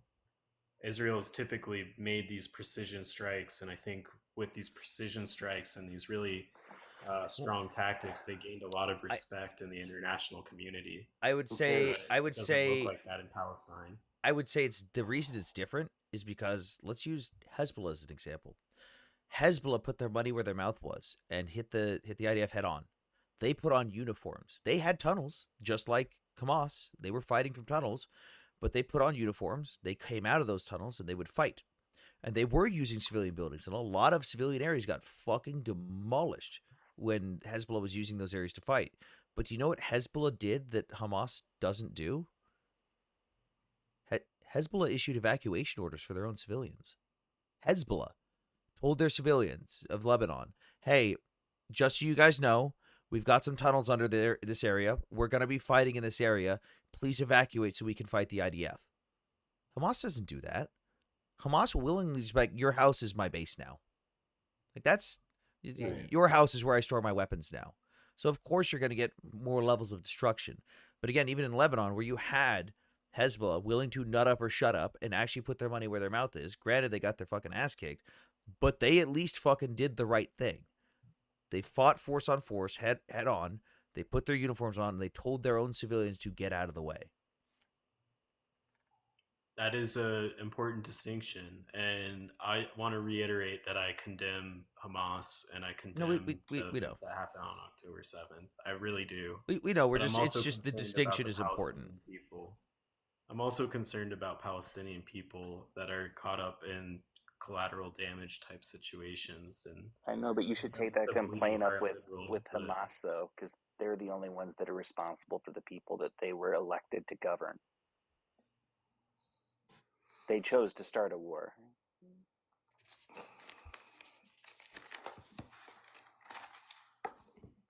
Sasha, are you still alive down there?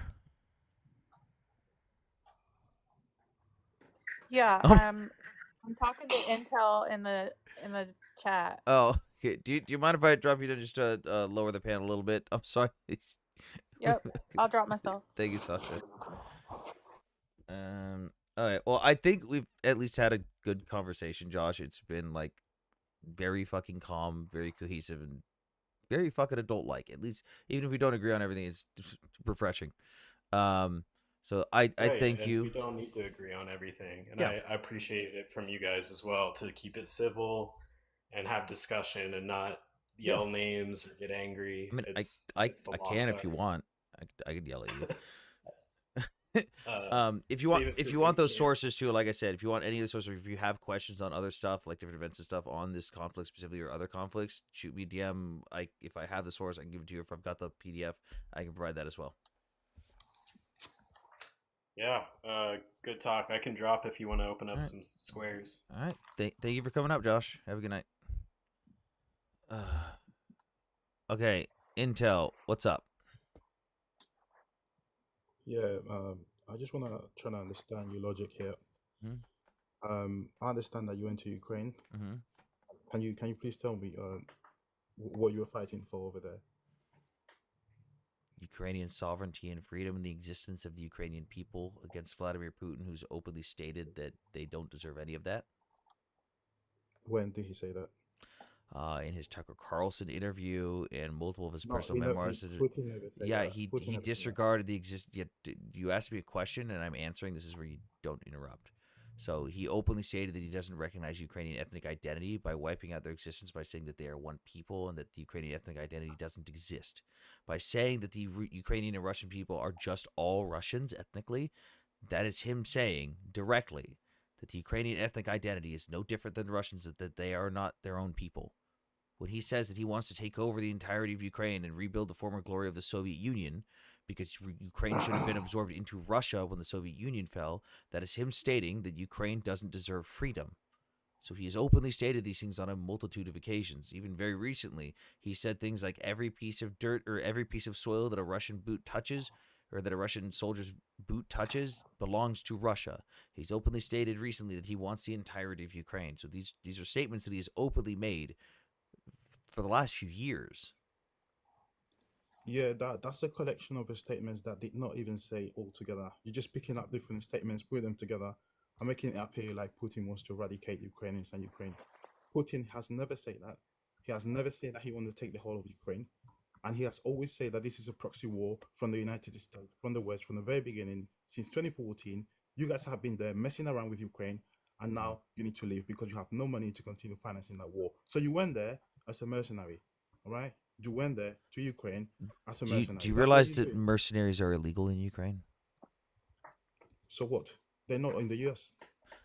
But I didn't go over. I didn't go over. There are no. Stop. If you're serving in the military, mercenary. you cannot leave the military to go and serve in another country. I'll let you respond, mate. I'll let you respond. You made an accusation against me that I gave you a minute to respond. You as soon as made an accusation against me that I'm going to clear up because you don't just get to make false accusations against me. I was not a mercenary.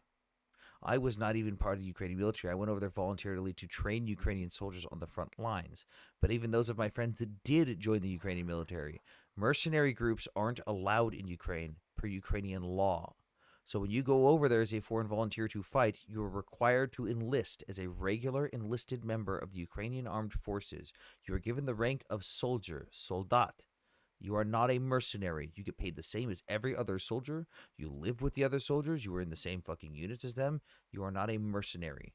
So I am not a mercenary, nor is anyone else who's gone over there voluntarily to fight for Ukrainian freedom.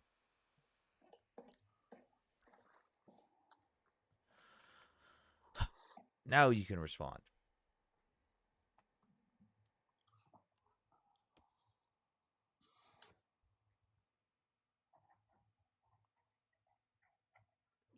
Sir, there's a mute button that is located at the bottom of your screen. If you want to just go ahead and tap that, you have been yelling into your phone, and that's why no one's been responding to anything that you've been stating. Intel, sir, if you could just go ahead and click that mute button. Just gotta unmute yourself. He knows how to do it. He did it a minute ago.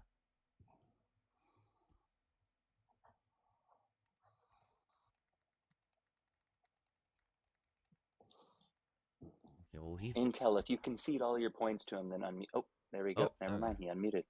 Wow. Yeah, I was just quiet. So what I'm saying here is this person here, the expert, he went to Ukraine to defend Ukraine, right? Although I believe you're an American, you have no business in Ukraine whatsoever, but you went there to defend it. Who says I don't have business there? Against Russian invasion, okay? It has been confirmed by your own president today that that's a proxy war, basically. You guys have been financing Ukraine, okay, to carry out a regime change, first of all in the country, and then in Russia, trying to destroy Russia using Ukraine. And that's exactly what you guys have been doing. If you're a geopolitical expert, you should know this. This is basic, mate. It's just basic. Sure. Yeah, if you're from Africa or a Russian bot. Yeah, that's basic. Yeah, no, No, if you're from America, you know shit. Yeah, If you're from yeah. Africa. I must have I'm not missed even when from I must Africa. have missed when people in Africa suddenly became geopolitical experts. Africa? Fucking Hammer's ears perked up. Do you know where Africa is in the map, mate? Yeah, it's the brown shit state at the bottom center of the map. That's Texas, bro. So like I was saying, no, Yeah. we haven't You're been racist, bro. You fucking racist for no reason. What? That's your problem. That's the me problem of the hating whole me map. hating on a continent is racist.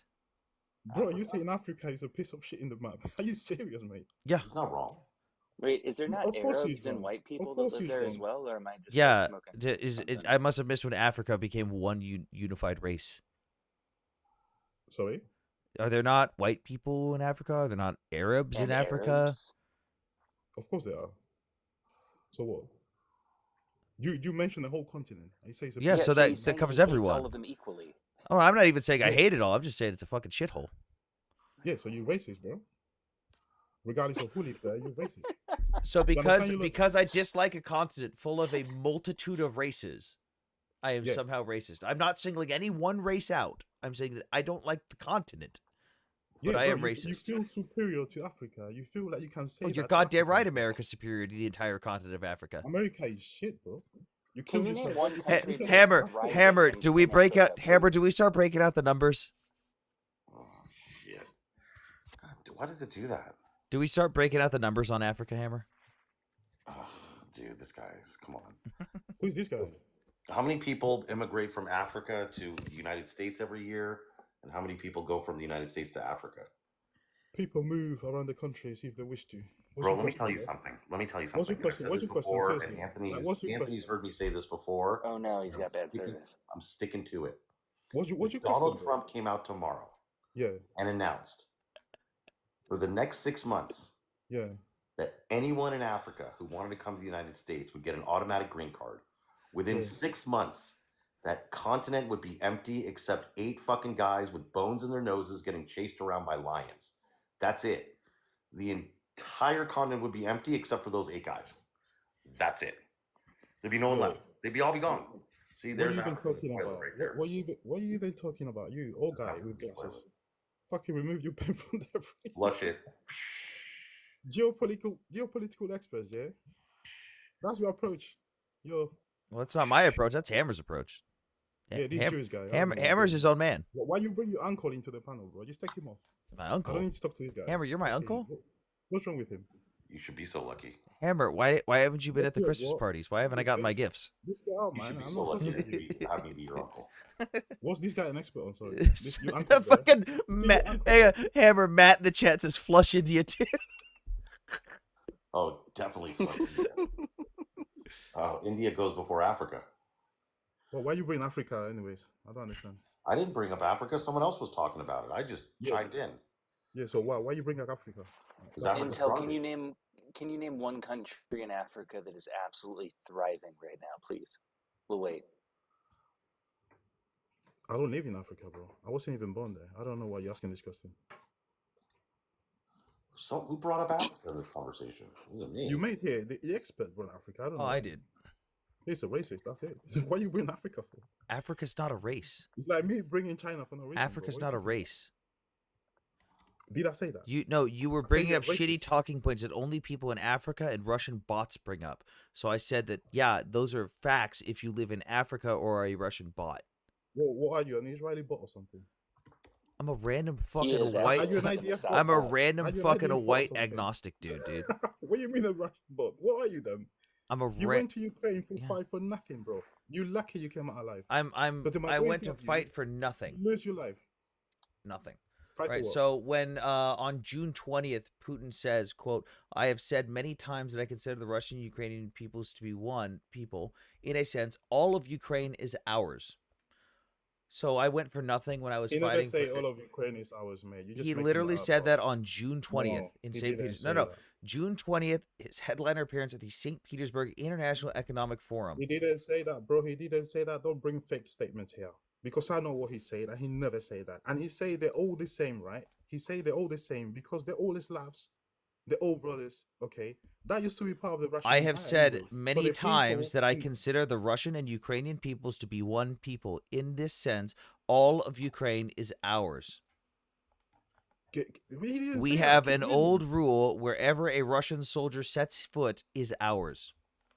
Bring the video. Bring the video. Don't bring me some. What website is this, by the way? Where you getting this from? What's their source? AtlanticCouncil.org. Yeah, who the fuck is that, Brett? You're joking. You. Oh my fucking No, God. who's that? I fucking can't right now. Putin's statement at St. Petersburg. It's actually an African International news Economic agency that he got Forum. that from. Did they write it down on leaves and stones? Just Yo, there are about. buildings in African countries. I don't know if you know. You go back to Israel, bro. Everything is demolished now, bro. It's just, Hey, at least you're get not some telling us to Iranian go back to mission in your ass, Poland, bro. so there's I'm that. an American. Get some Iranian mission in your ass, bro. You're a Jew. That's That's what true. you are. Wait. Yeah, What? How does that American mean Jew. he's not We're both American? Jews. That's true. I say he's an American Jew. What's wrong? So what does that mean? Can I stay here? Of course you can. Oh, Okay, cool. sweet. Hey, you said Putin didn't say that, by the way. It's Во-первых, эта ситуация не такая же, а принципиально другая. А во-вторых, мы не добиваемся капитуляции со стороны Украины. Мы let's see, where's the quote? на здоровье. Мы, кстати, есть такая старинная Oh, here we go. No, you народа can't на just skip all независимости, that, bro. суверенитете. No, Looking that's for the not how quote. Знаете, у нас есть такая No, you need to старинная take the Terrible. whole conversation to understand. это не поговорка, не притча, а старинное правило. Там, где ступает Where the foot of a Russian soldier steps, that is ours. нога русского солдата, то наш. No, he's not referring to Ukraine. Но они Look at создали that. угрозу нам, начали Where the foot of a Then he's not Russian even soldier, referring to where Ukraine. hang on, when he says where the foot of a Russian soldier steps is ours, that excludes everywhere except that includes everywhere except for Ukraine. He's talking about history, bro. And a statement made in history. He's not создавать saying по всей линии whatever. государственной границы с Украиной. He's talking about a statement made in history. What are you doing? How He's do you taking it just- out of context. You're just How do taking you it out of just context for blatantly no lie reason. so much? How do you just Seriously. make up context? Anyways, bro, look. You went to Ukraine, right, Uh-huh. to fight against Russia because they were invading the country, right? Uh-huh. Now you're saying that Israel has the right to take over Palestine or wherever. Nope. Okay. It's not The what I Golan said. Heights, It's not what the I said. south of Syria, It's not the what I south said. of Lebanon. They have the Nope. right to take over It's those lands, not right? what I said. You're arguing a point I You never say they're made. doing it Nope. in a defensive That's way. not because the they've been point. No.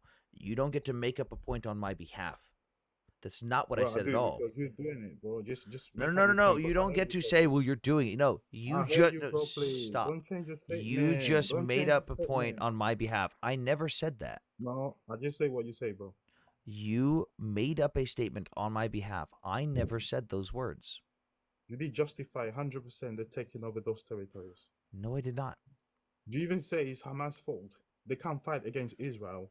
Like, Hamas doesn't have an army, bro. Do you understand that? It's The the Al system. Qassam Brigade is literally the army of Hamas. That's not an army. That's not an army, bro. Seriously. Are you serious right now?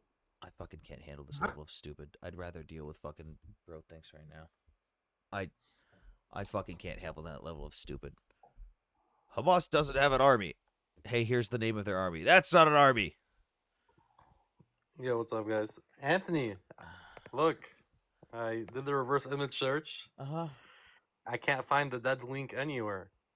Literally, I used 3 different sites. The latest image is October 2024 on every site. I'll go back and find the screenshot from my phone because I have, if you look at the timestamps on mine, I have the one that I saved that I saw from Twitter just to verify, and then I went and verified it myself about 5 minutes later, and you could see the timestamp, and you could see that I searched it in Safari versus whoever the fuck the original person did it on Android.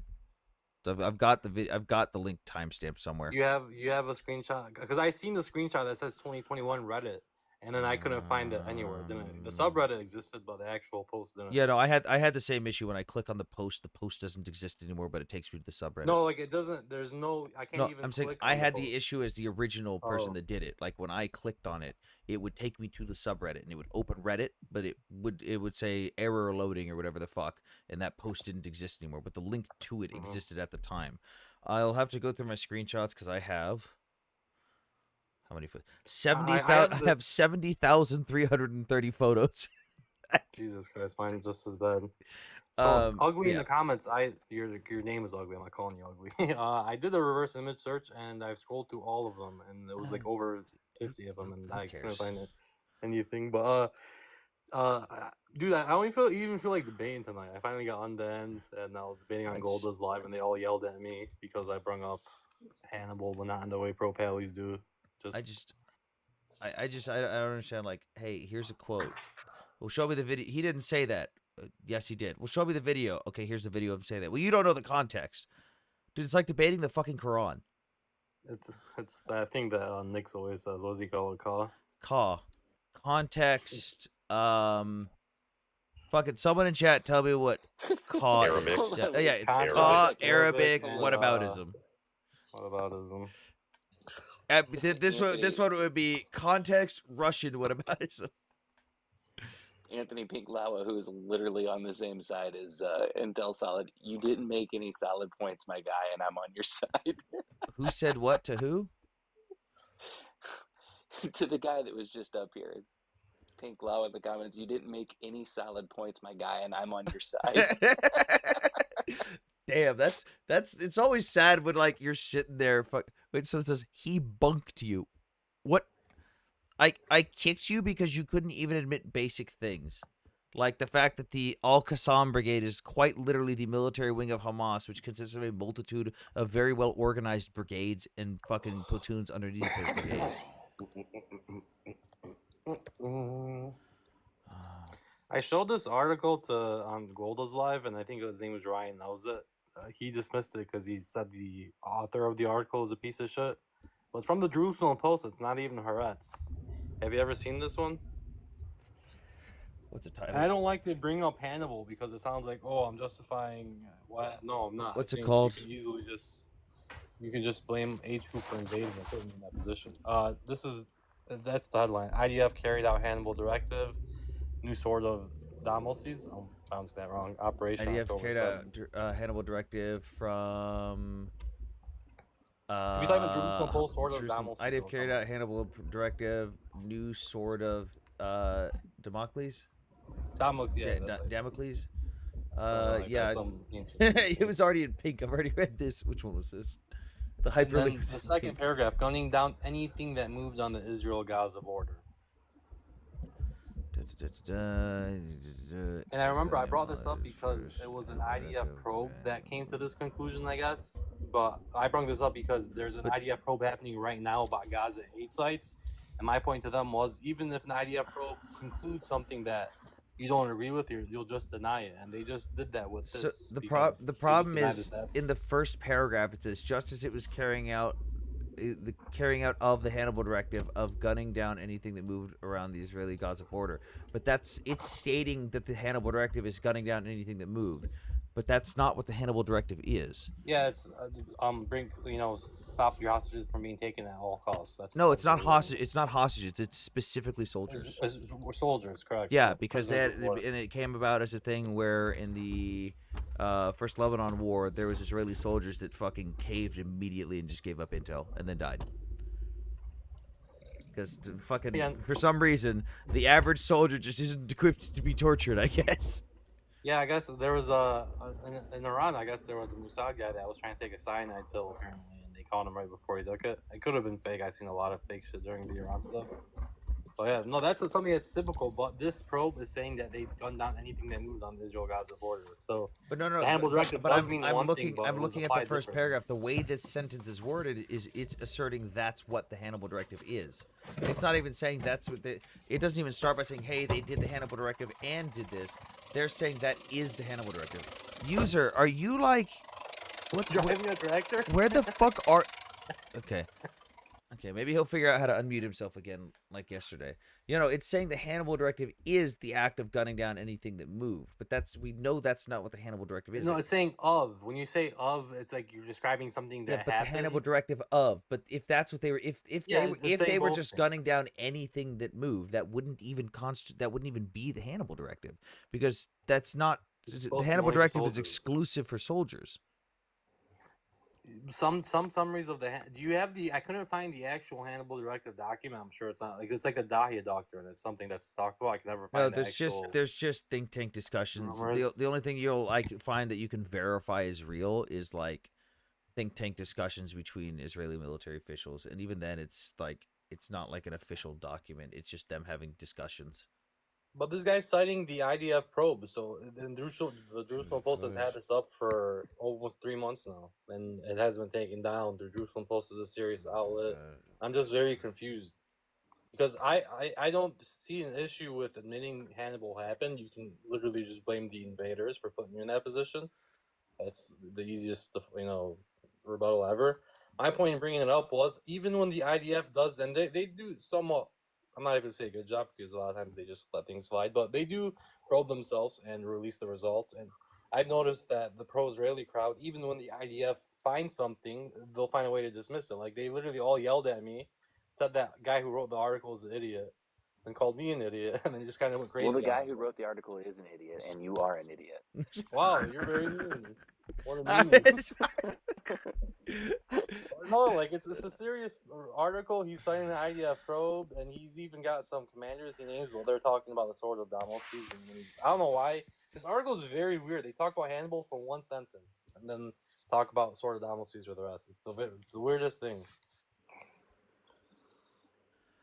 Yeah, but see, I'm reading this whole article because I haven't read it in a while, so I'd rather refresh myself on it than just make shit up of the rest of it is about something completely different. Yeah, but that's what I'm reading. That's what I'm getting at is I've read through this now. I've reread it, and I'm not seeing anything that substantiates that they were just shooting anything that moves. I'm saying they claim the Hannibal Directive was used, but they're asserting what the Hannibal Directive is on behalf of the Israeli military. That's what they're doing. Like Israel-Gaza war, that's too specific to. But even if they did use the Hannibal Directive, they're asserting something that the Hannibal Directive is not. They're like using the precision of language here. They are intentionally misleading that the Hannibal Directive includes everyone, not just soldiers. But we know that's not the case because that's not what the Hannibal Directive is. So we know that's not the. It's the basics of it. Someone in YouTube chat says, "Don't read it. Just look at the headline and make the rest up. It's much more fun." Roy, how is this a stunt? I have a Jerusalem Post. You want to blame someone? Blame the writer, not me. I'm going by what he says. He said, gun down everything that moved on the Israel-Gaza border, and he cites an IDF probe. But let me see if I can find this probe. Yeah, because I'd be interested to see who that is. Also, Hammer, your best friend's back. Huh? Your best friend's back from yesterday. You know, the guy with the glitch. Sorry. Damn, when I go to sleep at night, It's like 50 first dates. But the it's next day is a whole new day. I don't remember. it's the Well, guy and with. then sorry to jump around there, but did you hear about this? So I guess the Ishvan nuclear facility is too deep. Yeah, so I they saw didn't stuff drop, on that. Yeah, they didn't drop, and then they assume that 60% of it is there. Yeah, but they can't make it's any that more they're because talking about the material, but the stuff that was taken out of all the other facilities was the centrifuges they needed to complete, with the rest of the enrichment for the other stuff that exists.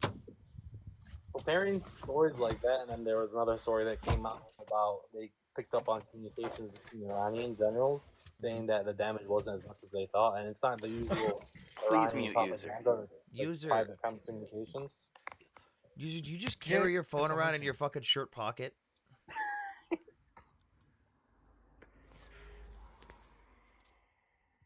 I was gonna have this debate with Nick tomorrow Why you say because that he for? says it's an outright Israeli victory. I don't know if I would use the word outright. Of course, they won, but they did have a stated dual goal. I think on June 23rd, Netanyahu came out and said he wants to dismantle ballistics and nuclear.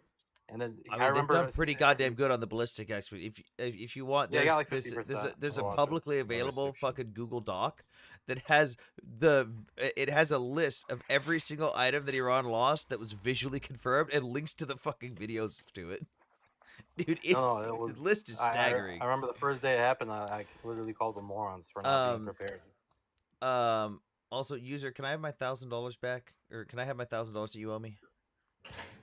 I was actually there for that. He does owe you 1,000. He does, right, bro? He does owe me 1,000, right? Yeah, I was there for that. So, what was the agreement anyway? Bro, why don't research, you so what was remind the him, bro? agreement? It was like you just made a point and then you were completely wrong. Then you They unmute, never and had then an you kept changing the agreement. subject. No. Well, I sorry, was in what the was that? comments. Well, you're not a man of your No, word. no, what 1,000? It's the other way around. You should be paying $1,000. But right, to respond to you, you said Because it's I out read the commission for agreement. months. That's not what the goal was. Ignore the comments. No, they never signed agreement. Russians never signed agreement for NATO expansion. Hey, bro, you could see this document right here, right? Further You can see expansion. this?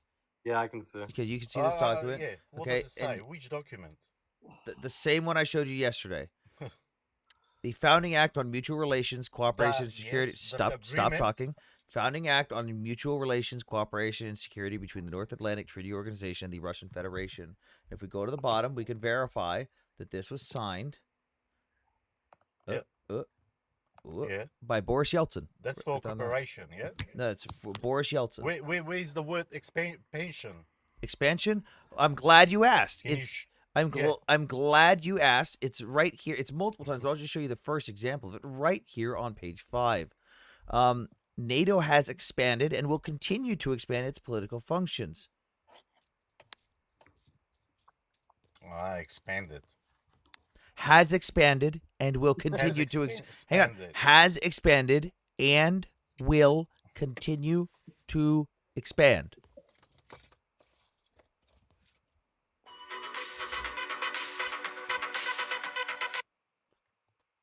Yep, and Jesus fucking Christ. God. Oh my fucking God.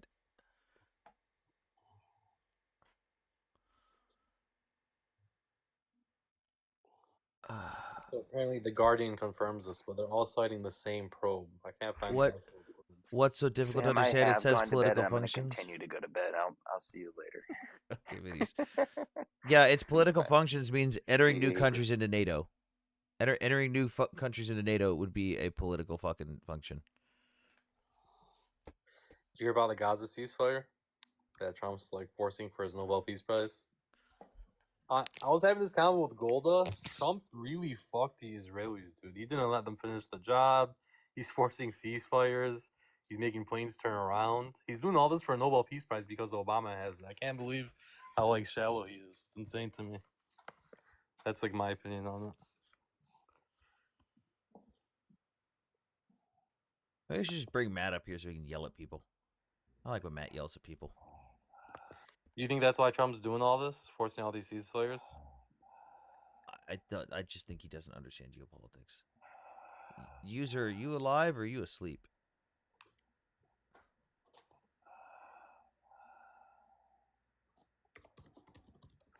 I kind of predicted the Iran thing like a week into it. I'm like, the only like quote unquote path to victory for the Iranians, or not even victory, but just like semblance of anything, is to just keep firing rockets until the Israelis get sick of I getting that. literally called the exact. It wasn't Israel got sick of it. Trump had to tell Israel to stop.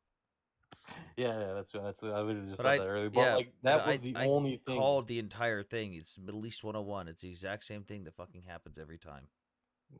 They just YOLO'd rockets until it's. like, I responded. It's the classic thing that happens in the Middle East is the Western nation will set up their objectives. It's I will attack this building, and this building. These are my 3 objectives. When those get destroyed, I am out. Mission accomplished. And the Eastern nation will go, no, you're trying to wipe me out. And it's like, well, no, I don't care. I mean, I might smack you around a bit if you get in the way, but I'm going to take out these 3 buildings. And they go, no, that's not what you're here to do. And then the Western nation will wipe out those 3 buildings and go, peace, I'm out, mission accomplished.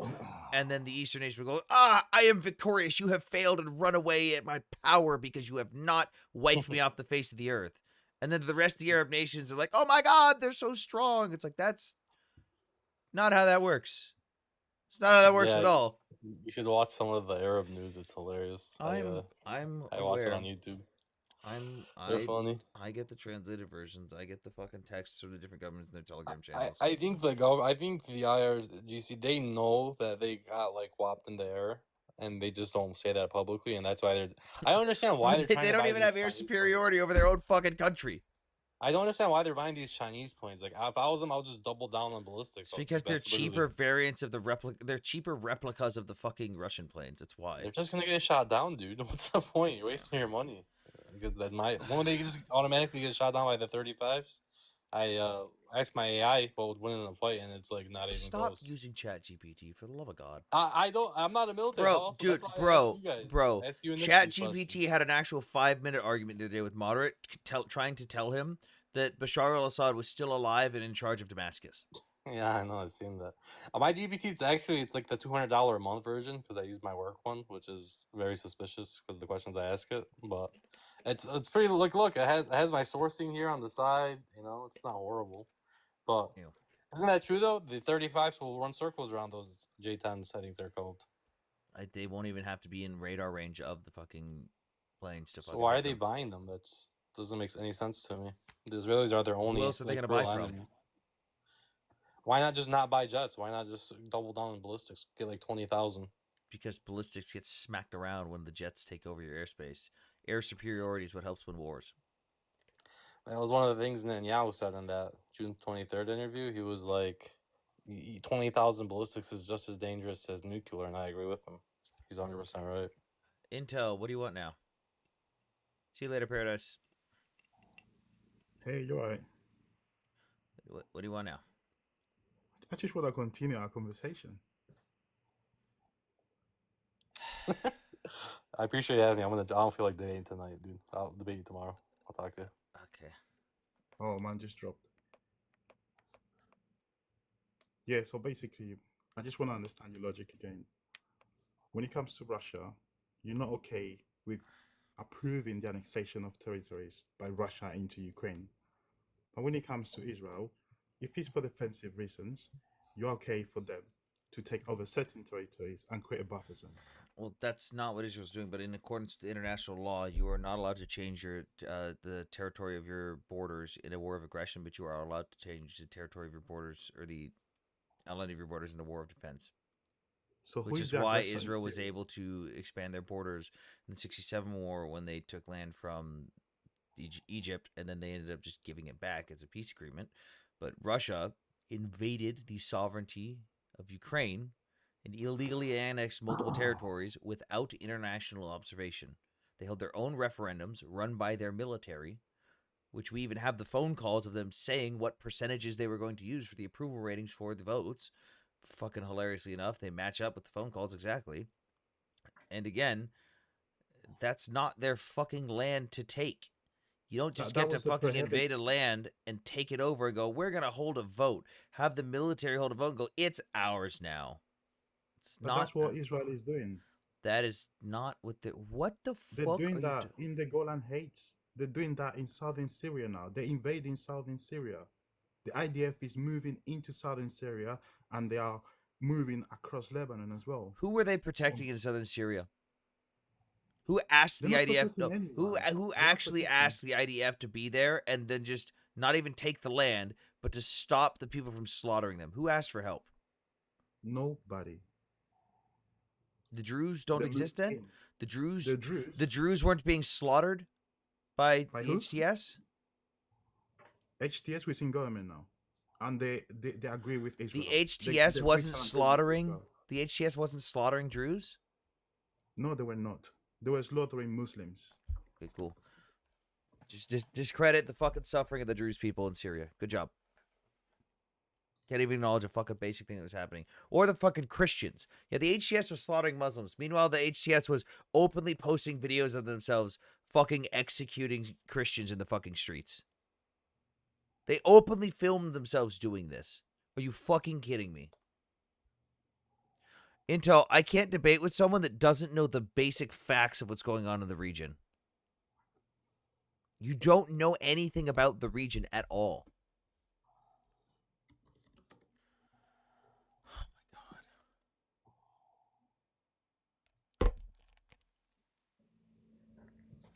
Intel, did the HTS film themselves and post videos of themselves slaughtering Christians and Assyrians and Druze people? Yes or no?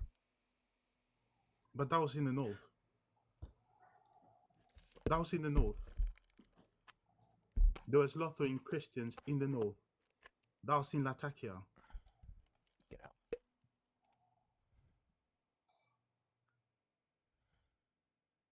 I'm actively losing brain cells with these people, Hammer.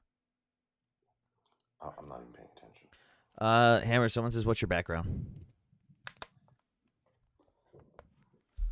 Hang on, I'll expand it real quick. What is that? White blacked out. Who was it that came up with that fun fact on the live that night? Was that Jamal's fun fact? What? Who was it that came up on a live and they were saying the fun fact that, like, oh yeah, no, I know this guy ate people. Was that Jamal? No, it wasn't Jamal. Who was it?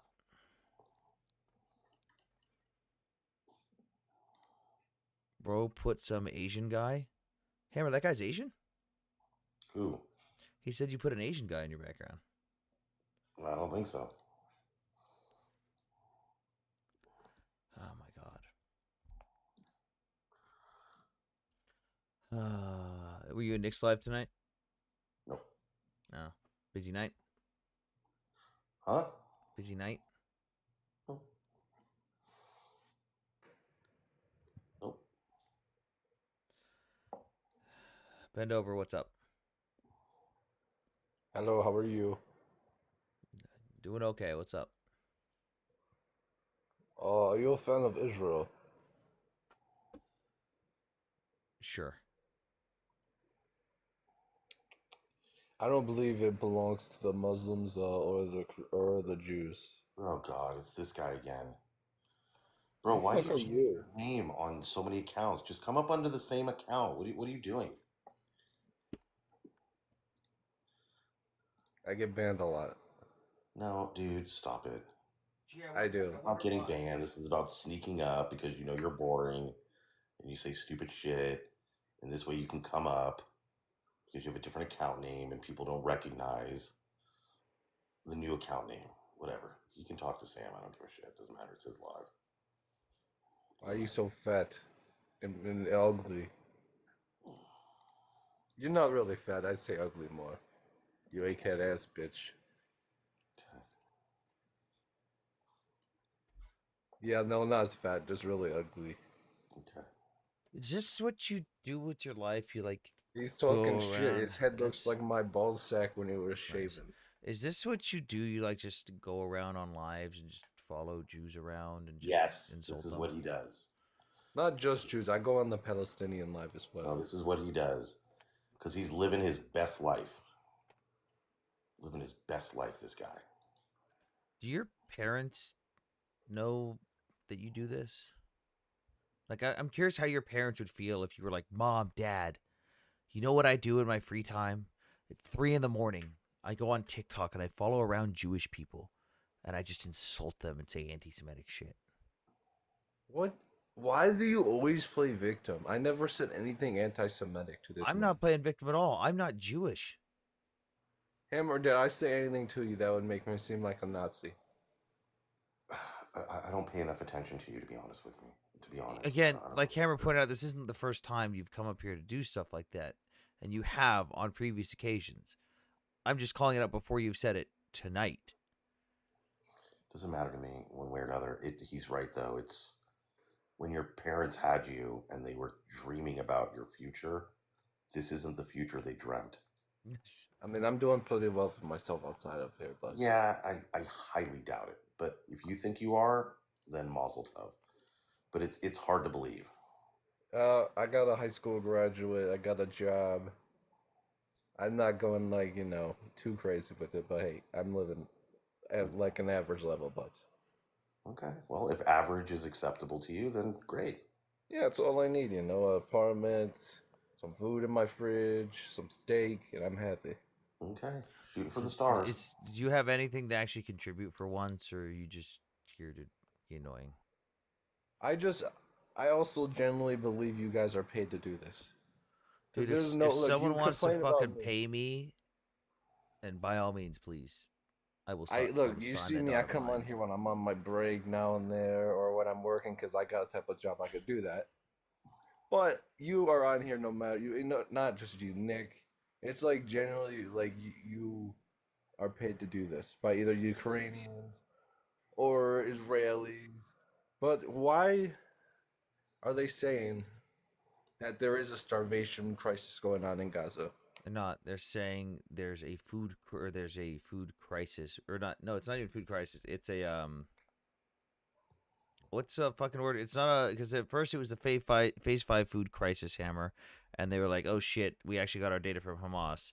There's food insecurity. That's what it is. There's food insecurity. What if we were getting paid? I mean, I'm not. But you are. Dope. Thank you. That'd be dope. What I said? What if you're a bad beside agent, man? I said, what if we were? Would that make us less wrong or less right? It would just make it a little tad bit more suspicious. But right is right and wrong is wrong. That your side is losing that bad, like losing its support that bad that they need to hire people like you. Well, you don't think the other side gets hired? Maybe. I mean, when I could literally go on Craigslist. I could show you a dozen newspaper advertisements advertising to pay people to come out and protest for Palestine. So why can't you just submit it? Because I don't get. First of all, I've been up on Sam's Live here for about 45 minutes. I've said 57. I've said about 4 sentences, and 2 of those sentences were making fun of Africa. You think the Mossad is paying me to come up here and make fun of Africa? I mean, if you want to know what I'm really doing, is I'm looking at places to stay when I go to Maui in September. See, do you have a job? Huh? Do you have a job? I do. Yeah, you're a Mossad agent. No, it'd be great, but the problem is, I'm gonna be honest. I think Hammer to get fired for insulting people too much. I can't speak for Sam, and I can't speak for Nick. I can only speak for myself. The Mossad 100% cannot afford me. You're probably right on that. You don't come to think it, you're probably right. The amount of money that I make, they couldn't replace my income. If they wanted to come and say, hey, we're willing to pay you what you make to go on TikTok, I'd be like, I'm down. But they absolutely could not afford me. Whatever you say, man, just don't get caught because that would look very suspicious of Mossad agent being on American soil. Okay. It would be amazingly suspicious. You should tell your boyfriend Nick that as well. If you want to find the person that's supposed to be paying me, you can tell them I've been missing my paychecks and I've never gotten even my first one. That'd be nice. But I remember you also said, Sam, or Anthony, whatever your name is, that Israel buys back stuff into the United States economy, or it's like a credit. Economy, I'm sorry. But isn't that with the money we give them in the first place? Some of it, yes. A majority of it? No. Yes. No.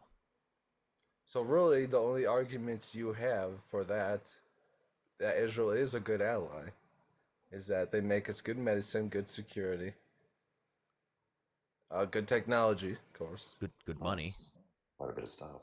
Yeah, it's quite a bit of things there. Medicine, security, intelligence. But are you sure it helps the economy?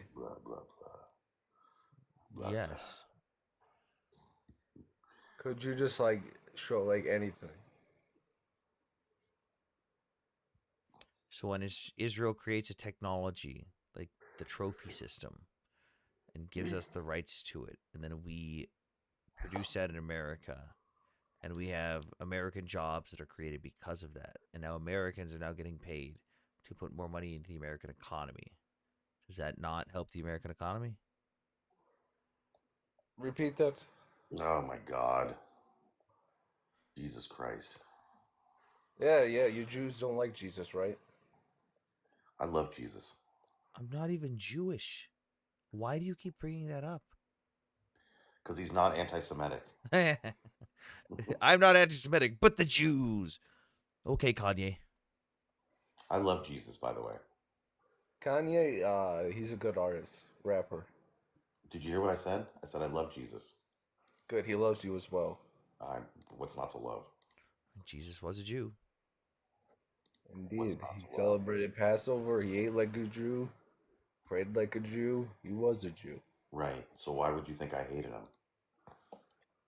I don't know. I just assume you were like Jesus. This is the problem. You seem to do a lot of assuming, much to your chagrin.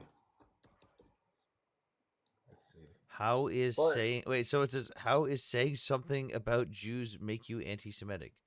When you're using Jew as an insult and trying to imply that someone doing something bad makes them a Jew, that would be anti-Semitic. But don't you guys make fun of Muslims? Who's you guys? See, this is. I see you and Nick especially. This is what anti-Semitism is. It's when you treat a group as a monolith. But that's what you're doing with Muslims. No, that's what I do. It's like, look, it's like you get mad when you do something, you get mad when people. I do that, but I'm not a representative of the Jewish people. No one elected me. I'm just a guy on TikTok, and I'm not a representative for all white people. I'm just a fucking dude on right. TikTok. So when you start, you're not. I've heard of Jews in Israel being very Islamophobic. No, Israel is not Islamophobic. I've heard many of them being so. No, first of all, there's no such thing as Islamophobia. That's made up nonsense. It doesn't exist. I mean, I think there is. I think if you're mean towards any group of people, it's wrong. No, there is not. Because a few bad people don't represent the majority. Well, we're not talking about Muslims. We're talking about Islam, the ideology. What's going on in the chat? Why are you arguing with people posting with an IP from Tel Aviv? But nothing. There's no but. The reason you say that is because of verses that are cherry picked. Dude, I'm in fucking. How do you know they're cherry picked? Have you read any of it? Look, have you read any of it? Dober, hold on. To the dude that says I have an IP from Tel Aviv, I'm in Texas using a VPN in New Jersey. What? Okay, now, have you read anything? Have you read anything of Islam that you can make that assertion that it's cherry picked? I mean, I've heard them explain it. I'll be straightforward. I never really read the Quran, but then you should go and read some of their scriptures before you start it. Well, in the Bible as well, it says verses that would seem pretty graphic to someone who doesn't understand the context, but you need to read deeper into it and understand that most of the time the Prophet Muhammad was he's not my prophet, but their Prophet Muhammad was during war. But they're lying. How do you know? Because I've read it. I've read more about Islam than most Muslims. I mean, again, it's a book written from the 6th century or whenever. It's not just the book; it's the supporting documentation as well. The groups you bring up are groups that are living in the 5th century.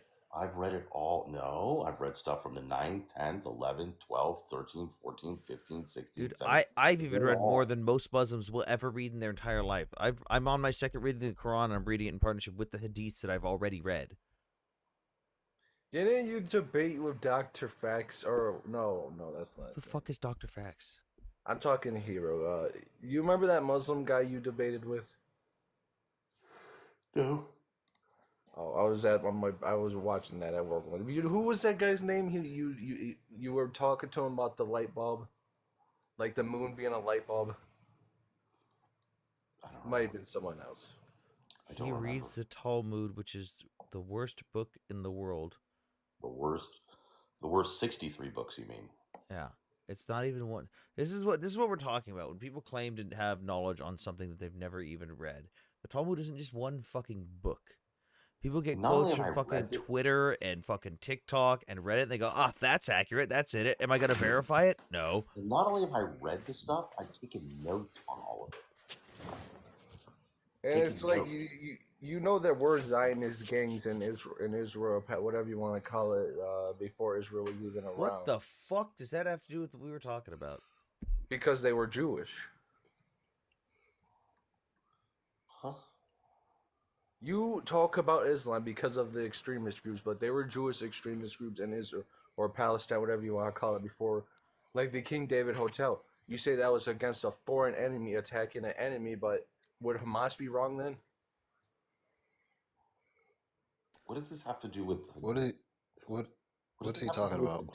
I'm sorry, I think he's huffing a little bit too much fucking aerosol right now. I remember the Nick guy. He said the King David Hotel was against the British mandate or whatever, right? God damn, you're stupid. No, enough. Yeah, why you running? Enough. I'm not running. Yeah, I'm not running. It's enough. You can't say anything right. King David Hotel bombing was against the British mandate. No, it was against the British military headquarters. So basically, yeah, I came up here to ask you about Donald Trump's strike on like Iran. Mm-hmm. They were saying that like he didn't actually hit what he was supposed to hit, the nuclear facilities. Who's they? What's your thoughts on that? Who's they? People on TikTok, the left. I think CNN also said it too. But he didn't actually hit the what he was assertion supposed is to hit. that Iran is claiming that they were able to smuggle out some of their enriched uranium to a different facility that is too deep for us to strike. But to caveat that, the centrifuges at the facilities that we did strike were confirmed destroyed. So now the question is, how many centrifuges do they have left at the other facility that is too deep for us to strike? And is that enough for them to actually do anything with? Because they don't have any fucking centrifuges left, or they've only got a couple of them left. We got plenty of time to figure this the fuck out. I mean, the Iranian foreign minister came out on television and said there was significant damage. So, I don't know. Hey, military advisor, why doesn't Israel allow journalists into Gaza? They do. Associated Press, Reuters, CNN, all have journalists in Gaza.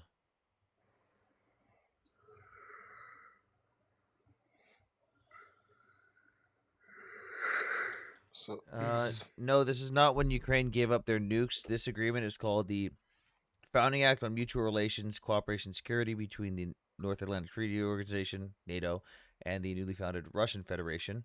What this agreement is, which is signed at the bottom by Boris Yeltsin, right here, is an agreement in which it invalidates the whole argument of NATO expansion for Russia, because in this document it openly states multiple times that NATO has already been expanding and will continue to expand, and Russia's signing it saying, fine, fuck it, it's fine.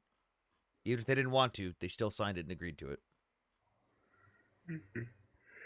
Which Yeltsin openly admitted he didn't want to sign, but he did it anyways. Maybe they offered him something to drink. No, he said that if they didn't sign it, they probably would have been fucked. They were going to cut off his vodka supply. They're going to cut off his Pepsi. There's no place more dangerous than between Boris Yeltsin and a glass of vodka. You don't want to be in the middle of that. Do you remember the story about Boris Yeltsin getting fucking sloshed, running out? He was always sloshed. But the one where he ran away in the middle of the night? No. Oh my god, I gotta look up the quotes. Hang on.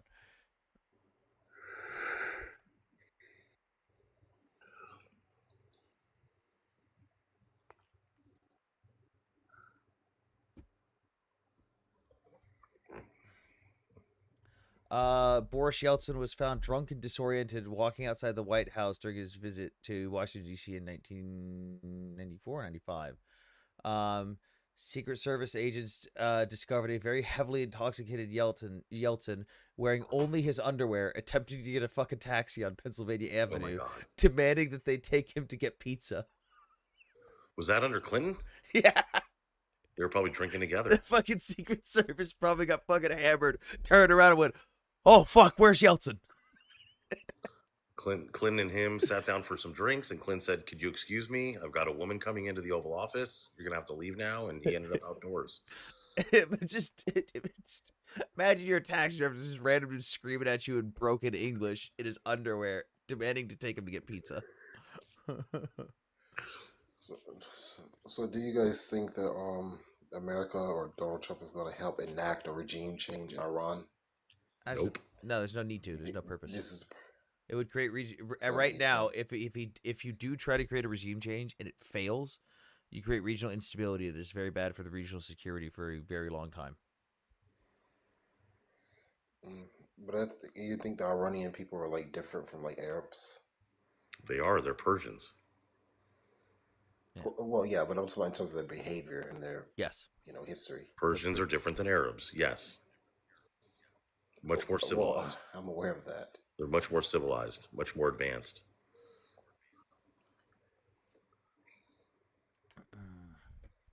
And Farsi is a really cool language, and I don't think Arabic is that cool of a language. I like listening to people talking Farsi. It's great. I tried learning Farsi and it didn't go good. Yeah, I know. Like without the Persians, like the Middle East would be nothing, really. So yeah, I know. I wonder if users figured out how to admit that he's wrong yet and pay me my $1,000. Dude, you're gonna get that $1,000 the same day I'm gonna grow my hair back. Shit. Yeah, I read the agreement. It doesn't say anything about expansion of NATO. Bro, he's showing you. He's actually showing you the word. I read the whole article, the whole agreement. But it does. NATO has expanded and will continue to expand. Like, what does that mean? Doesn't mention expansion, Hammer. It doesn't mention it. Expansion's not here. I don't know what this word is. Expanded? That's not the word expansion. He's going to go, well, expand doesn't mean expansion. No, expanded doesn't mean expansion. Like, what the fuck?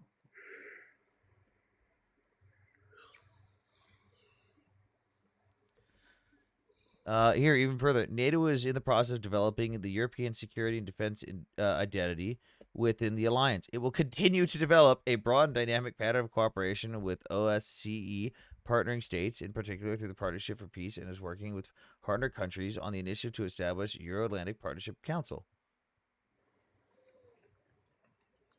Like BRICS. What happened to BRICS? Oh, they've made a bunch of fucking promises and fucking flatlined. Dude, they just had a conference, and in Brazil, Putin didn't go and Xi didn't go, and Xi sent some like low-level guy for it. Like they're out. Yeah, I mean, fucking even Taiwan saw it and was like, you know, maybe I should join BRICS and just fuck with everyone and take their money. Like, fuck, 2 of the countries in BRICS are in war with each other. Like BRICS is like announced in the proxy war. NATO doesn't have a proxy war. BRICS has announced that they were going to release their own currency. They announced that they were going to release their own fucking crypto coin. They announced they were all going to stop trading in the dollar. They haven't done any of those things, and they've re-announced those dates multiple times. What happened to Germany? How many workers they lost last month? What the 100,000? Fuck? What does this have to do with what we're talking about? It does have to do. European countries, the economy is going backwards as well. So if BRICS is not doing well, what's NATO countries are doing? What does it mean? Continue to expand. What does that mean? You're not going to be expanding. What does continue to expand mean? What does it mean? Continue to expand. That's what it means. Sort of like expansion, right? Mickey, don't. Expansion, yeah. Yeah, so it says that right in the document, right? No, that doesn't say anything about expanding NATO. It says it right in the document, dude. He just showed you. Hey, user, I'm Just showed you. expanding just listening to you. Read the document. He just showed it to you. Do you think Russia will sign a document like that He anyway in the just first place? showed You it think to Russia will you. sign a they signed I don't know it. what's. Okay, we're gonna. I read the agreement. Okay, hang on. I don't know if you just don't have good reading comprehension then. NATO. There you go. It's right there at the beginning, dude. NATO has expanded and will continue to do so. What does that mean for like normal people? And then, guys, let's entertain him and read the whole paragraph. Oh God, no! And then then you show me. And then you at the must be bottom, showing me another agreement or at something. the bottom here, look at this. At the bottom, hey, look, there's Boris Yeltsin's drunk ass signature. It does kind of look Hammer. He might have been drunk. He might have been drunk when he signed this. Hammer. Look at that. He was drunk. Look at it. Look at how fucking wiggly it is. I mean, dude. Yeah, he was always drunk. Every meeting with Slavic forces that I ever was at, like vodka was involved in the field in war. All right, I'm gonna go fold laundry because that's way more interesting than talking to this numbnuts over here. Hammer, I just got here. I gotta go fold laundry. I'll be back. No, he's talking about user. Hurry up. That's what women do. But okay. What? You don't fold your laundry? I literally wanted to come up because Hammer was here. Wait, you don't fold your own laundry? Who doesn't Hammer fold? got afraid. What? He's afraid. Why don't you Not just really. why don't you just fold your laundry? Well, I do sometimes, but that's what women do, though. I let my What? girls do it. Yeah, that's what women do. I do No. it sometimes, not always. All right, shut up. Listen, the entire audience, a very alpha male thing to do God, is we're know not- how to clean your own house and fold your own laundry and do your own laundry. I would just say fragile. cook I too. wouldn't even say alpha and That's what- beta. I wouldn't even say that shit. I'd No, just I know, I just don't say subscribe fragile to that. masculinity. You're so fragile and so sensitive that what do you think people are gonna think you're fucking gay if you fold laundry? Hey, Let's be Sam, fair, is it is that masculine? gay to do house? Wait. chores? You said is folding laundry masculine? It's nothing. It's folding Yeah. fucking laundry. Yeah, it's taking. That's what Wait. women So do. hang on. If you're single and you live by yourself, you go, oh God, I guess I can't fold my clothes. There's no woman here. But listen, No, bro, I no, just no, put for them in real. like Like a dresser. for real. When you are single, you are living alone. Do you just go, fuck? There's no women. I can't fold my clothes.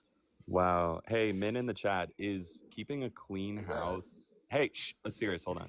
Is keeping a clean house gay or feminine? Please let us know in the chat. Especially if you live alone. Hang on, Especially if you live alone. Mickey. Someone did have a point. Someone in the chat says, "Pay the Chinese to do it."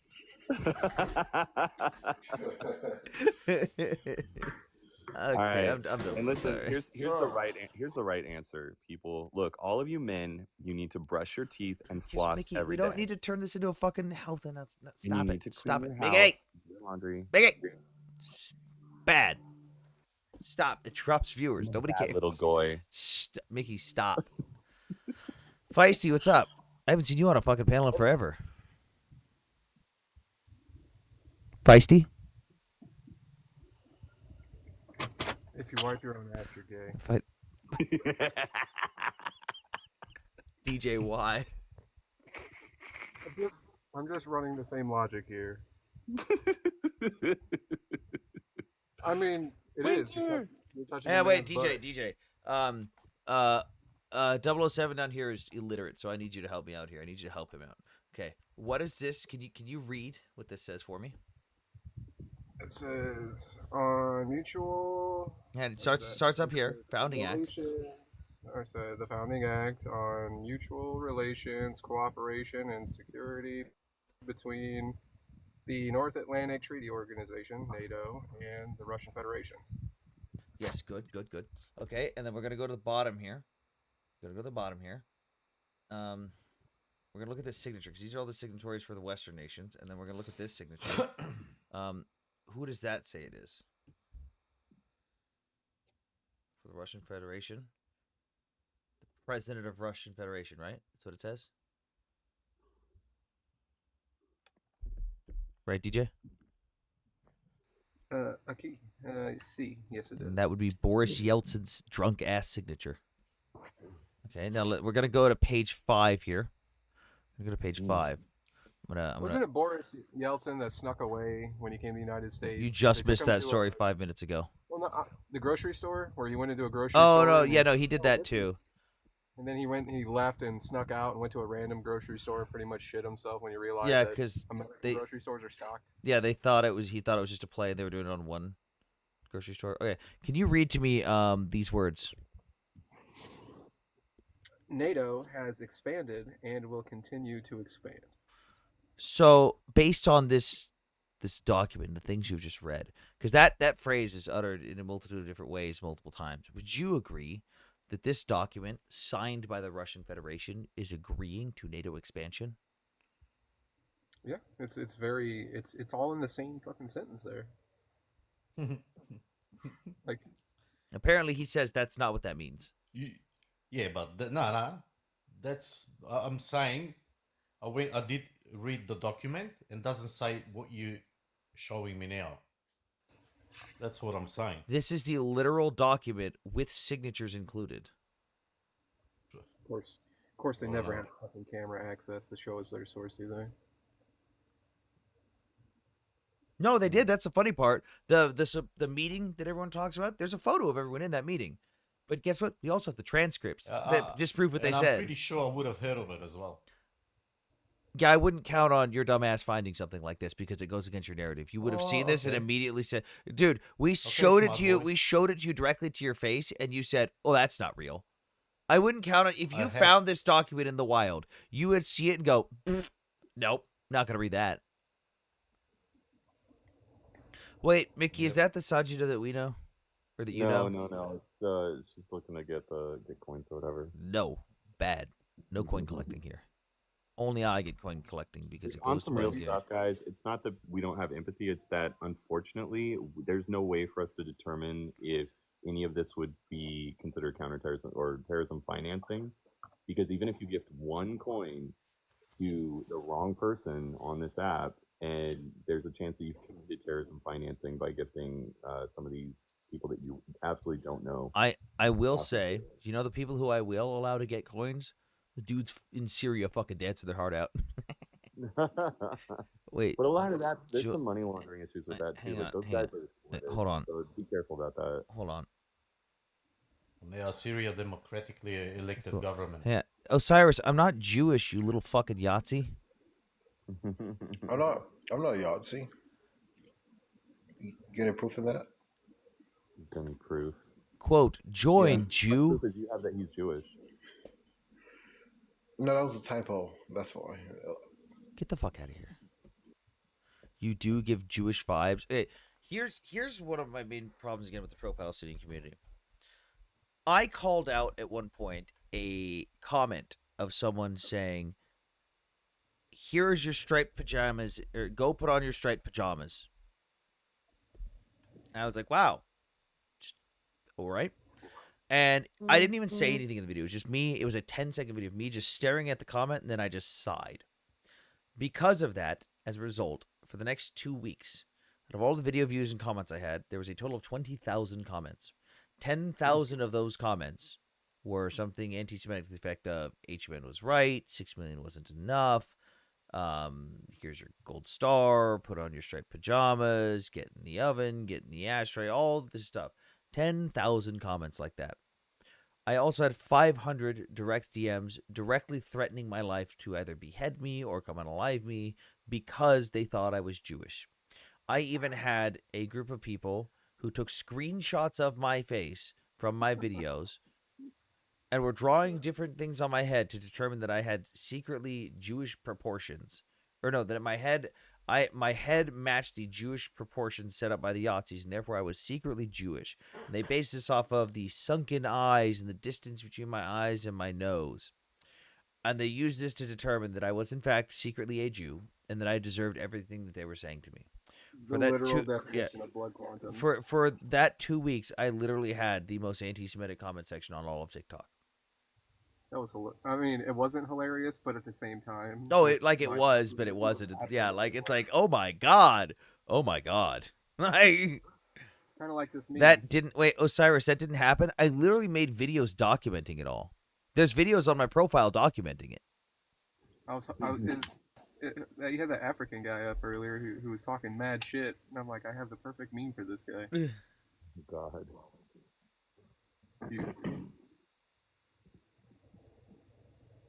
Yeah, y'all need to stop being obsessed with Jewish people. Osiris, I literally. No, I think you're capping. Okay, I so think you're capping, so brother. Osiris, That happened. there is literally a video on my profile. You can go view Obsessed. it, where I have all the screenshots and I go through the comments and I even scroll through the comments that were on some of the videos, and I even show the people who are posting those things. That is an actual thing Okay, that show happened. your DNA test then. Why not show your DNA test? Because I'm Just not prove it that you're fucking. not Jewish. I don't have a DNA test. I have my family Bible. I have my records all the way back to fucking 1100. Okay, all right, just get a DNA test and then just show it online. That's Yeah, it. So people will start I'm calling not you Jewish. giving a fucking company that doesn't give a shit about my privacy, my fucking DNA. I don't do that shit. Well, show your family records. Just show your family records then. Okay, you can go look at some of the founding people from our country. Roger Sherman, the only American to sign all 4 founding American documents. You can look at General William Tecumseh Sherman. Those are both my direct relatives. You can trace through their family tree all the way back into England and Germany, and the farthest back that I have gotten is to 1100 in England, France, and Germany. My family has zero relation to the Jewish people. Okay, if you say so. Why right. would I lie about that? I'm a random agnostic saying, white if you say dude in so. America. Well, I mean, so most of the comments like came from your people, your community, the white community.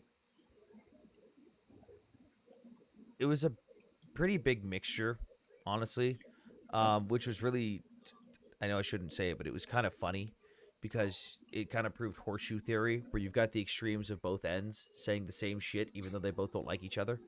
Like, I was on a live with someone who had an actual, like, blatant neo-Yahtzee on his live and showing his tattoos and all. And he openly said one of the funniest things I think I've ever heard a neo-Yahtzee say. He goes, you know what? It's really weird. My biggest competition in hating Jews is a blue-haired lesbian. And I just, I could not believe he said that. I was like, what the fuck? Like, I was dumbfounded. Why do most anti-Semites seem to come from your community or the white community? Most? I'm sorry, have you been to the Middle East? I didn't know white. I would say most in America. Most in America. Well, let's that might be what you see, but that would be anecdotal. Like, if you go to the Middle East, though, that's not the case. So most anti-Semitic groups in America are not majority white organizations. Or majority Well, we're not white. speaking of just America. Can you ask him Right. to bring a source for your claim? Like, where are you getting that information from exactly? I'm really asking a question. I thought it was. No, I don't know. Well, the common knowledge would be based off of a statistic or something. I don't know who the majority. I would assume that in America specifically, yeah, the majority of people that are anti-Semitic probably are white. There's probably a lot of neo-Yazis in there, and there's probably a bunch of just super white savior liberals that end up being Yazis. But when it comes to other countries, especially in the Middle East, no. Actually, in the last 2 years, I would say that it would be beyond the heavy majority on the left. What's the It's probably even. What's the left and what's right. the word where it's really funny because so there's all the anti-Semitic tropes like Jews run the banks, Jews do this, Jews do that, and the people who believe that stuff, the tropes against Jews, inherently believing anti-Semitic rhetoric, are ignorant. But they believe it in a bad way, like, oh my god, this is bad, because obviously if those things were true, it would be bad. It's really funny. What's the is it philo-Semitism that the Chinese do? Is that what it is? What? Oh, where they yes, like they highlight them. They put them on a oh yeah, pedestal. it is philo. Koreans. It is philo-Semitism. No, it's mainly Chinese. So really, the Chinese believe the same exact tropes about the Jewish people. Like all the they own the banks, they own this, they own that, but they think it's a good thing. They're like, damn, look at you Jews go after everything you. It's like after everything you've been through and you're still this successful. Hell yeah, brother. And it's like what? Like you shouldn't believe this stuff, but why? I mean, if you think about it, if you are a minority, they would make the perfect Shabbos school. We got Sino Shabbos. I mean, is it anti-Semitic to dislike Jews because they're religious? Huh? Why would you care if Is they're it? religious? Well, not all Jews are Well, religious. what about if I just? Well, I'm aware of that, but like, for example, if you just like, well, let's say if you just like religious Jewish people, How about you just What- is avoid that them? anti-Semitic? How about you just How about you just disagree avoid with their them? faith, but not dislike them as people? Or just leave them alone. Because it's not Well, your I mean, problem. it's. I mean, Well, I'm just saying I'm not exactly. Christian, but I don't hate all Christian people. I'm not Jewish, but I don't hate all Jewish people. I'm Yeah. not Muslim, but I don't hate all Muslim people. If I don't feel I like just talking don't to agree with Christians, I their just don't go to religions. church. It's that No, but the simple. religion the religion can be evil, or it can contradict with your worldview. Okay, so go worry about the majority world religions like Christianity and Islam first. And You do Judaism is realize- not just a religion. Gigi, No, are we, serious. you're on the panel, right? I think we're in your pocket right now, Gigi. Just mute him. Yo. Christ. All right. Hey, yo. So you do realize? No, serious. do- I need you to stop. I need to spell this out again. Judaism is not just a religion. It's an ethno-religion, and in that same vein, okay, it is a set of rituals and practices that even if you are a secular Jew, are still part of your culture and heritage. Most secular Jews I know still practice Shabbat, still have their Shabbat dinners with the whole 9 yards, okay? Like, that is the difference. It's sort of like a tribe with its cultural rituals that are inherent to its tribal identity. So do not conflate Judaism, even though some Judaism is faith-based, okay? Do not conflate that with a world religion like Christianity or Islam. It's a closed practice, okay? Judaism is a closed practice. It's a set of rituals. It's part of a tribal identity, okay? Do not conflate it with these massive world evangelizing and imperialistic religions. No, and to respond before the new person goes, someone in chat says, "Can we leave them alone? Given they are in high positions of power, even enacting laws against anti-Semitism." That's not true. It's not. There's different people of all different makeups in positions of power. Jews don't hold, like, Jews aren't fucking. If Jews held all the power like you guys say they do, how would you guys be getting away with what you're saying right now and all the fucking tropes and all the shit that's going on? Do you really think there'd be protests for Palestine and for like a free Hamas and all this shit and for the IRGC if there was actually fucking Jewish people in charge of all this shit? Do you really think they'd allow that? They don't control like the world, but the Jewish people are overrepresented in certain industries. Overrepresented. Oh my God! Yeah. Yes, in certain industries they excel. but they're In overrepresented. certain industries they excel, so therefore they have better representation because they excel more than certain other people. Okay, so again, Serious, hey, actually, let's put a positive spin on this. Serious. So if I'm you just are here a- to say Michael is full of shit. Ali, wait, who the fuck are you? Go back to your So much Arab shit. imperialist ways. Wait, hold on. Who So much shit, Michael. So This much. is Ali. Who are you? Another rubble Get the farmer. shit out of your mouth, Mike. Let me finish talking hold Get on. the shit out of your mouth, Michael. Hold on. Oh, geez, I forgot my train of thought. Get the shit out of your mouth, Mike. Ollie, So is this Come on, Michael. Take that shit. DJ? Hold on. Before making Hold on. Ollie, dude, I don't even know who you are. Is this what you normally do, where you just come up and interrupt people's panels? Anthony, you're as much as full of shit as Michael too. Okay. Both of you, take that poop out of your mouth. Come on, I take the do poop out have of to your go mouth. take a shit. Do you enjoy eating poop? Are you into Ollie, scat? hey, Take the I shit want out to of your point mouth. out Ollie has scat fantasies about me and Anthony. That's crazy as hell. You guys understand scat play, right? Okay. yeah, but again, so like if you're in a certain industry, Florida, Cyrus, I just have a quick question. Easy one. Do you know what the most successful demographic in the United States is? So full of shit. The Jews are the most successful. The Jews. It's actually Asians. But Okay. yeah, I was sort of say Indians probably. But okay. Actually, No, Indians it's do have a very Asian high specifically. Indian immigrants do have a very high success rate. They Well, do. They're like. I think Indians are highly because they represented. chose by the caste system. They chose by the caste system. That's why. No, Okay. Indians are highly represented in like Silicon Valley and startups. And things Because like of the caste system, they chosen by the caste system. We don't No, have they a did we not. don't That's have why. a caste system. I know, but the ones that come over here like are like part of the upper Jesus caste. Christ. That's why they're going to come over here. No. Hey, Osiris. Oh, I remember what I wanted to say. Okay, Osiris, listen to this. What do you mean no? Osiris, I want you to listen to something. This is kind of important to think about. So, remember, Jews were always a world minority and a regional minority, right? Now, when they were pushed out into diaspora, they had a culture of learning to read and write, a culture of literacy in multiple languages, right? In Hebrew, Aramaic, and whatever the local languages were, right? Oh shit, If we hit you 100,000 have a likes. When the high fuck did that rate, happen? if you have a high rate of literacy is a part of your culture, what kind of position does that put you in regards to the majority people and the governments and things that you are under in those ancient countries? Like, dude, like Osiris, as an example, in Israel, they teach like fucking cybersecurity in like 8th grade. That shit's insane. You know what I was doing in 8th grade? Taking a fucking typing class. How the fuck do I use this goddamn thing and type in HTML?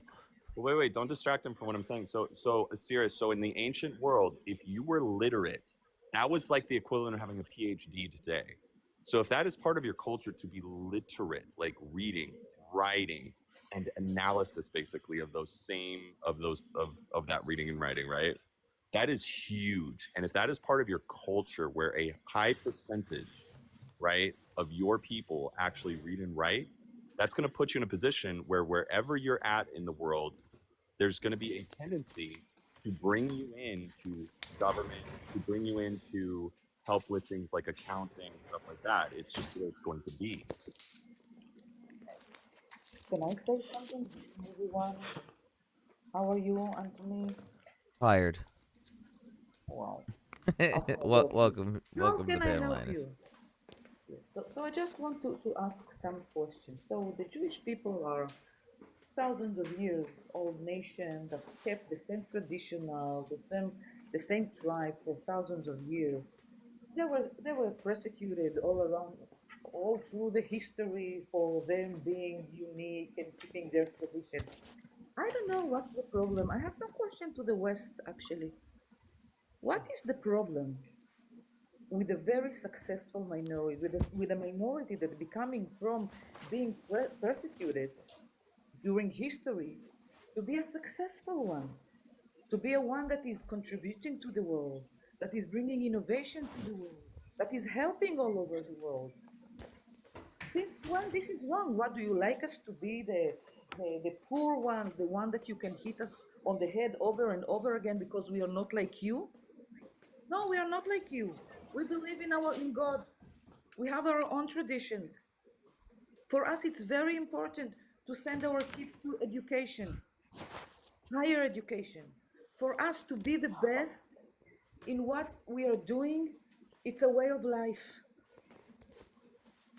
You want to wrap up all kind of conspiracy theory around it? Go ahead, it's your problem. I want more Zionists in the world. I want each and every country to be like the Zionists that took that land that was nothing. Well, Nothing. Mickey, what have I said about the voice? And made it. No, that's not the voice. And made it. What? I was But going if to you tell don't you. like Judy, Hey, if you don't serious. like Hold Judaism, on. I'm talking to Linus. So, Linus, the other thing too is like more Zionists in the world is simply a matter of supporting a tiny minority in the world in having their homogeneity and indigenous rights. No, That's I'm all saying, it is, and a lot of people don't get no, that. I'm referring to Zionist as what Zionism achieved, not Yes. the homeland for the Jewish people. What Zionists achieved? Only 70-year-old country, young country, is leading the world and contributing to the world more than any other minority. I think maybe I don't know the that's Eastern are not doing true. a little That's not bit true. more. Okay, it's not true. In every field, from psychology to medicine to even entertainment, whatever you want, because we are educated to be excellent in whatever we do. Hey, To Osiris, achieve, let me. to be If excellent. we And we if built we that were country. We built that country from nothing. There were swamps if here, swamps with And Anopheles. and Linus, like Osiris needs to understand, like some of the most important industries today, or some of the most important technologies that you're going to find today, right? Especially to address things like climate change. All right, you have agricultural technologies and practices that Israel pioneered. You have cybersecurity innovations that Israel pioneered, and is one of the largest investors in things like cybersecurity and AI advancement. You have biotech. You have a lot of biotech and other micro. Is it microchip technologies? Is that I can't think of the space. Semiconductors. Right, Of course, semiconductors. Oh, serious. of A course lot you of can things that you think. rely on. Hold on. A lot of the things that you rely on came through Israel and/or collaborations with Israel in order to produce those technologies, not just military technology. And by the way, one of the ways that we, the U.S., benefit from the innovation that comes out of Israel is also Israel's engagement, especially with technological diplomacy, with other nations that then become more advanced in their agricultural practices and other things and are able to trade with us To the person that says as a that's third party. Taiwan for I don't know hey, if you guys, know, but for example, hold on. To the person that says that's Taiwan for semiconductors, Taiwan is a producer of a lot of semiconductor chips. They make the physical material, the physical item, but a lot of the architecture for a lot of modern day chips that are made even outside of Taiwan at companies like Texas Instruments, Intel, Micron, all other sorts of fabrication companies in America, the architecture for those chips is designed in Israel. but in the philosophical way, I want to see more minorities becoming quote unquote or going in the Zionist way. I would like to see the Yazidis, for example, Yes. becoming a very successful minority. I would like Mhm. to see the black community in the United States becoming extremely successful. And I they would do have like to great see examples, each, Lioness. They do just have a great minute, examples. I would like to see each and every oppressed minority doing what the Israelis and the Zionists did, took their own destiny in their hands and build it and contributed to the world. Do you know that in Africa, in the most remote places in Africa, they have water because Israeli systems? North Do you know America that they too. have cellular phones? They have cellular phones because Israeli companies came and, you know, put the nets there. Do you know how many Israeli hospitals, very modern hospitals, there are in Africa, which are Israeli hospitals with Israeli doctors running it? Mhm. You're jealous, people in the comments. You're jealous. Take your own life in your hands and do the same. Become extremely excellent. Think how you can contribute to the world, not with your hate, not to hate someone, not to, with the conspiracy theories about why they became so successful. That will not lead you nowhere. That will lead you to the dumb hole that you are staying right now. Look at all the Arab countries. Look at them. This is what you want Israel to be? No, we are not going to be a shithole place. We are going to be a beacon of light and success to the world. Now you can look at us and achieve the same, or you can look at us and hate us. To tell you the truth, me as an Mhm. Israeli, I don't give a damn. Hey, Linus, I was just going through some of the top countries that have benefited from Israeli technology diplomacy. So number one is the United States for cybersecurity, defense tech, AI, joint R&D. India, sectors that have benefited greatly from Israeli technology diplomacy or precision agriculture, irrigation, homeland security, AI. United Arab Emirates, agritech, desalination, technology, fintech. Morocco, water management, agriculture, AI, training, defense. Rwanda, public health. I think these are some of the hospitals you're referring to. Smart agriculture, renewable energy. Brazil, agricultural tech, water reuse system, defense systems. One of the ones I know personally is Costa Rica, benefited back, going back all the way to the 70s in terms of water and agricultural management and started producing, this is just one tiny example, they started producing more pineapples and those pineapples began to be traded to Israel and other countries. So multiple countries benefited, including Israel itself, from its technological diplomacy. Kenya, irrigation, solar energy, public health. Azerbaijan, defense, cybersecurity, agriculture. South Korea, AI, robotics, biotech, cybersecurity. Germany, defense, clean energy, industrial automation. Here's some other mentions. Singapore, cybersecurity and water tech. Colombia, smart agriculture and crime prevention. Vietnam, aquaculture. Oh, that's a big one. And medtech. Ethiopia, training programs in health and agriculture. So on that note, And we are a tiny Israel's country. good. Israel benefits people, and people are just being fucking stupid for absolutely no reason other than they hate the Jews. I'm sorry to interrupt you guys, but we're at the 6-hour mark right now. It's 4 a.m. I have stuff to do today, so I got to get to bed earlier than normal. We'll be live again tonight, or probably like in the evening, maybe 8 o'clock Central U.S. time. So drop a follow if you guys want to see more. Go watch some debunking videos on my channel if you want to know more about Ukraine and the war in Ukraine. I've got a pinned video on my profile that talks about the basics of the war, the basics, the documents. It's like the I know nothing. Here's how to get caught up with the basics. Yeah, but thank you for everyone that came up. I Hey appreciate Sam, it. one quick Thanks, comment. I One quick guess. comment from the comments. Hey, one quick comment from the comments. Winter says Lioness gives fairy godmother vibes, and I love it. Israel, do it Winter for loves That wasn't profit. funny. That wasn't even funny. It was Okay. cute. Oh, serious? Shut up, dude. Let's get out of Anyway, here, that dude. was cute, Lioness. Okay. Winter likes you. Thank you. Thank you The for user everyone. Thank fallacy, you, Anthony, bro. for Yes, letting it's me always up. nice to have you up, Lioness. Have a good night, everyone. Have And a to the good night. panel, Allahu Akbar.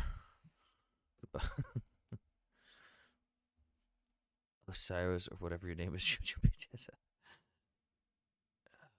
Ollie, quit being pathetic and being in my request. I just said I'm ending live. Good night, everyone. And good night, everyone on the other platform.